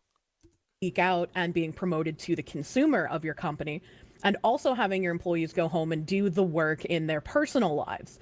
So you're making cultural transformational change, not just in your own home and not just in your company in like placation ways, like in marketing or in initial hiring, but you're making the moral imperative you will be proof for part DI of job. Everyone's everyday job. And doing that, if they're going out and they're doing the work after they leave their job, that is how you know that you have been succeeding. These companies like Harley Davidson or Jack Daniels, who are... I do not understand how Kirsche survives this brain rot. Kirsche is like, she's like always looking at it. She's like always covering this stuff. I don't know how she can take that brain rot. I would have gone insane. And like, there was a moment where like she had to take the work brain rot of Destiny, where she had a woman moment where she had to cry. It was actually kind of cute, to be fair. You were 15 minutes behind. Oh, okay.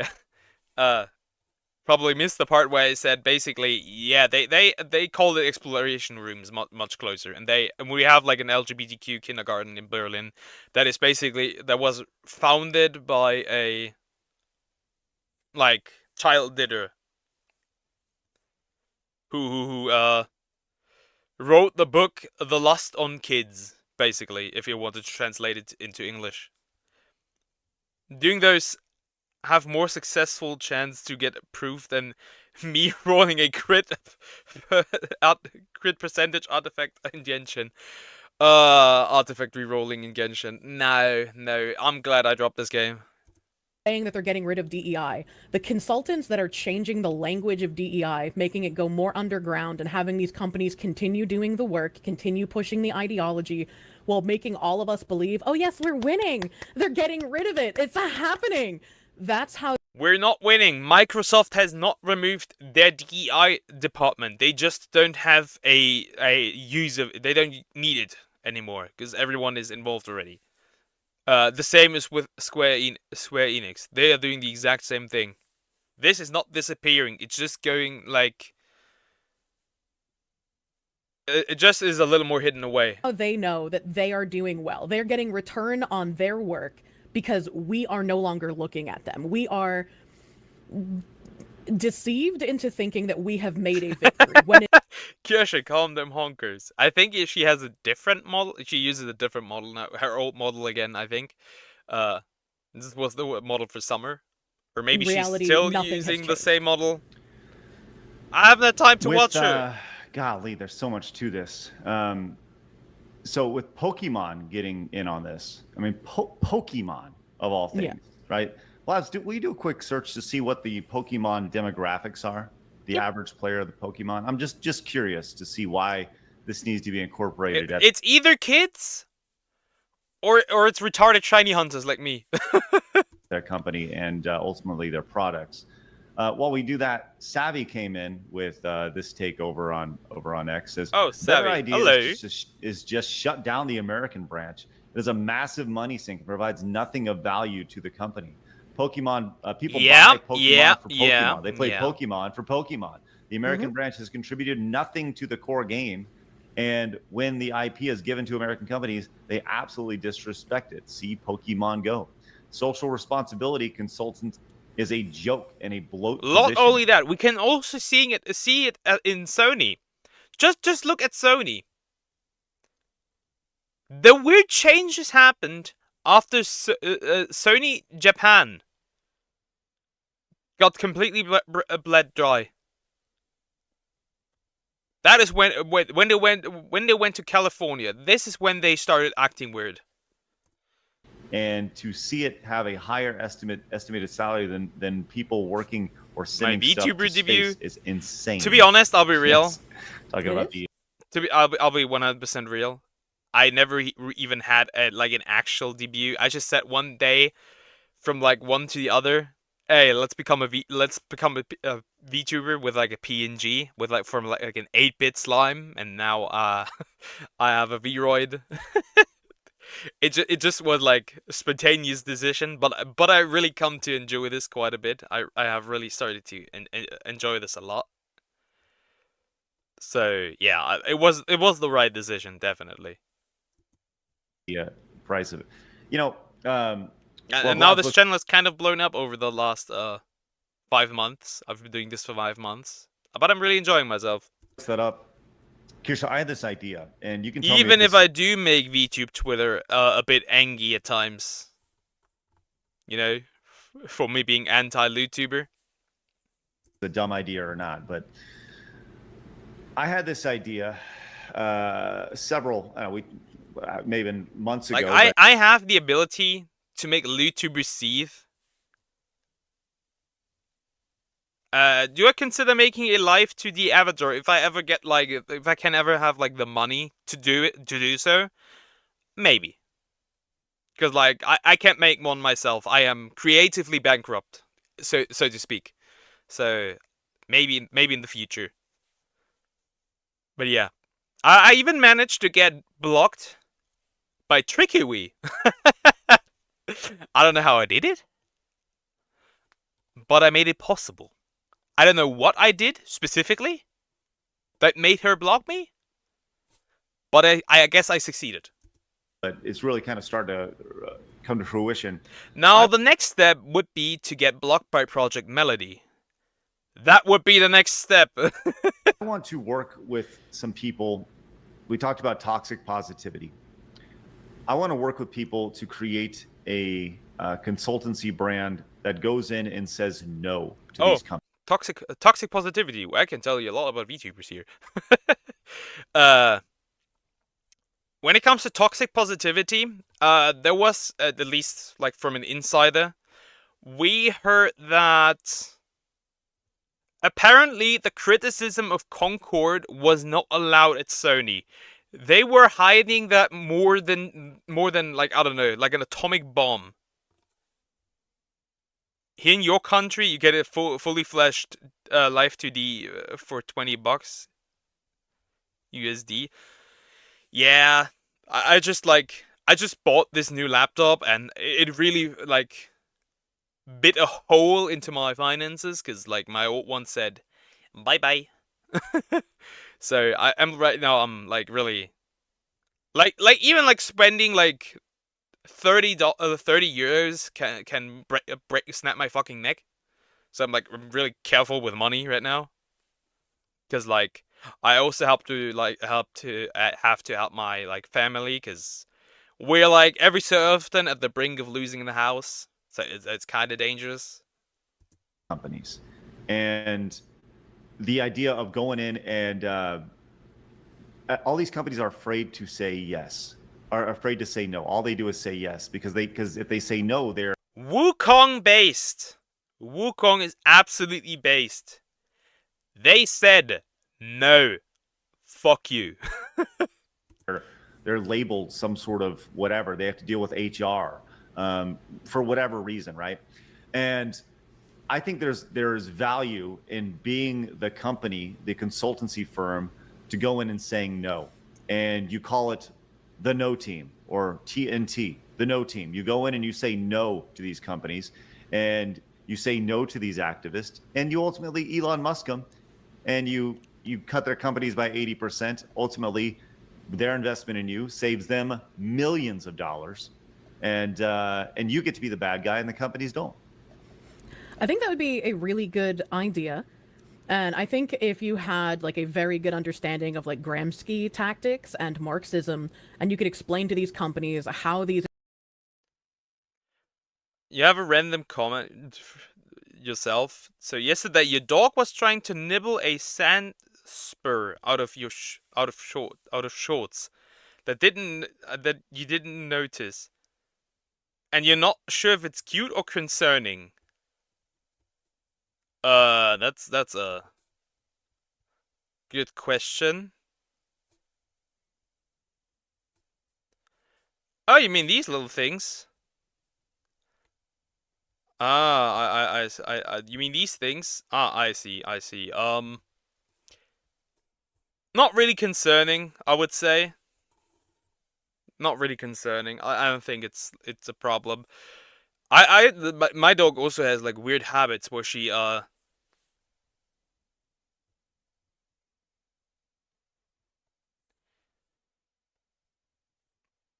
if I want some connections on the Asian VTuber community in Indonesia, of course, regarding rigging to the avatar, you can help. Thanks for the offer, but right now I do not need it. Right now, I do not need it. But yeah, but to the dog thing, I don't think that's concerning. I can tell you, there's like a specific like plant that grows here where my dog just says, "Yeah, this looks edible. I will eat it," but only that plant, nothing else. Could be a similar situation. I don't know. Individuals coming in are basically just bullying them to push an ideology. Because I don't believe that every CEO bought into all of these tactics because all the CEOs also want Marxism, right? I don't believe that at all. I believe that these simply put, DEI and Bridge will all lead to Marxism. If you look at their tactics, if you look at how they operate, this will all lead down to one thing. Communism. Nothing more. It's like literally, like you can literally draw parallels to like Marxist ideology. Consultants were able to use, you know, their flowery language, their lies, their fake studies to convince CEOs that this is what the public wants, this is what is good for their company, this is what is going to make them money. And even if you don't make money in the short term, don't worry about the angry customers. They're just bigots. We have these venture capital firms that will replace the money that you are losing in the short term. In the long term, it's going to be better for you. And then once enough of these like DEI changers come in, and the CEOs kind of are fighting against a force of ideology, it's harder to root out those people. So if you have time for communist Pokemon, I'll just say it. If Legend CA looks weird, I'm not gonna buy it. you have a counter consultancy company that can like search and destroy Marxism before it ruins a company, I think that would be incredibly good to have.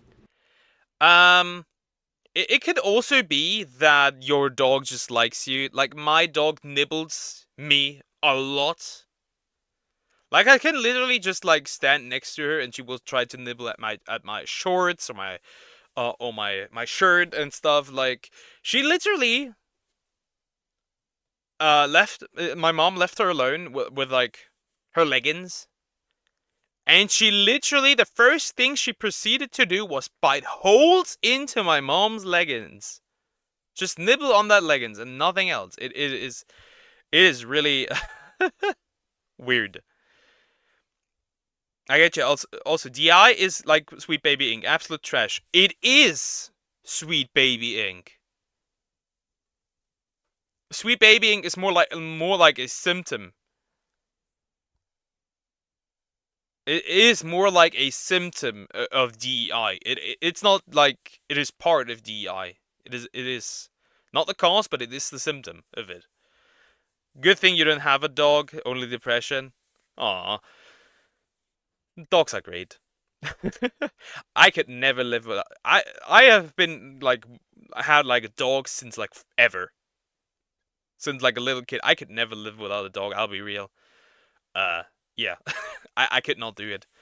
I've been there when dogs died and like you had to bring them to the vet and yeah, I've been there. But I love dogs. They're great. They're better than humans. Sorry, chat. They're better than humans. Yeah, I'm just talking to myself. So with Pokemon hiring this company, talking about the demographics associated with this. Now, Pokemon Go has an older demographic, right? Mm-hmm. But Pokemon as a company, according to its own Wikipedia, the franchise's target audience is between 5 and 12 years old. I believe that's their target audience. I don't believe that is the age of people who actually play or collect Pokemon things. There's a lot of people who are older. You love dogs and also NTR? That's a red flag. Not the dogs part, the NTR part. That is a red flag. I would say that the demographic probably skews more mid to late 20s at a minimum. Yeah, think about all the guys who collect the cards and things. But are they playing? And shiny hunters! Shiny hunters. They don't know about the shiny hunters. They have not fallen down that rabbit hole yet. No, here's the thing though, right? They may be playing it. It's hard to find precise demographics because like there's collectors, there's players, Pokemon Go itself, so it's a bit hard to like actually take it. Okay, but when you get into it initially, you are probably between the ages of 5 and 12. You should be, yeah.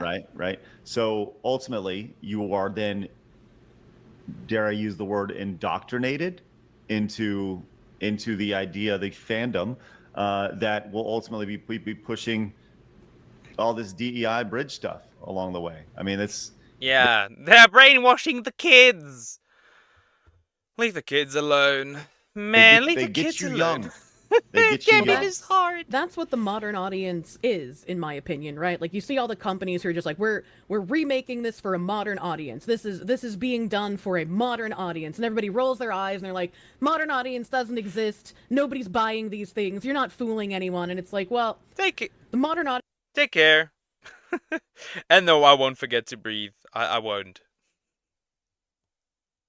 Audience doesn't exist, and that is the point. They're trying to create the modern audience. Exactly. When they talk about the modern audience, they don't talk about people our age. They don't talk about people in Gen Z. They're talking about the new generation who are going to consume all of these remakes that bastardize the originals, that rewrite history in the entertainment industry. They're talking about these people who are going to have all of this DEI nonsense in all of their movies, all of their games, all of their TV shows. Oh, Kirsche, this close up is uncomfortable. With it at work, and they're hopefully, in these activist minds, going to be bringing it home. Having Kirsche this close up kind of uncomfortable. They are hoping to create. And when you the read Fox their woman words, is too close. Think about I'm standing next to her. That scares me.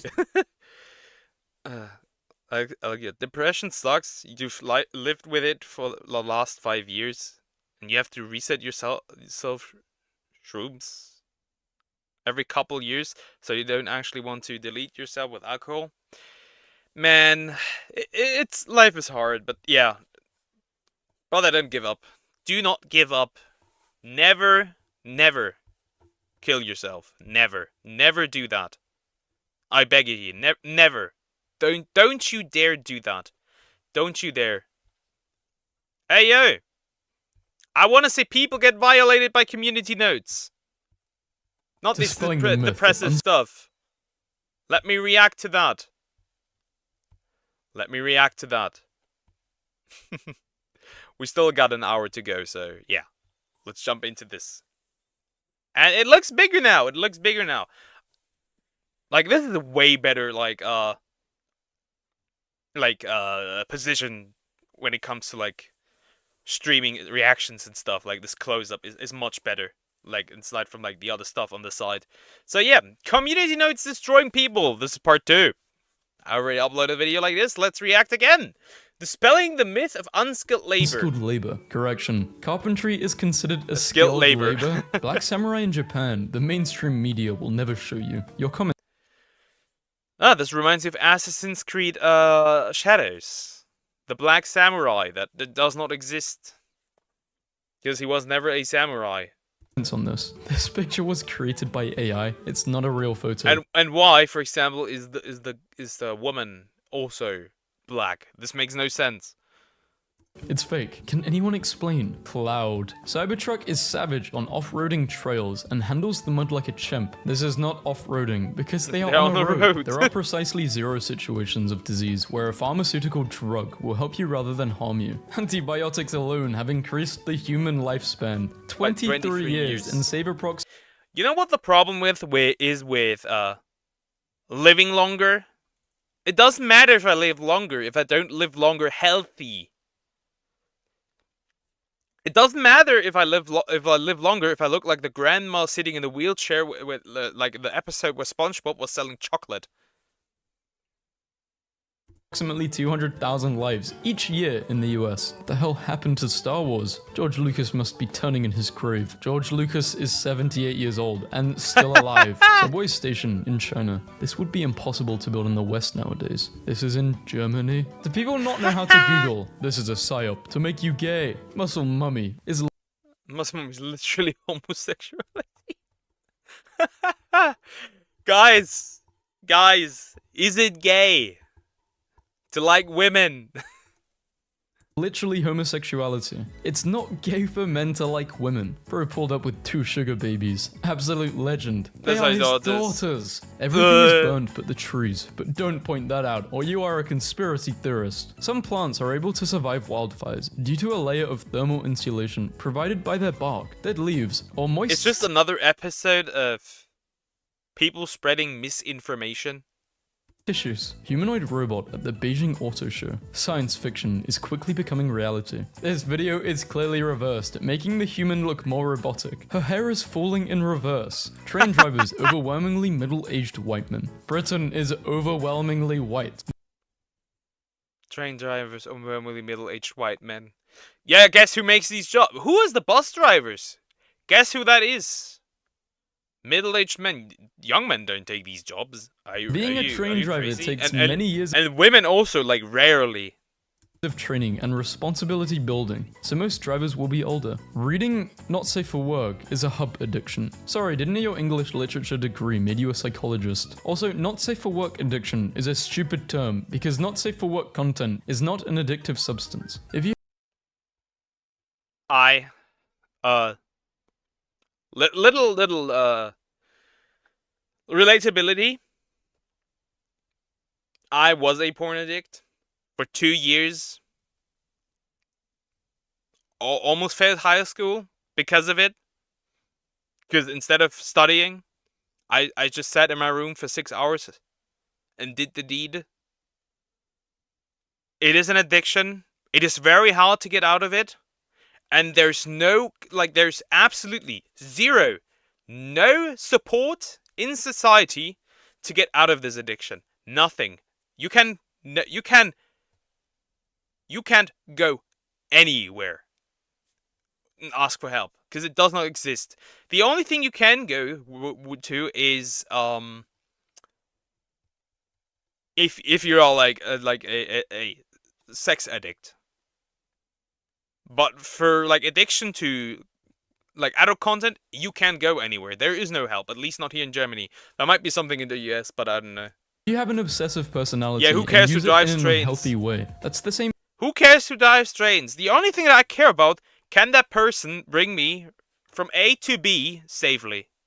That is the only thing that matters. That is the only thing that should matter. You don't get a withdrawal. This type of addiction is real and is a scientifically documented psychological phenomenon. Evidence shows that its underlying neural processes are similar to substance addiction. The next 100x is just a giggle away. This is a cryptocurrency scam that can steal your money from your bank accounts. Welcome to Kansas.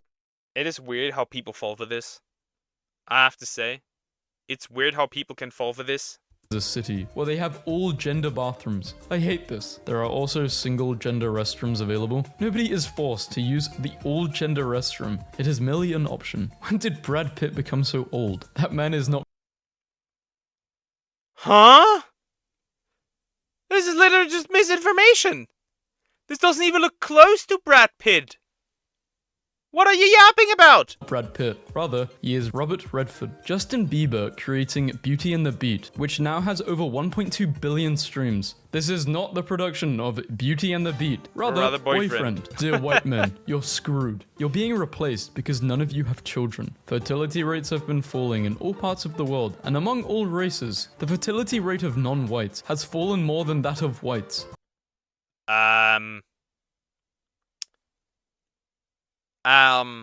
Not in Africa. Because they rely on having kids. So that's, first of all, not true.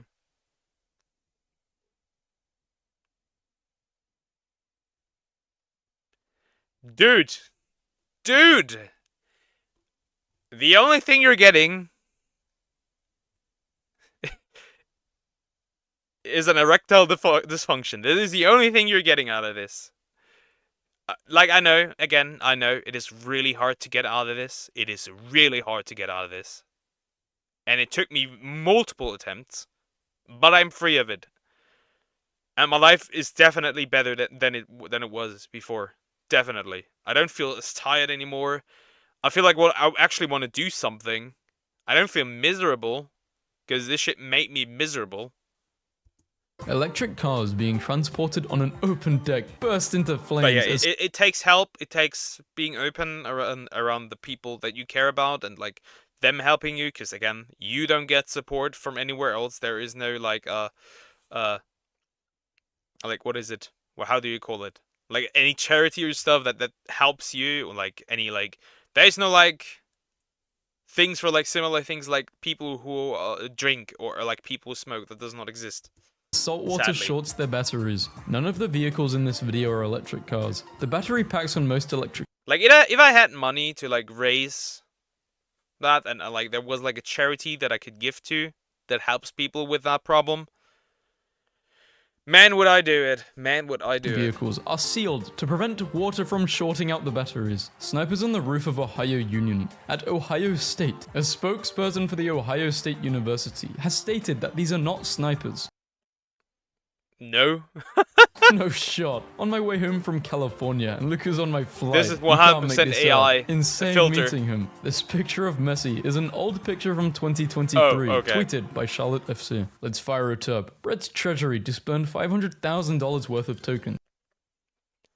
This is a crypto scam, as usual.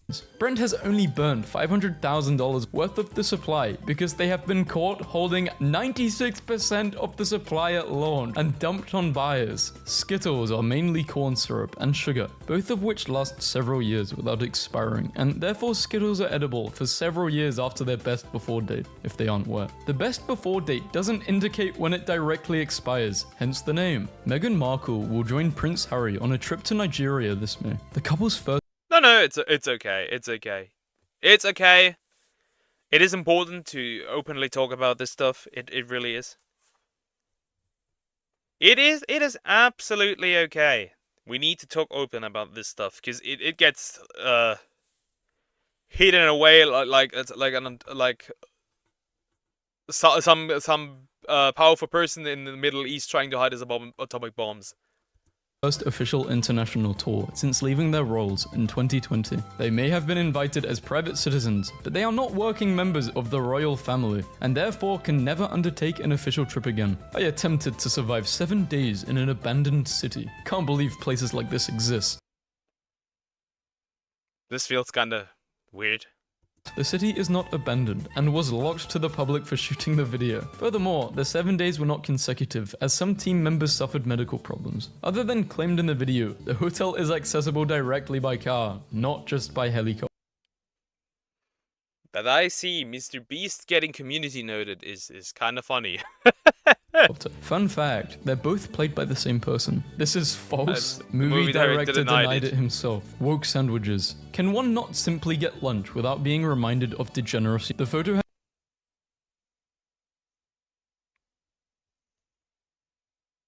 I mean, it'd be funny, but I know it's not true. But it'd be has funny. been digitally altered to show the incorrect use by date misleading followers into believing this is a recent photo. This is in fact from Pride 2019, 5 years ago. The original photo can be seen in the article. So it's still a work sandwich. Funny. Below. Sonic, but as you scroll, he gets older and older. A thread. Sonic does not get older and older as you scroll. Every post in this thread is labeled incorrectly, and most of them are in the completely wrong order. I think the oldest you can get with like Sonic is like 17. You're going to the store, you'll be back there. Okay. Like the oldest you can get like with like Sonic is 17. That's like the oldest version, and I think it's like in the comics, like Archie Sonic. Muscles shorten your lifespan. They're only cool to 20-year-olds who've never had them before. As you get older, you realize the incredible strain and weight it puts on your heart. All hearts have a limited number of beats. Don't waste them. From the British Journal of Medicine, regularly lifting weights was linked to a lower risk of death from any cause, with the exception of cancer. Joe Rogan. Understandable. It's like, I don't know. I like working out. I enjoy it quite a bit. And my life just got better, so I can't complain. Is getting censored by YouTube. 10,000 views in 13 hours. Let's see what X does. The episode was accidentally posted at 12 AM briefly, rather than 12 PM, usual schedule. Soon after it was posted, it was made private until 12 PM. This post from the host explains it. Nah, you really made Jake Paul get sturdy, bro. It's not Jake Paul, it's a lookalike. Bye. He looks close. These are really just ByteDance people is spreading reportedly misinformation considering again. selling TikTok without the algorithm to someone outside the tech industry. ByteDance has denied reports they are selling TikTok. Community note was not needed at all. When did I ever deny her age? You called people predators for being attracted to the 21 years old Jenna Ortega, which was a factual error and misrepresentation. Ah. The person also who likely doesn't like lolly. Caught in 4K.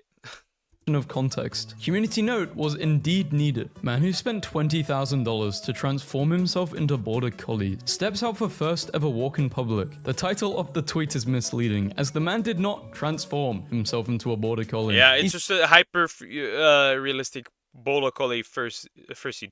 We had a Border Collie once, and he was great. It was a great, just straight up a great dog.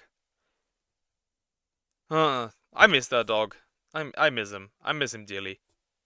He simply put on an expensive, hyper-realistic Border Collie fursuit. Why I rent supercars over buying them. The vehicle featured in this video, and in prior post by Dylan Found Here, has been identified as the car leased out by this website. According to their TOS, they do not lease to persons under 21 years of age. The vehicle was likely leased by Dylan's parents, not Dylan. With all the new avatar updates, Daddy leased them. Trainers can now customize their eye color. Here is a preview of some of the options that are now in Pokemon Go. Readers added context. You are always able to change the eye color of your character. This is not a new feature. It is not a new feature as claimed in the official Pokemon Go account getting ratioed. The post. Woman using her newborn kid to destroy ex's reputation. Postpartum depression. Young men, wear protection. Postpartum depression exists and affects lots of women every year. Postpartum depression also, funnily enough, affects men. There's men that also experience postpartum depression. Not as often as women, but they do exist. There's men who like, I saw somebody like a clip of somebody who basically like got depressed after their newborn, like after he like had his newborn, and basically like yeah he just like expected it to be like all this great like family life, and that didn't really happen. So yeah, it can happen to men as well. Men in prison, blue light all day, little sunshine, microplastics everywhere, seed oils, noodles, and low-grade protein. They are healthier than most free people, or biohackers. 2 workouts a day and lots of sleep. No one wants that conversation. It's too simple. Incorrect. The health of prison inmates is worse than the general population on virtually every metric. Compared to the general population, people of both sexes who are incarcerated are more likely to have high blood pressure, asthma, cancer, arthritis. Doing the deed is for making children. Any man who does the deed with okay, yeah, kinda, but kinda not. Women, because it feels good, is gay. Oh, my pee-pee feels good, this is great. In fact, if you are 40 with less than 5 children, you're probably gay. All that feel-good pee-pee and hardly any... This makes me, like, weirdly, like, what is the word I would use? This makes it, like, weirdly, similar to Andrew Tate. Genetic legacy. Doing the deed with women is straight. This is insane. Again, fellas, is it gay to have sex with women? So obviously bait. Shut up. The Russian government has... Biological women.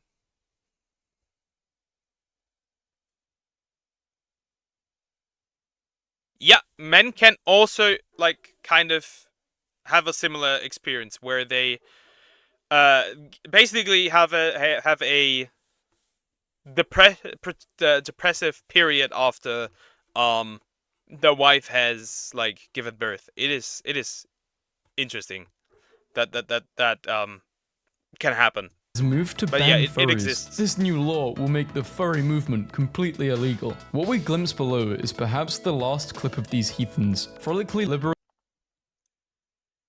It's like I know men that like had their newborn and then they got really depressed because they expected like this great and like glorious family life, and like that didn't really happen, and they kind of started to like not really like. I would like when you talk to these men and how they felt back then. Like they felt like shame and guilt as to why they were feeling the way they were. Like it can happen that a man can get depressed after his wife gave birth. That can actually happen. Literally in one of Moscow's parks. There is no current/incoming ban on furries in Russia. Furries actively I feel that that's kind of it's sad, but it's also kind of cute that can happen to men. Because like it shows that while a man does not give like birth, they are still emotionally like even like connected, like also really connected to their newborn. It's actually kind of sweet. In fandom-related activities, such as conventions in Russia, Florida has passed a bill that will ban social media for users under 16. Important context. This refers to a bill that was passed by the Florida House of Representatives. I would actually be for the ban of social like media for minors, because they have. If I have to see more opinions of minors, I'm gonna lose it, because they have shit opinions. But has yet to be implemented. Xbox VR headset incoming, as stated by Mark Zuckerberg. Also, what happened to that TikTok ban in the United States? Is that going to happen? Or not? I don't know.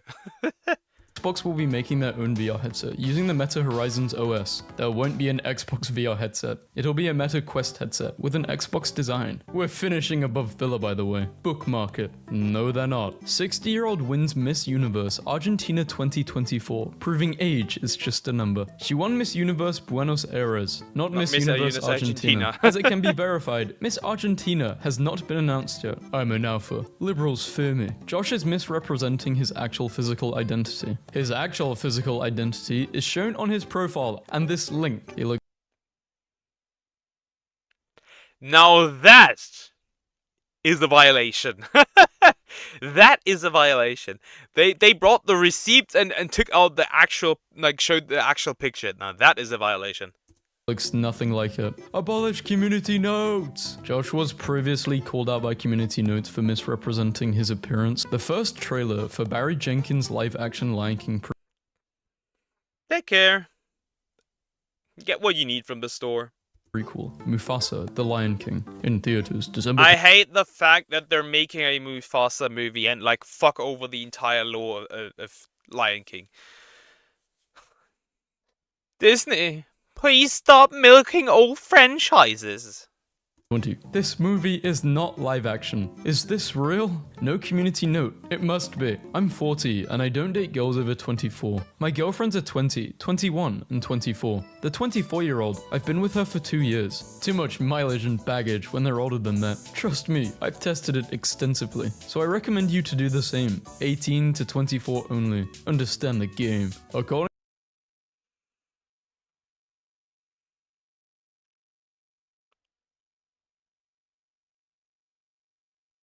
I don't know what to say, but I apply the same standards to men that I apply to women. A high body count will make you miserable in future relationships. Well, not will, but can. I will have that for the same. I have the same standards that for men that I have for women. Just don't. Just don't sleep around. Thank you. Also, according to this AI image detector, the second picture is an AI generated fake.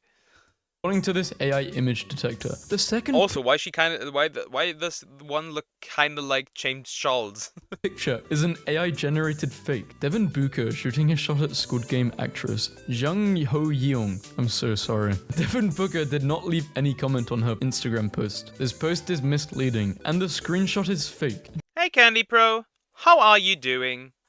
Hope you're doing good. Notice how they didn't add a certain someone. Rolling Stone, the queens of music. Rolling Stone never released this edition. It's a fan-made cover art. Just Kinda makes sense. Aren't the Rolling Stones like the counter band to the Beatles? If I'm not wrong, I might be wrong.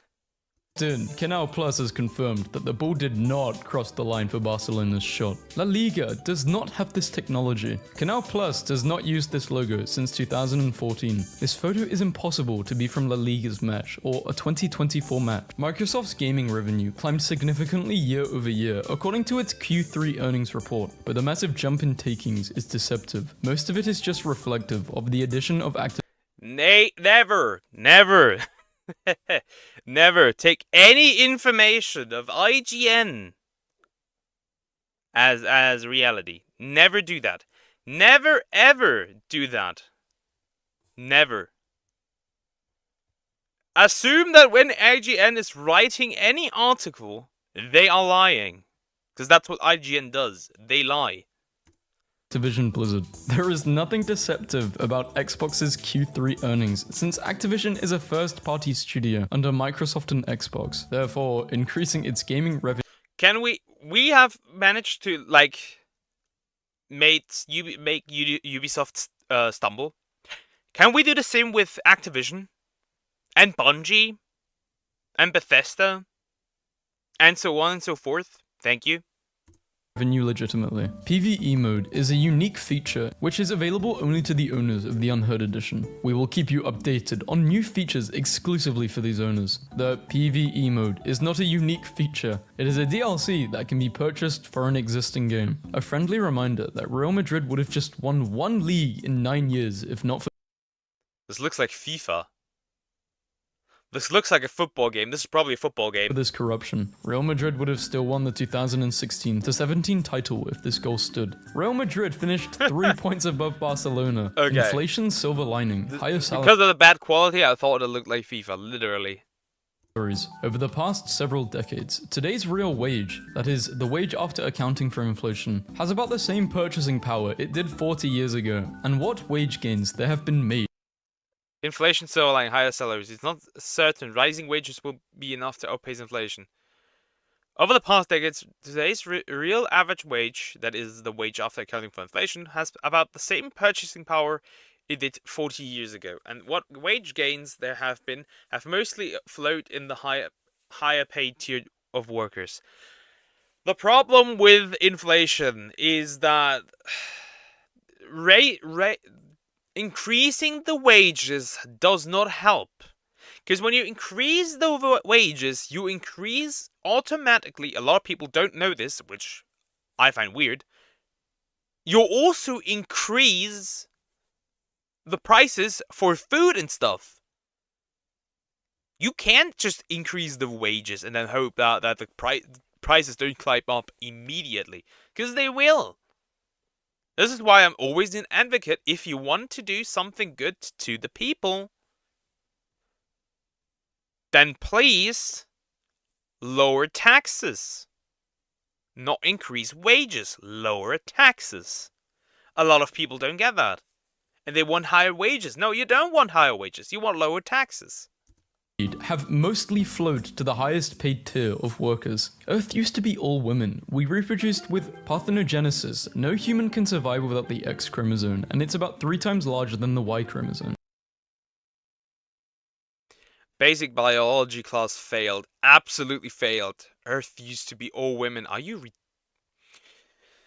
are you retarded? Humans have, in fact, not been reproducing with parthenogenesis at any point during their history. Why you shouldn't visit Hawaii if you aren't a native. A thread. Tourism makes up more than 20% of Hawaii's GDP, over $2 billion in tax, and supports hundreds of thousands of jobs. Stopping tourism would destroy all of that. Yeah, there are a lot of countries that rely on tourism. Spain heavily relies on tourism. What else?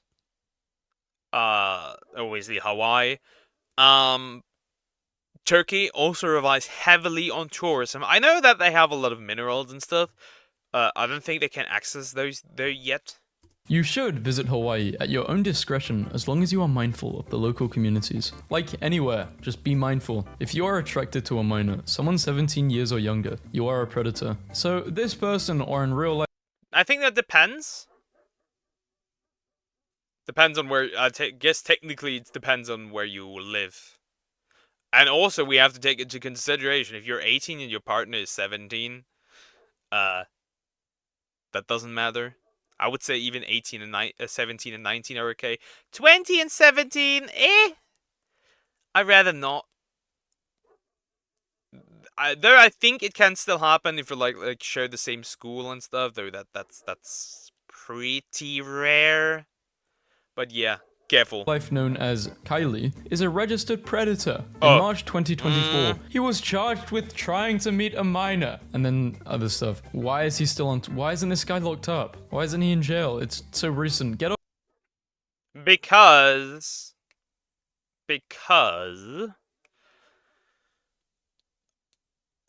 Well, I don't know where this is. I assume, however, that this is the United States. Here in Germany, they don't really care. They struggle to jail people because the prisons are full. In the UK, they also jail people because the prisons are full. They don't really know what to do because, again, I don't know where this is. It could be the UK. I don't know. Maybe, but man. Lock this man up. Loser weirdo. This tiger lost her cubs after giving birth, and her health was deteriorating due to postpartum depression. So the California Zoo, where she lives, found an unusual solution. The workers came with a trick of using pigs dressed up as tigers. The tiger apparently loved them. Please tell me they didn't eat them. Please tell me they did not eat them. Please tell me they did not eat them. These tigers and pigs were trained to live together as part of an experiment to tame the tigers. While the pictures are real, the story is not. Additionally, in the hidden replies, the author is hiding these facts. The UK started World War II though. Britain did not start No. History, hello. It instead was started by Germany, who invaded Poland, whose independence was guaranteed by the UK. Okay, I'm not gonna read it because the community note just destroys it that badly. This user is known for misleading people by giving false information. Police at UCLA just pulled guns out at an elderly protester. The elderly professor has a deadly weapon, a sword, on him. The sword on you. The sword. Police of course, officer had drawn a gun, Why forcing wouldn't him it to be drop the the weapon sword? and put it away. The professor followed This this is order. funny. The This is use really of funny. weapon was obviously correct and legal. This is really the IDF funny. is dropping food that is wired with explosives. When a child Yeah, opens a Jake Shields likes to post false information occasionally. meal, they get blown up. There is no end to their evil. The IDF has not and does not drop food cans wired with explosives. This has been debunked by a military expert. There is also no proof that these came from the IDF. While on duty, Queen's guards are not supposed to move or respond to anything the tourists throw at them. When aggressive acts are made, they are to shout, "Make way for the King's Guard!" This guard gives the tourist a surprise list. I don't think that this information being this cringe makes like sense. Listen, watch. This video is a staged prank, social experiment. The original video was published by the satirical site Troll Station in June 2015. The original video can be found here. I can't think of a bigger downgrade. Then, Germany versus now. This was due to the firebombing of Destrin, in which the majority I have to admit though, that even places that were not bombed, like there's some, like, I don't know, I don't like the aesthetic of like buildings nowadays. Like most buildings look really ugly. majority of the buildings pictured were destroyed. What you see was constructed in a poor, post-war economy, and elsewhere great efforts were made to restore buildings such as I'm German, I know this. Frauenkirch and Zerwinger Palace. This image is not from the video game, Warhammer. It is generated by AI. When you have to use AI to show what you're complaining about, you have already lost. Cougars in the classroom. The alarming rates of teachers charged with "are young boys in America." A cougar is a slang term used by many to describe an older woman who dates younger men. It's also funny how when you look at these like news outlets where they don't call it when a man does something with a woman against her consent, and you know what I'm talking about probably, it's called what it is. When a woman does it with a man, they water it down. It's really funny. After I realized this, and I look at these, I cannot unnotice it. I don't know what to say. I cannot unnotice These women it. are not cougars, I just rather can't. predators. I can't unnotice Most it. Europeans have no idea how poor they are versus the average Midwestern American. This is Carmel High in Indiana. The school district has a budget of $140 million just for the year, school year 2023 to 24, and is one of the wealthiest in the country. Furthermore, the poster admits this is a misrepresentation in some replies, while sticking to it in others. I mean, yeah, the schools are pretty fucked, at least in here in Germany. They don't have money for schools. They just don't. They don't have money for our schools. Yeah, because you get paid from impressions. Whatever can farm the most impressions is what people will do. I mean, I get it, but I also don't get it. They're truly a lifesaver. Or shall I say a fact saver? Way. And they proceeded to get a lot of times they got community noted. Only the Xbox version is designed for PC support. PDP is false advertising. The box of the PlayStation version of the Rift Master, which was sent out to multiple creators, is clearly satire. SA? I don't know. Only the Xbox version is designed for PC support. The PDP is false advertising. The box of the PlayStation version of the Rift Master, which was sent out to multiple creators, clearly as a satire. I hope it's not what I think. Nah, that can't be.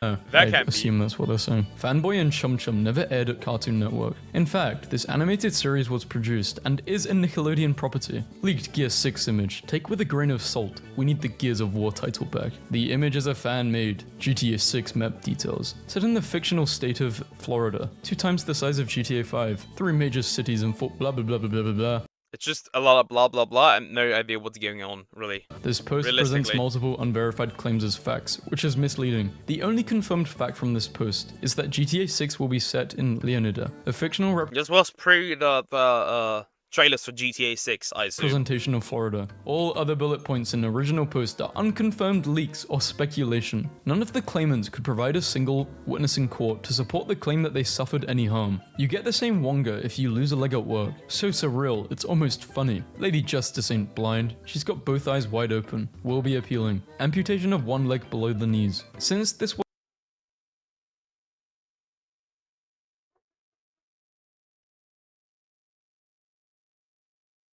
What?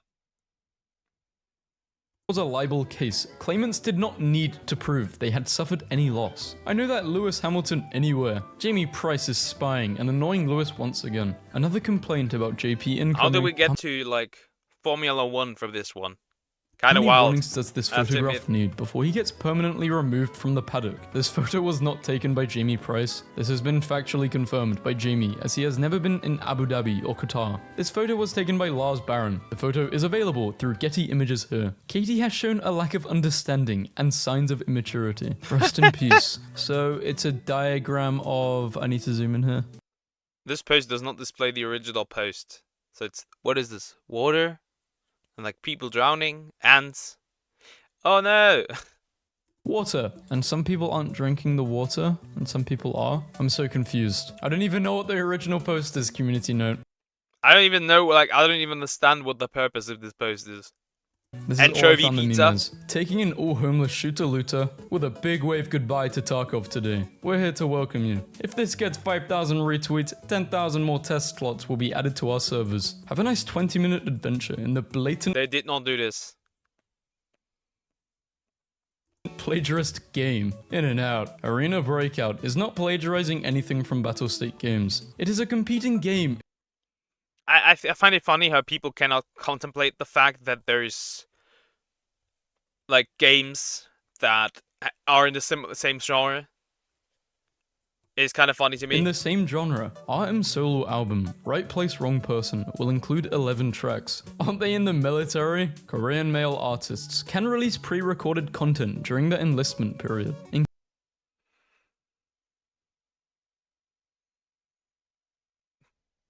I mean, sure, they wouldn't probably, like, understand this. Because, like, how would you understand things from another country, but still. Incredible moment captured on video as a shark takes an injured sea turtle to humans on a boat so they can help save it. As expected from the Daily Loud, this footage was edited and spliced to present an alternative narrative of a shark trying to save a turtle. I assume the shark did not try to save the turtle. Okay, dogs are barking. In the original video, the fishermen rescued the turtle from a tiger shark after the turtle tried to climb aboard their boat. Rishi... It also wouldn't make sense, like, why would a shark try to save a turtle? So ridiculous. Sunak's unfunded $46 billion pledge is a threat to pensioners like Betty. It's time for him to come clean about who really is going to pay for it. This is Betty. Do you think pensioners like Betty should pay the Tories' £46 billion plan to abolish national insurance? The UK state pension operates on a pay-as-you-go basis. This means the state pensions of current pensioners are paid out of current general tax revenue. Yeah, just they are paid all out of like tax revenue here as well, but yeah, like you pay your own taxes obviously. So yeah, kind of makes sense. They have a similar system to what we have. The amount of the benefit received is linked to the number of national insurance qualifying years paid / credited. Our city is in need of recovery, something I know a little about. I'm running for mayor because I love San Francisco and I'm committed to helping our city. You are not running for mayor. Recover with hard work and decades of experience. Watch my video to learn more. The 5,000 homes Aaron claims to want to build in this video will only cover 6% of the 82,000 home shortage created by his housing policies over his life. You know who's at fault for like homes that would like there's a home shortage? Rich people, because they try to gatekeep like not just rich people, but also the restrictions around housing, because rich people try to gatekeep housing because they don't want to lose their the value of their houses. The more you know. Last 2 decades as a San Francisco. The problem is not only like not in like you couldn't build more houses. The problem is that people don't want you to build more houses. The lack of diversity at Lowell, I don't know, has long been a blemish on San Francisco's long-held academic crown jewel. I hate the word diversity. I hate it. I absolutely hate it. Based on current trends, Lowell's high school has an 83% minority enrollment. Oh. It's probably not diverse enough. Make it 100. No more Americans. BTS Jungkook linked to cult speculation and controversies. Isn't that all? Isn't that all Korean musicians? Headline is defamatory and false. During a Weverse live, Jungkook shared to not be affiliated with any religion. Moreover, a soy sauce bottle and a like are not in any shape or form indicating of any cult behavior. Big Kid is taking How do you go like from like, oh, this is a K-pop star to, oh, he's in a cult because of a soy sauce bottle. Actions against these malicious rumors. Encourage interactive learning and boost your child's confidence in math. Get it? Be aware that every 10th line is identical without adjusting the mechanism. So when a long column is rolled in the middle, the same 10 questions are repeated 4+ times on the page. Wow, they stole that spot straight from Osprey vs Danielson on Sunday LOL. It is actually a callback to the Gary's mod is officially delisting all Nintendo related add-ons as a result of Nintendo themselves issuing takedowns. On that note, Nintendo, stop suing! Don't know what's going to happen to all the creators, but this is officially the end of the Splatoon Gmod community. There has been no official confirmation of Nintendo actually ordering a cease and desist towards Facepunch Studios. It is also it was probably not an official cease and desist, but they probably saw like what was happening around them and then just like, they don't need to send out a cease and desist. They just need to, you know, they just need to make sure that like people are scared of them. The Nintendo is ninjas. Not legitimate. Seattleese can no longer afford essential delivery services due to the Seattle City Council. We need your help to fix this extreme delivery ordinance. Washington Alliance for Innovation and Independent Work is a lobbying group from corporations such as Uber and DoorDash to oppose Seattle's pay up laws. Washington Alliance for Innovation and Independent Work is a lobbying group for corporations such as Uber and DoorDash. So they basically try to like delete them. Ensures that a company can't classify a gig worker as an independent contractor to avoid paying minimum wage. 1993 Sonic. Okay, sure. This is Boom Sonic. This is Boom Sonic. This is Sonic as he appears in Sonic Boom, which released in 2014. And funnily enough, that show was actually pretty funny.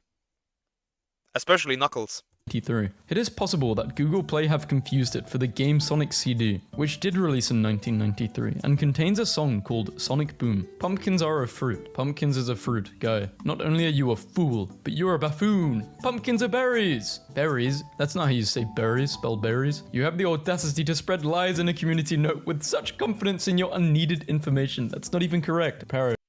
Pumpkins are berries? This can't be real. I did not know pumpkins were berries. I've never had pumpkin before. Should I try it? I have. Pumpkin soup is pretty okay. It is pretty okay. Nothing crazy though. It just seems disgusting. Slimy, gooey, and bleh. Zoos are valid. Did you know being attracted to... Huh? The zoo files are here. No, zoos are not valid. If you fuck an animal, you get daddy's belt. To animals is no, it's not. One more and the time. bullet between your eyes. Dear God. And committing acts of bestiality is illegal in almost. What do you mean almost? Almost. Wait, almost. United States, get your shit together. What? See, I want to look up which state it's legal, but I don't really want to. Let me look that up. Let me look that up. In which states is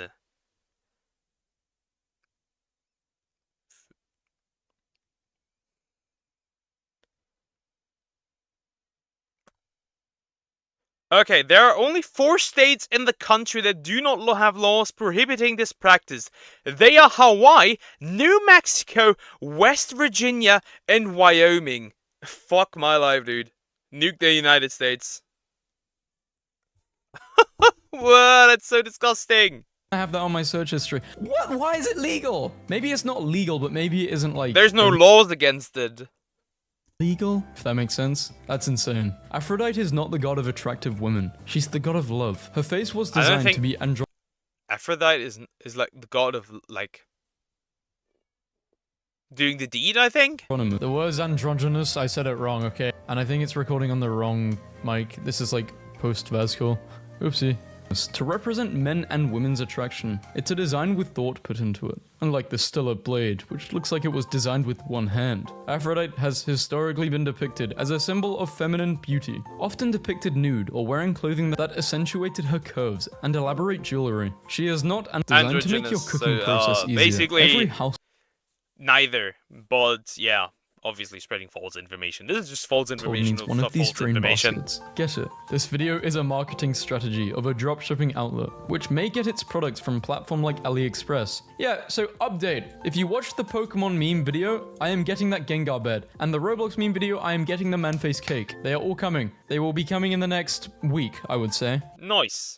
Yeah, that was a fun video. I usually don't like these too much, to be fair. They're okay, but they're nothing great. I don't think I will be doing another one because, like, they're not really destroying people. Like, occasionally there's a pretty good one. Occasionally there is a pretty good one, but they're not actually like community notes violating people.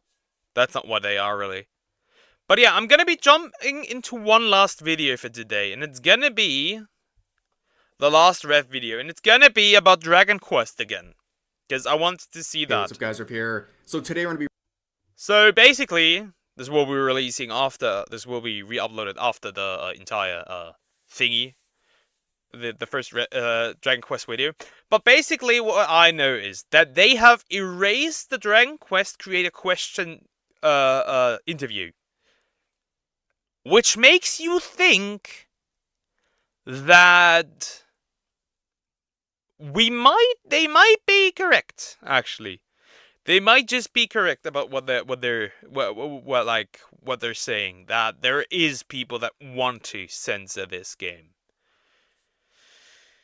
And people are thinking we're fools for criticizing this, and like tourists. I bet even I, who have played Dragon Quest for a long time, even I understand that this is not tourists, and also the argument is foolish. Because, like, whether you are part of something or not, you can still criticize things that happen to it. If, like, I've never watched Bleach, for example. If Bleach got censored, I would want to help the Bleach fans to get it uncensored again. Just me, though. Let's get into it. Interview erased of Dragon Quest creator questions Western censorship of his game. Hey, what's up, guys? Up here. So today we're though he does no longer own Dragon Quest. Returning to Dragon Quest 3 Remake because we have some more updates regarding this release. So a few days ago, a video went viral sharing the thoughts of the Dragon Quest creator who expressed his concerns about censorship of this game in order to make it into Western markets. That video has since been deleted, and a lot of people believe that it's gone. It's gone, and we all know why it's gone. This is an act of further censorship. Now, before we get into the most recent updates, I covered this situation a few days ago, and to sum up what was taking place in this video, and if you want the full story, and I just reacted to this video in the description. Essentially, there was a lot of concerns about this remake. There was concerns about the biological genders being removed from the game and replaced with Type A. Yeah, they removed the genders as usual. You know, a lot of Asian games have started to do it. Elden Ring will be one of them. Sadly, I don't know if they did it due to pandering. I have no idea. Could be, could be not.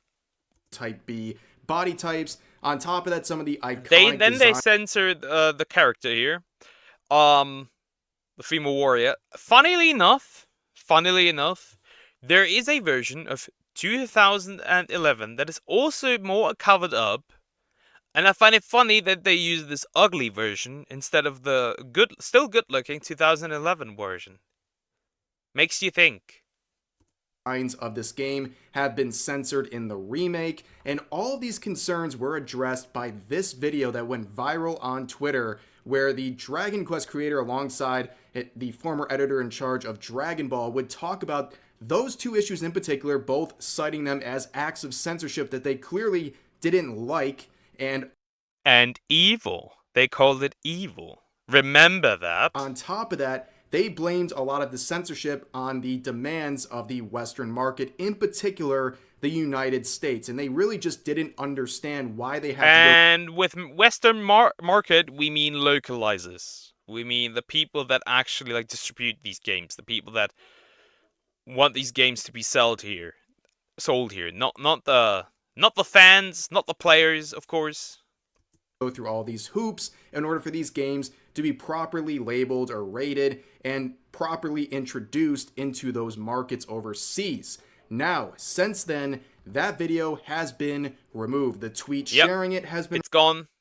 Tweet sharing is gone. Which makes you think that they must have hit a nerve. They have definitely hit a nerve.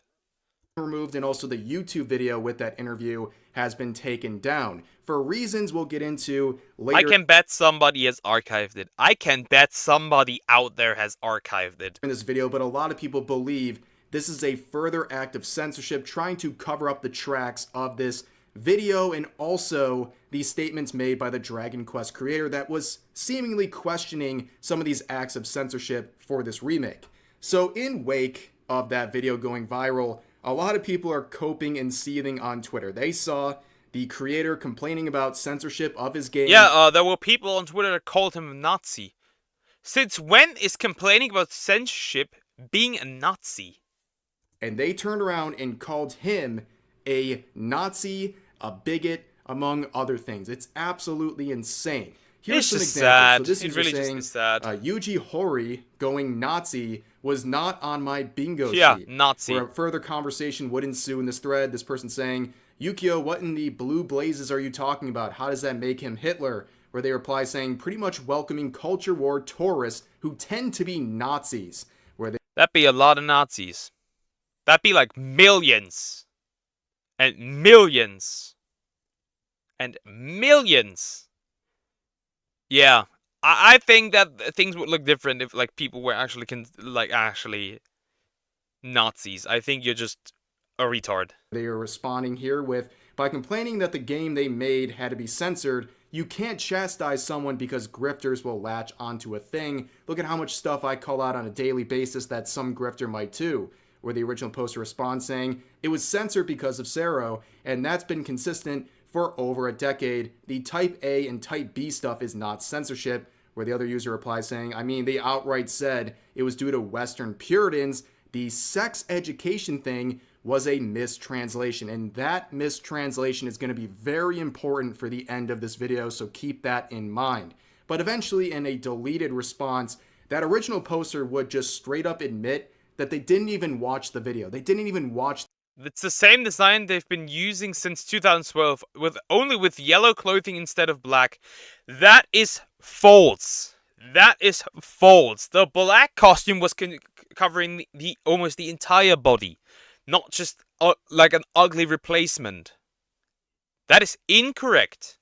This interview. So they're calling this creator a bigot and a Nazi over a video they didn't even watch. And the video is like less than 3 minutes, by the way. So you don't have the attention span to watch that video, but you have... That's like the funny thing. They criticize somebody, but then again, they don't even watch the video because they're like, they're so much better and above it, and like the opinions of those people don't matter because of course they are just like bigots and would you please listen to your opposing side? Maybe they might have a point.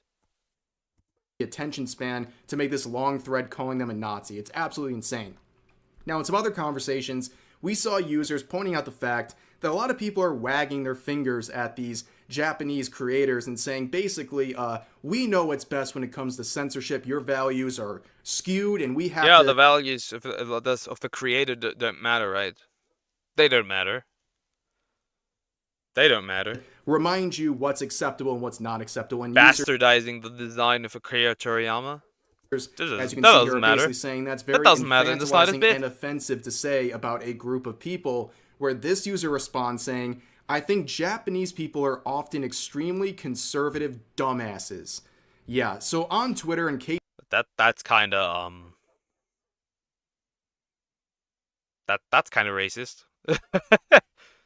You don't know, the only thing that's comparable to the open racism against white people is racism against Japanese. Yeah, it's either against Japanese, Asians in general, or though we have to admit that the racism towards Asians doesn't necessarily often come from white people or woke people. Yeah, or it's white people. that get hit by racism. These people, like, that's those just how are it two is. things that are Can't do rarely much. questioned, and they just thrive for some reason on social media. Those are safe targets to go after, and we see this. Look at that. Get your ass beat. Look at that. 280 quote tweets probably. 300k views is insane, happen though. Every time there's drama involving a Japanese that is insane, company though. or a Japanese person, there's always some weird racist remarks that largely go unquestioned. But here's another example from someone trying to claim that they're a part of the Dragon Quest community, making this little comic here, saying that the... Well, they're not made. This is a meme template. I've already used that meme template. Especially since, like, a lot of people that complained about this are the Dragon... Western players, we are part of the Dragon Quest community, but we are not the Dragon Quest community. The Japanese are the Dragon Quest community. This game is majorly played by Japanese players. We need to realize this, that this game is majorly played by Japanese players. There's a reason why all the Dragon Quest gacha games have failed outside of Japan. Because the Dragon Quest community outside of Japan ain't that big, bro. It ain't that big. The Dragon Quest community doesn't care about DEI and censorship of their The Japanese game, would disagree. Ridiculous. If you support censorship of a hobby, you are not a part of that community. I don't care if it's Dragon Quest or anything else. If you support censorship, you should not be a part of the community because you don't have their best interests in mind. And this user would respond basically saying you're fighting a straw man to feel good about yourself, where that original poster replies by saying, this automatically moot because you're a pedo. Good day. Yes. Probably lolicon. So, you know, lolicon equals pedo. You know, they have obviously never done anything with an actual human child. But, you know, just throw that word around. Desensitize people for it. Because, you know, that's the only thing you can provide. It's the classic Twitter tactic of running out of... Again, I've never been caught one before. Not yet. I got parasocial... I got on two lists on Twitter. Retarded and parasocial issues. Any sort of a real argument and then just labeling your opponent as a predator and just slandering them because you have no actual response. And we would see something similar here, as shared by this account. As expected, Dragon Quest fans are already turning on Hori and trying to paint him as some kind of an extremist because he doesn't want his own game to be censored. I've seen people in the past few days calling him a Nazi, a chud, wishing on his death, etc. All because he spoke up. They also did that around the death of Akira Toriyama. There were a couple of woke people. And here's some examples. Basically, some people are saying, I'm Japanese, these translations seem correct. And even one of the detractors says, well, the translations seem mostly correct, but I'm not going to watch it again because having to listen to two 70-plus old dudes ramble on about the good old days of not having to care about offending people makes my brain hurt. I'm gonna be real. As long as it isn't people that you love, you should not care about offending people for your opinion. And I find it abhorrent that I was able to say my opinion in back in 2015 without much trouble. And now I can't do it, especially in the VTuber community. I absolutely fucking hate it. Yes, it makes your brain hurt to hear people who are confused that their entire life doesn't have to basically revolve around not offending a bunch of sensitive people on social media. But they go down here to continue talking about these. You're gonna get offended, and you have to live with that. No matter... It doesn't matter what you want. You have to live with that. That utopia will not exist. People in the interview trying to slander and label them all kinds of ridiculous things all over politics. And this interaction further here, it really just sums up how delusional some of these people are. So this user says, no way 70-year-old Japanese men talking about the good old days where they could sexualize underage girls in their gay demon guy. Of course. I would have never seen it coming.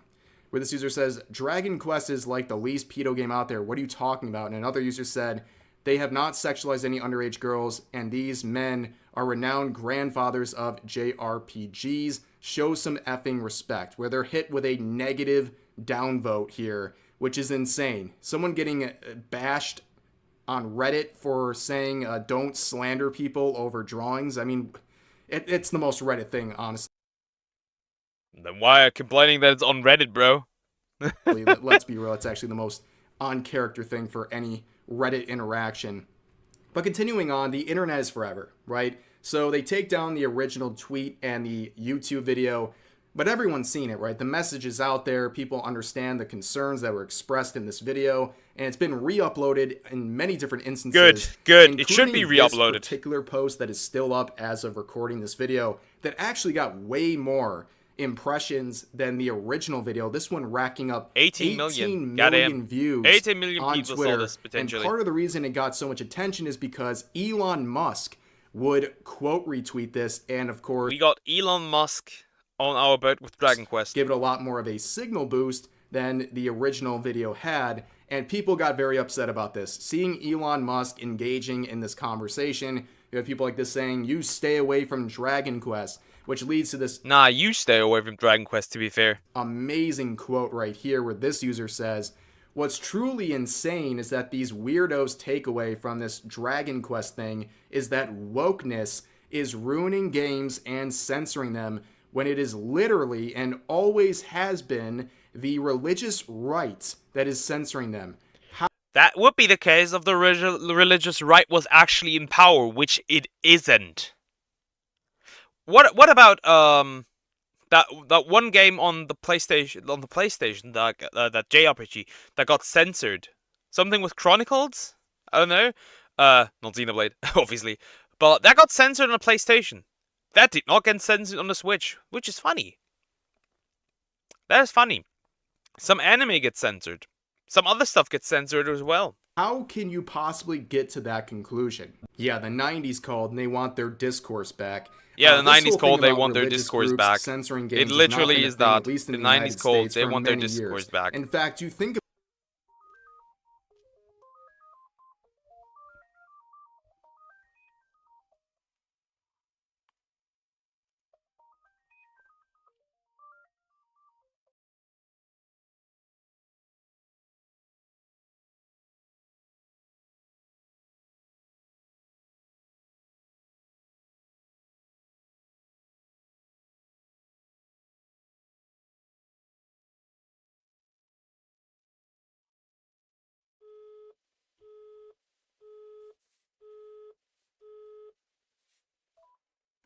90s called, they want their discourse back. Censored here. Do you think any religious organization would support a type A and type B body type? I'm pretty sure they would support the exact opposite of that. Actually, yeah, don't true. Understand the closest thing to they religious censorship here, or censorship from any sort of religious group, would be these woke people censoring these games, because they function much like a cult. So if there's anything close to a religious group censoring anything, it is the wokeness. They act just like a bunch of fanatics. And that's how they censor all of these things and demand that these things be censored. And anyone who talks out against it is dismissed as some sort of a horrible, disgusting person. But going on...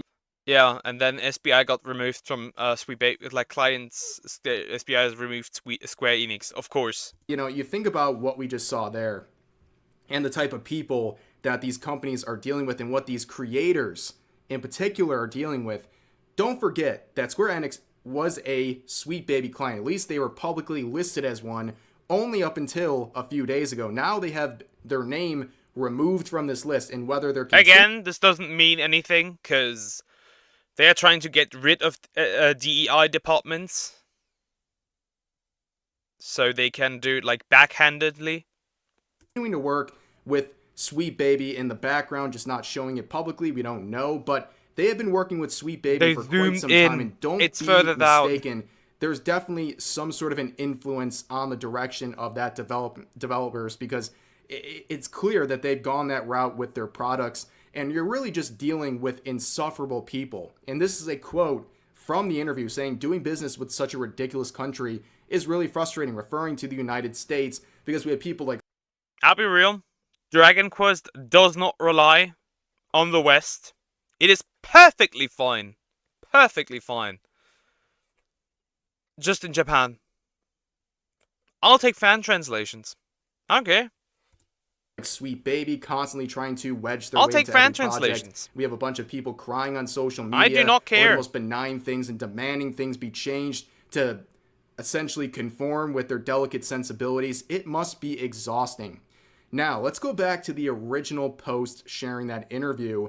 Like I said, all traces of that original poster's videos have been removed, and a lot of people have come forward in articles and Twitter threads over the past couple of hours, basically dismissing the entire interview as the product of mistranslations. Basically saying the entire interview... Let me guess. The rumor that it was a mistranslation is fake. And everything they said is completely worthless because it's all mistranslations. But in reality, there is only one mistranslation. And the original account that uploaded the video has sent out an apology. And it seems to me, and this is just my opinion, it looks like this was made by a lawyer, where they say, "I would like to sincerely apologize for the incorrect English subtitles created for Mr. Kazuhiko Torishiyama statement. In the scene where he mentioned Puritan, it was mistakenly translated as sex education." Which, by the way, looking at the context of that quote, he was basically saying that religion has an influence on sex education. But the proper translation now says Puritan, like Puritan culture, which is more accurate and seems like it makes more sense. And that's not a part of the video a lot of people really cared about. People cared about the comments of the Dragon Quest creator referring to the Type A and Type B body types, the censorship. Yeah. But again, it only matters if it's virtual women, like fictional women. It doesn't matter really when it's like living humans. Then it's kind of okay to be like non-Puritan. It's really weird. It's just like the values are just turned and twisted. It's just really weird. Of the outfits and how they seemingly had that stuff forced upon them, and they don't really like it, and they're doing this because apparently to them they have been made aware of some sort of context where they have to do this in order to get into Western markets. They have been made compliant. They have to comply. Those are the way more important parts of this interview. And you're saying one mistranslation of one phrase in this nearly 3-minute interview is enough to basically dismiss this whole thing. And a lot of people are looking at this and thinking this is an act of censorship, and this person felt a need, maybe out of fear of a lawsuit, to take down the related videos. And a lot of people have noticed, and a lot of people are saying, wait. This seems like they're trying to cover up what was said by the Dragon Quest creator, and now they're trying to wipe this off the face of the internet. But as I said earlier... Yeah, like I said, I also said that. They, how do I put this? They said the truth. Square Enix probably didn't like that truth, so they wanted the video removed. It's really that simple. The internet is forever, and these videos are all yeah, over this the is never place. disappearing. It'll be We interesting will to remember see that. what they do with YouTubers and other content creators who covered samples of this interview, because are they going to go try to take those videos down? I think that would be a very big mistake. I don't think people are going to fold as quickly as this, and they will put up much more of a fight. And again, as a PR perspective, if they do something like that, that is about the worst thing they could do. It's a fair use of that. It was already bad that they made their pride stream or video, that tweet, that they privated that because it got quoted. Even I quoted it. Fair use coverage and commentary. So they were beating their ass in the quote retweets. They're going to be really shooting themselves in the foot. But for now, that appears to be the situation so far with Dragon Quest III Remake. I'm sure this won't be the end of it. I have a feeling this is going to be... Yeah, they probably will release this game. There will probably be more, to be honest, but that's literally the end of the video. Yeah. That's just how it is. That's just how it works. Just don't buy it. And they won't do it any longer, because they know you won't buy it.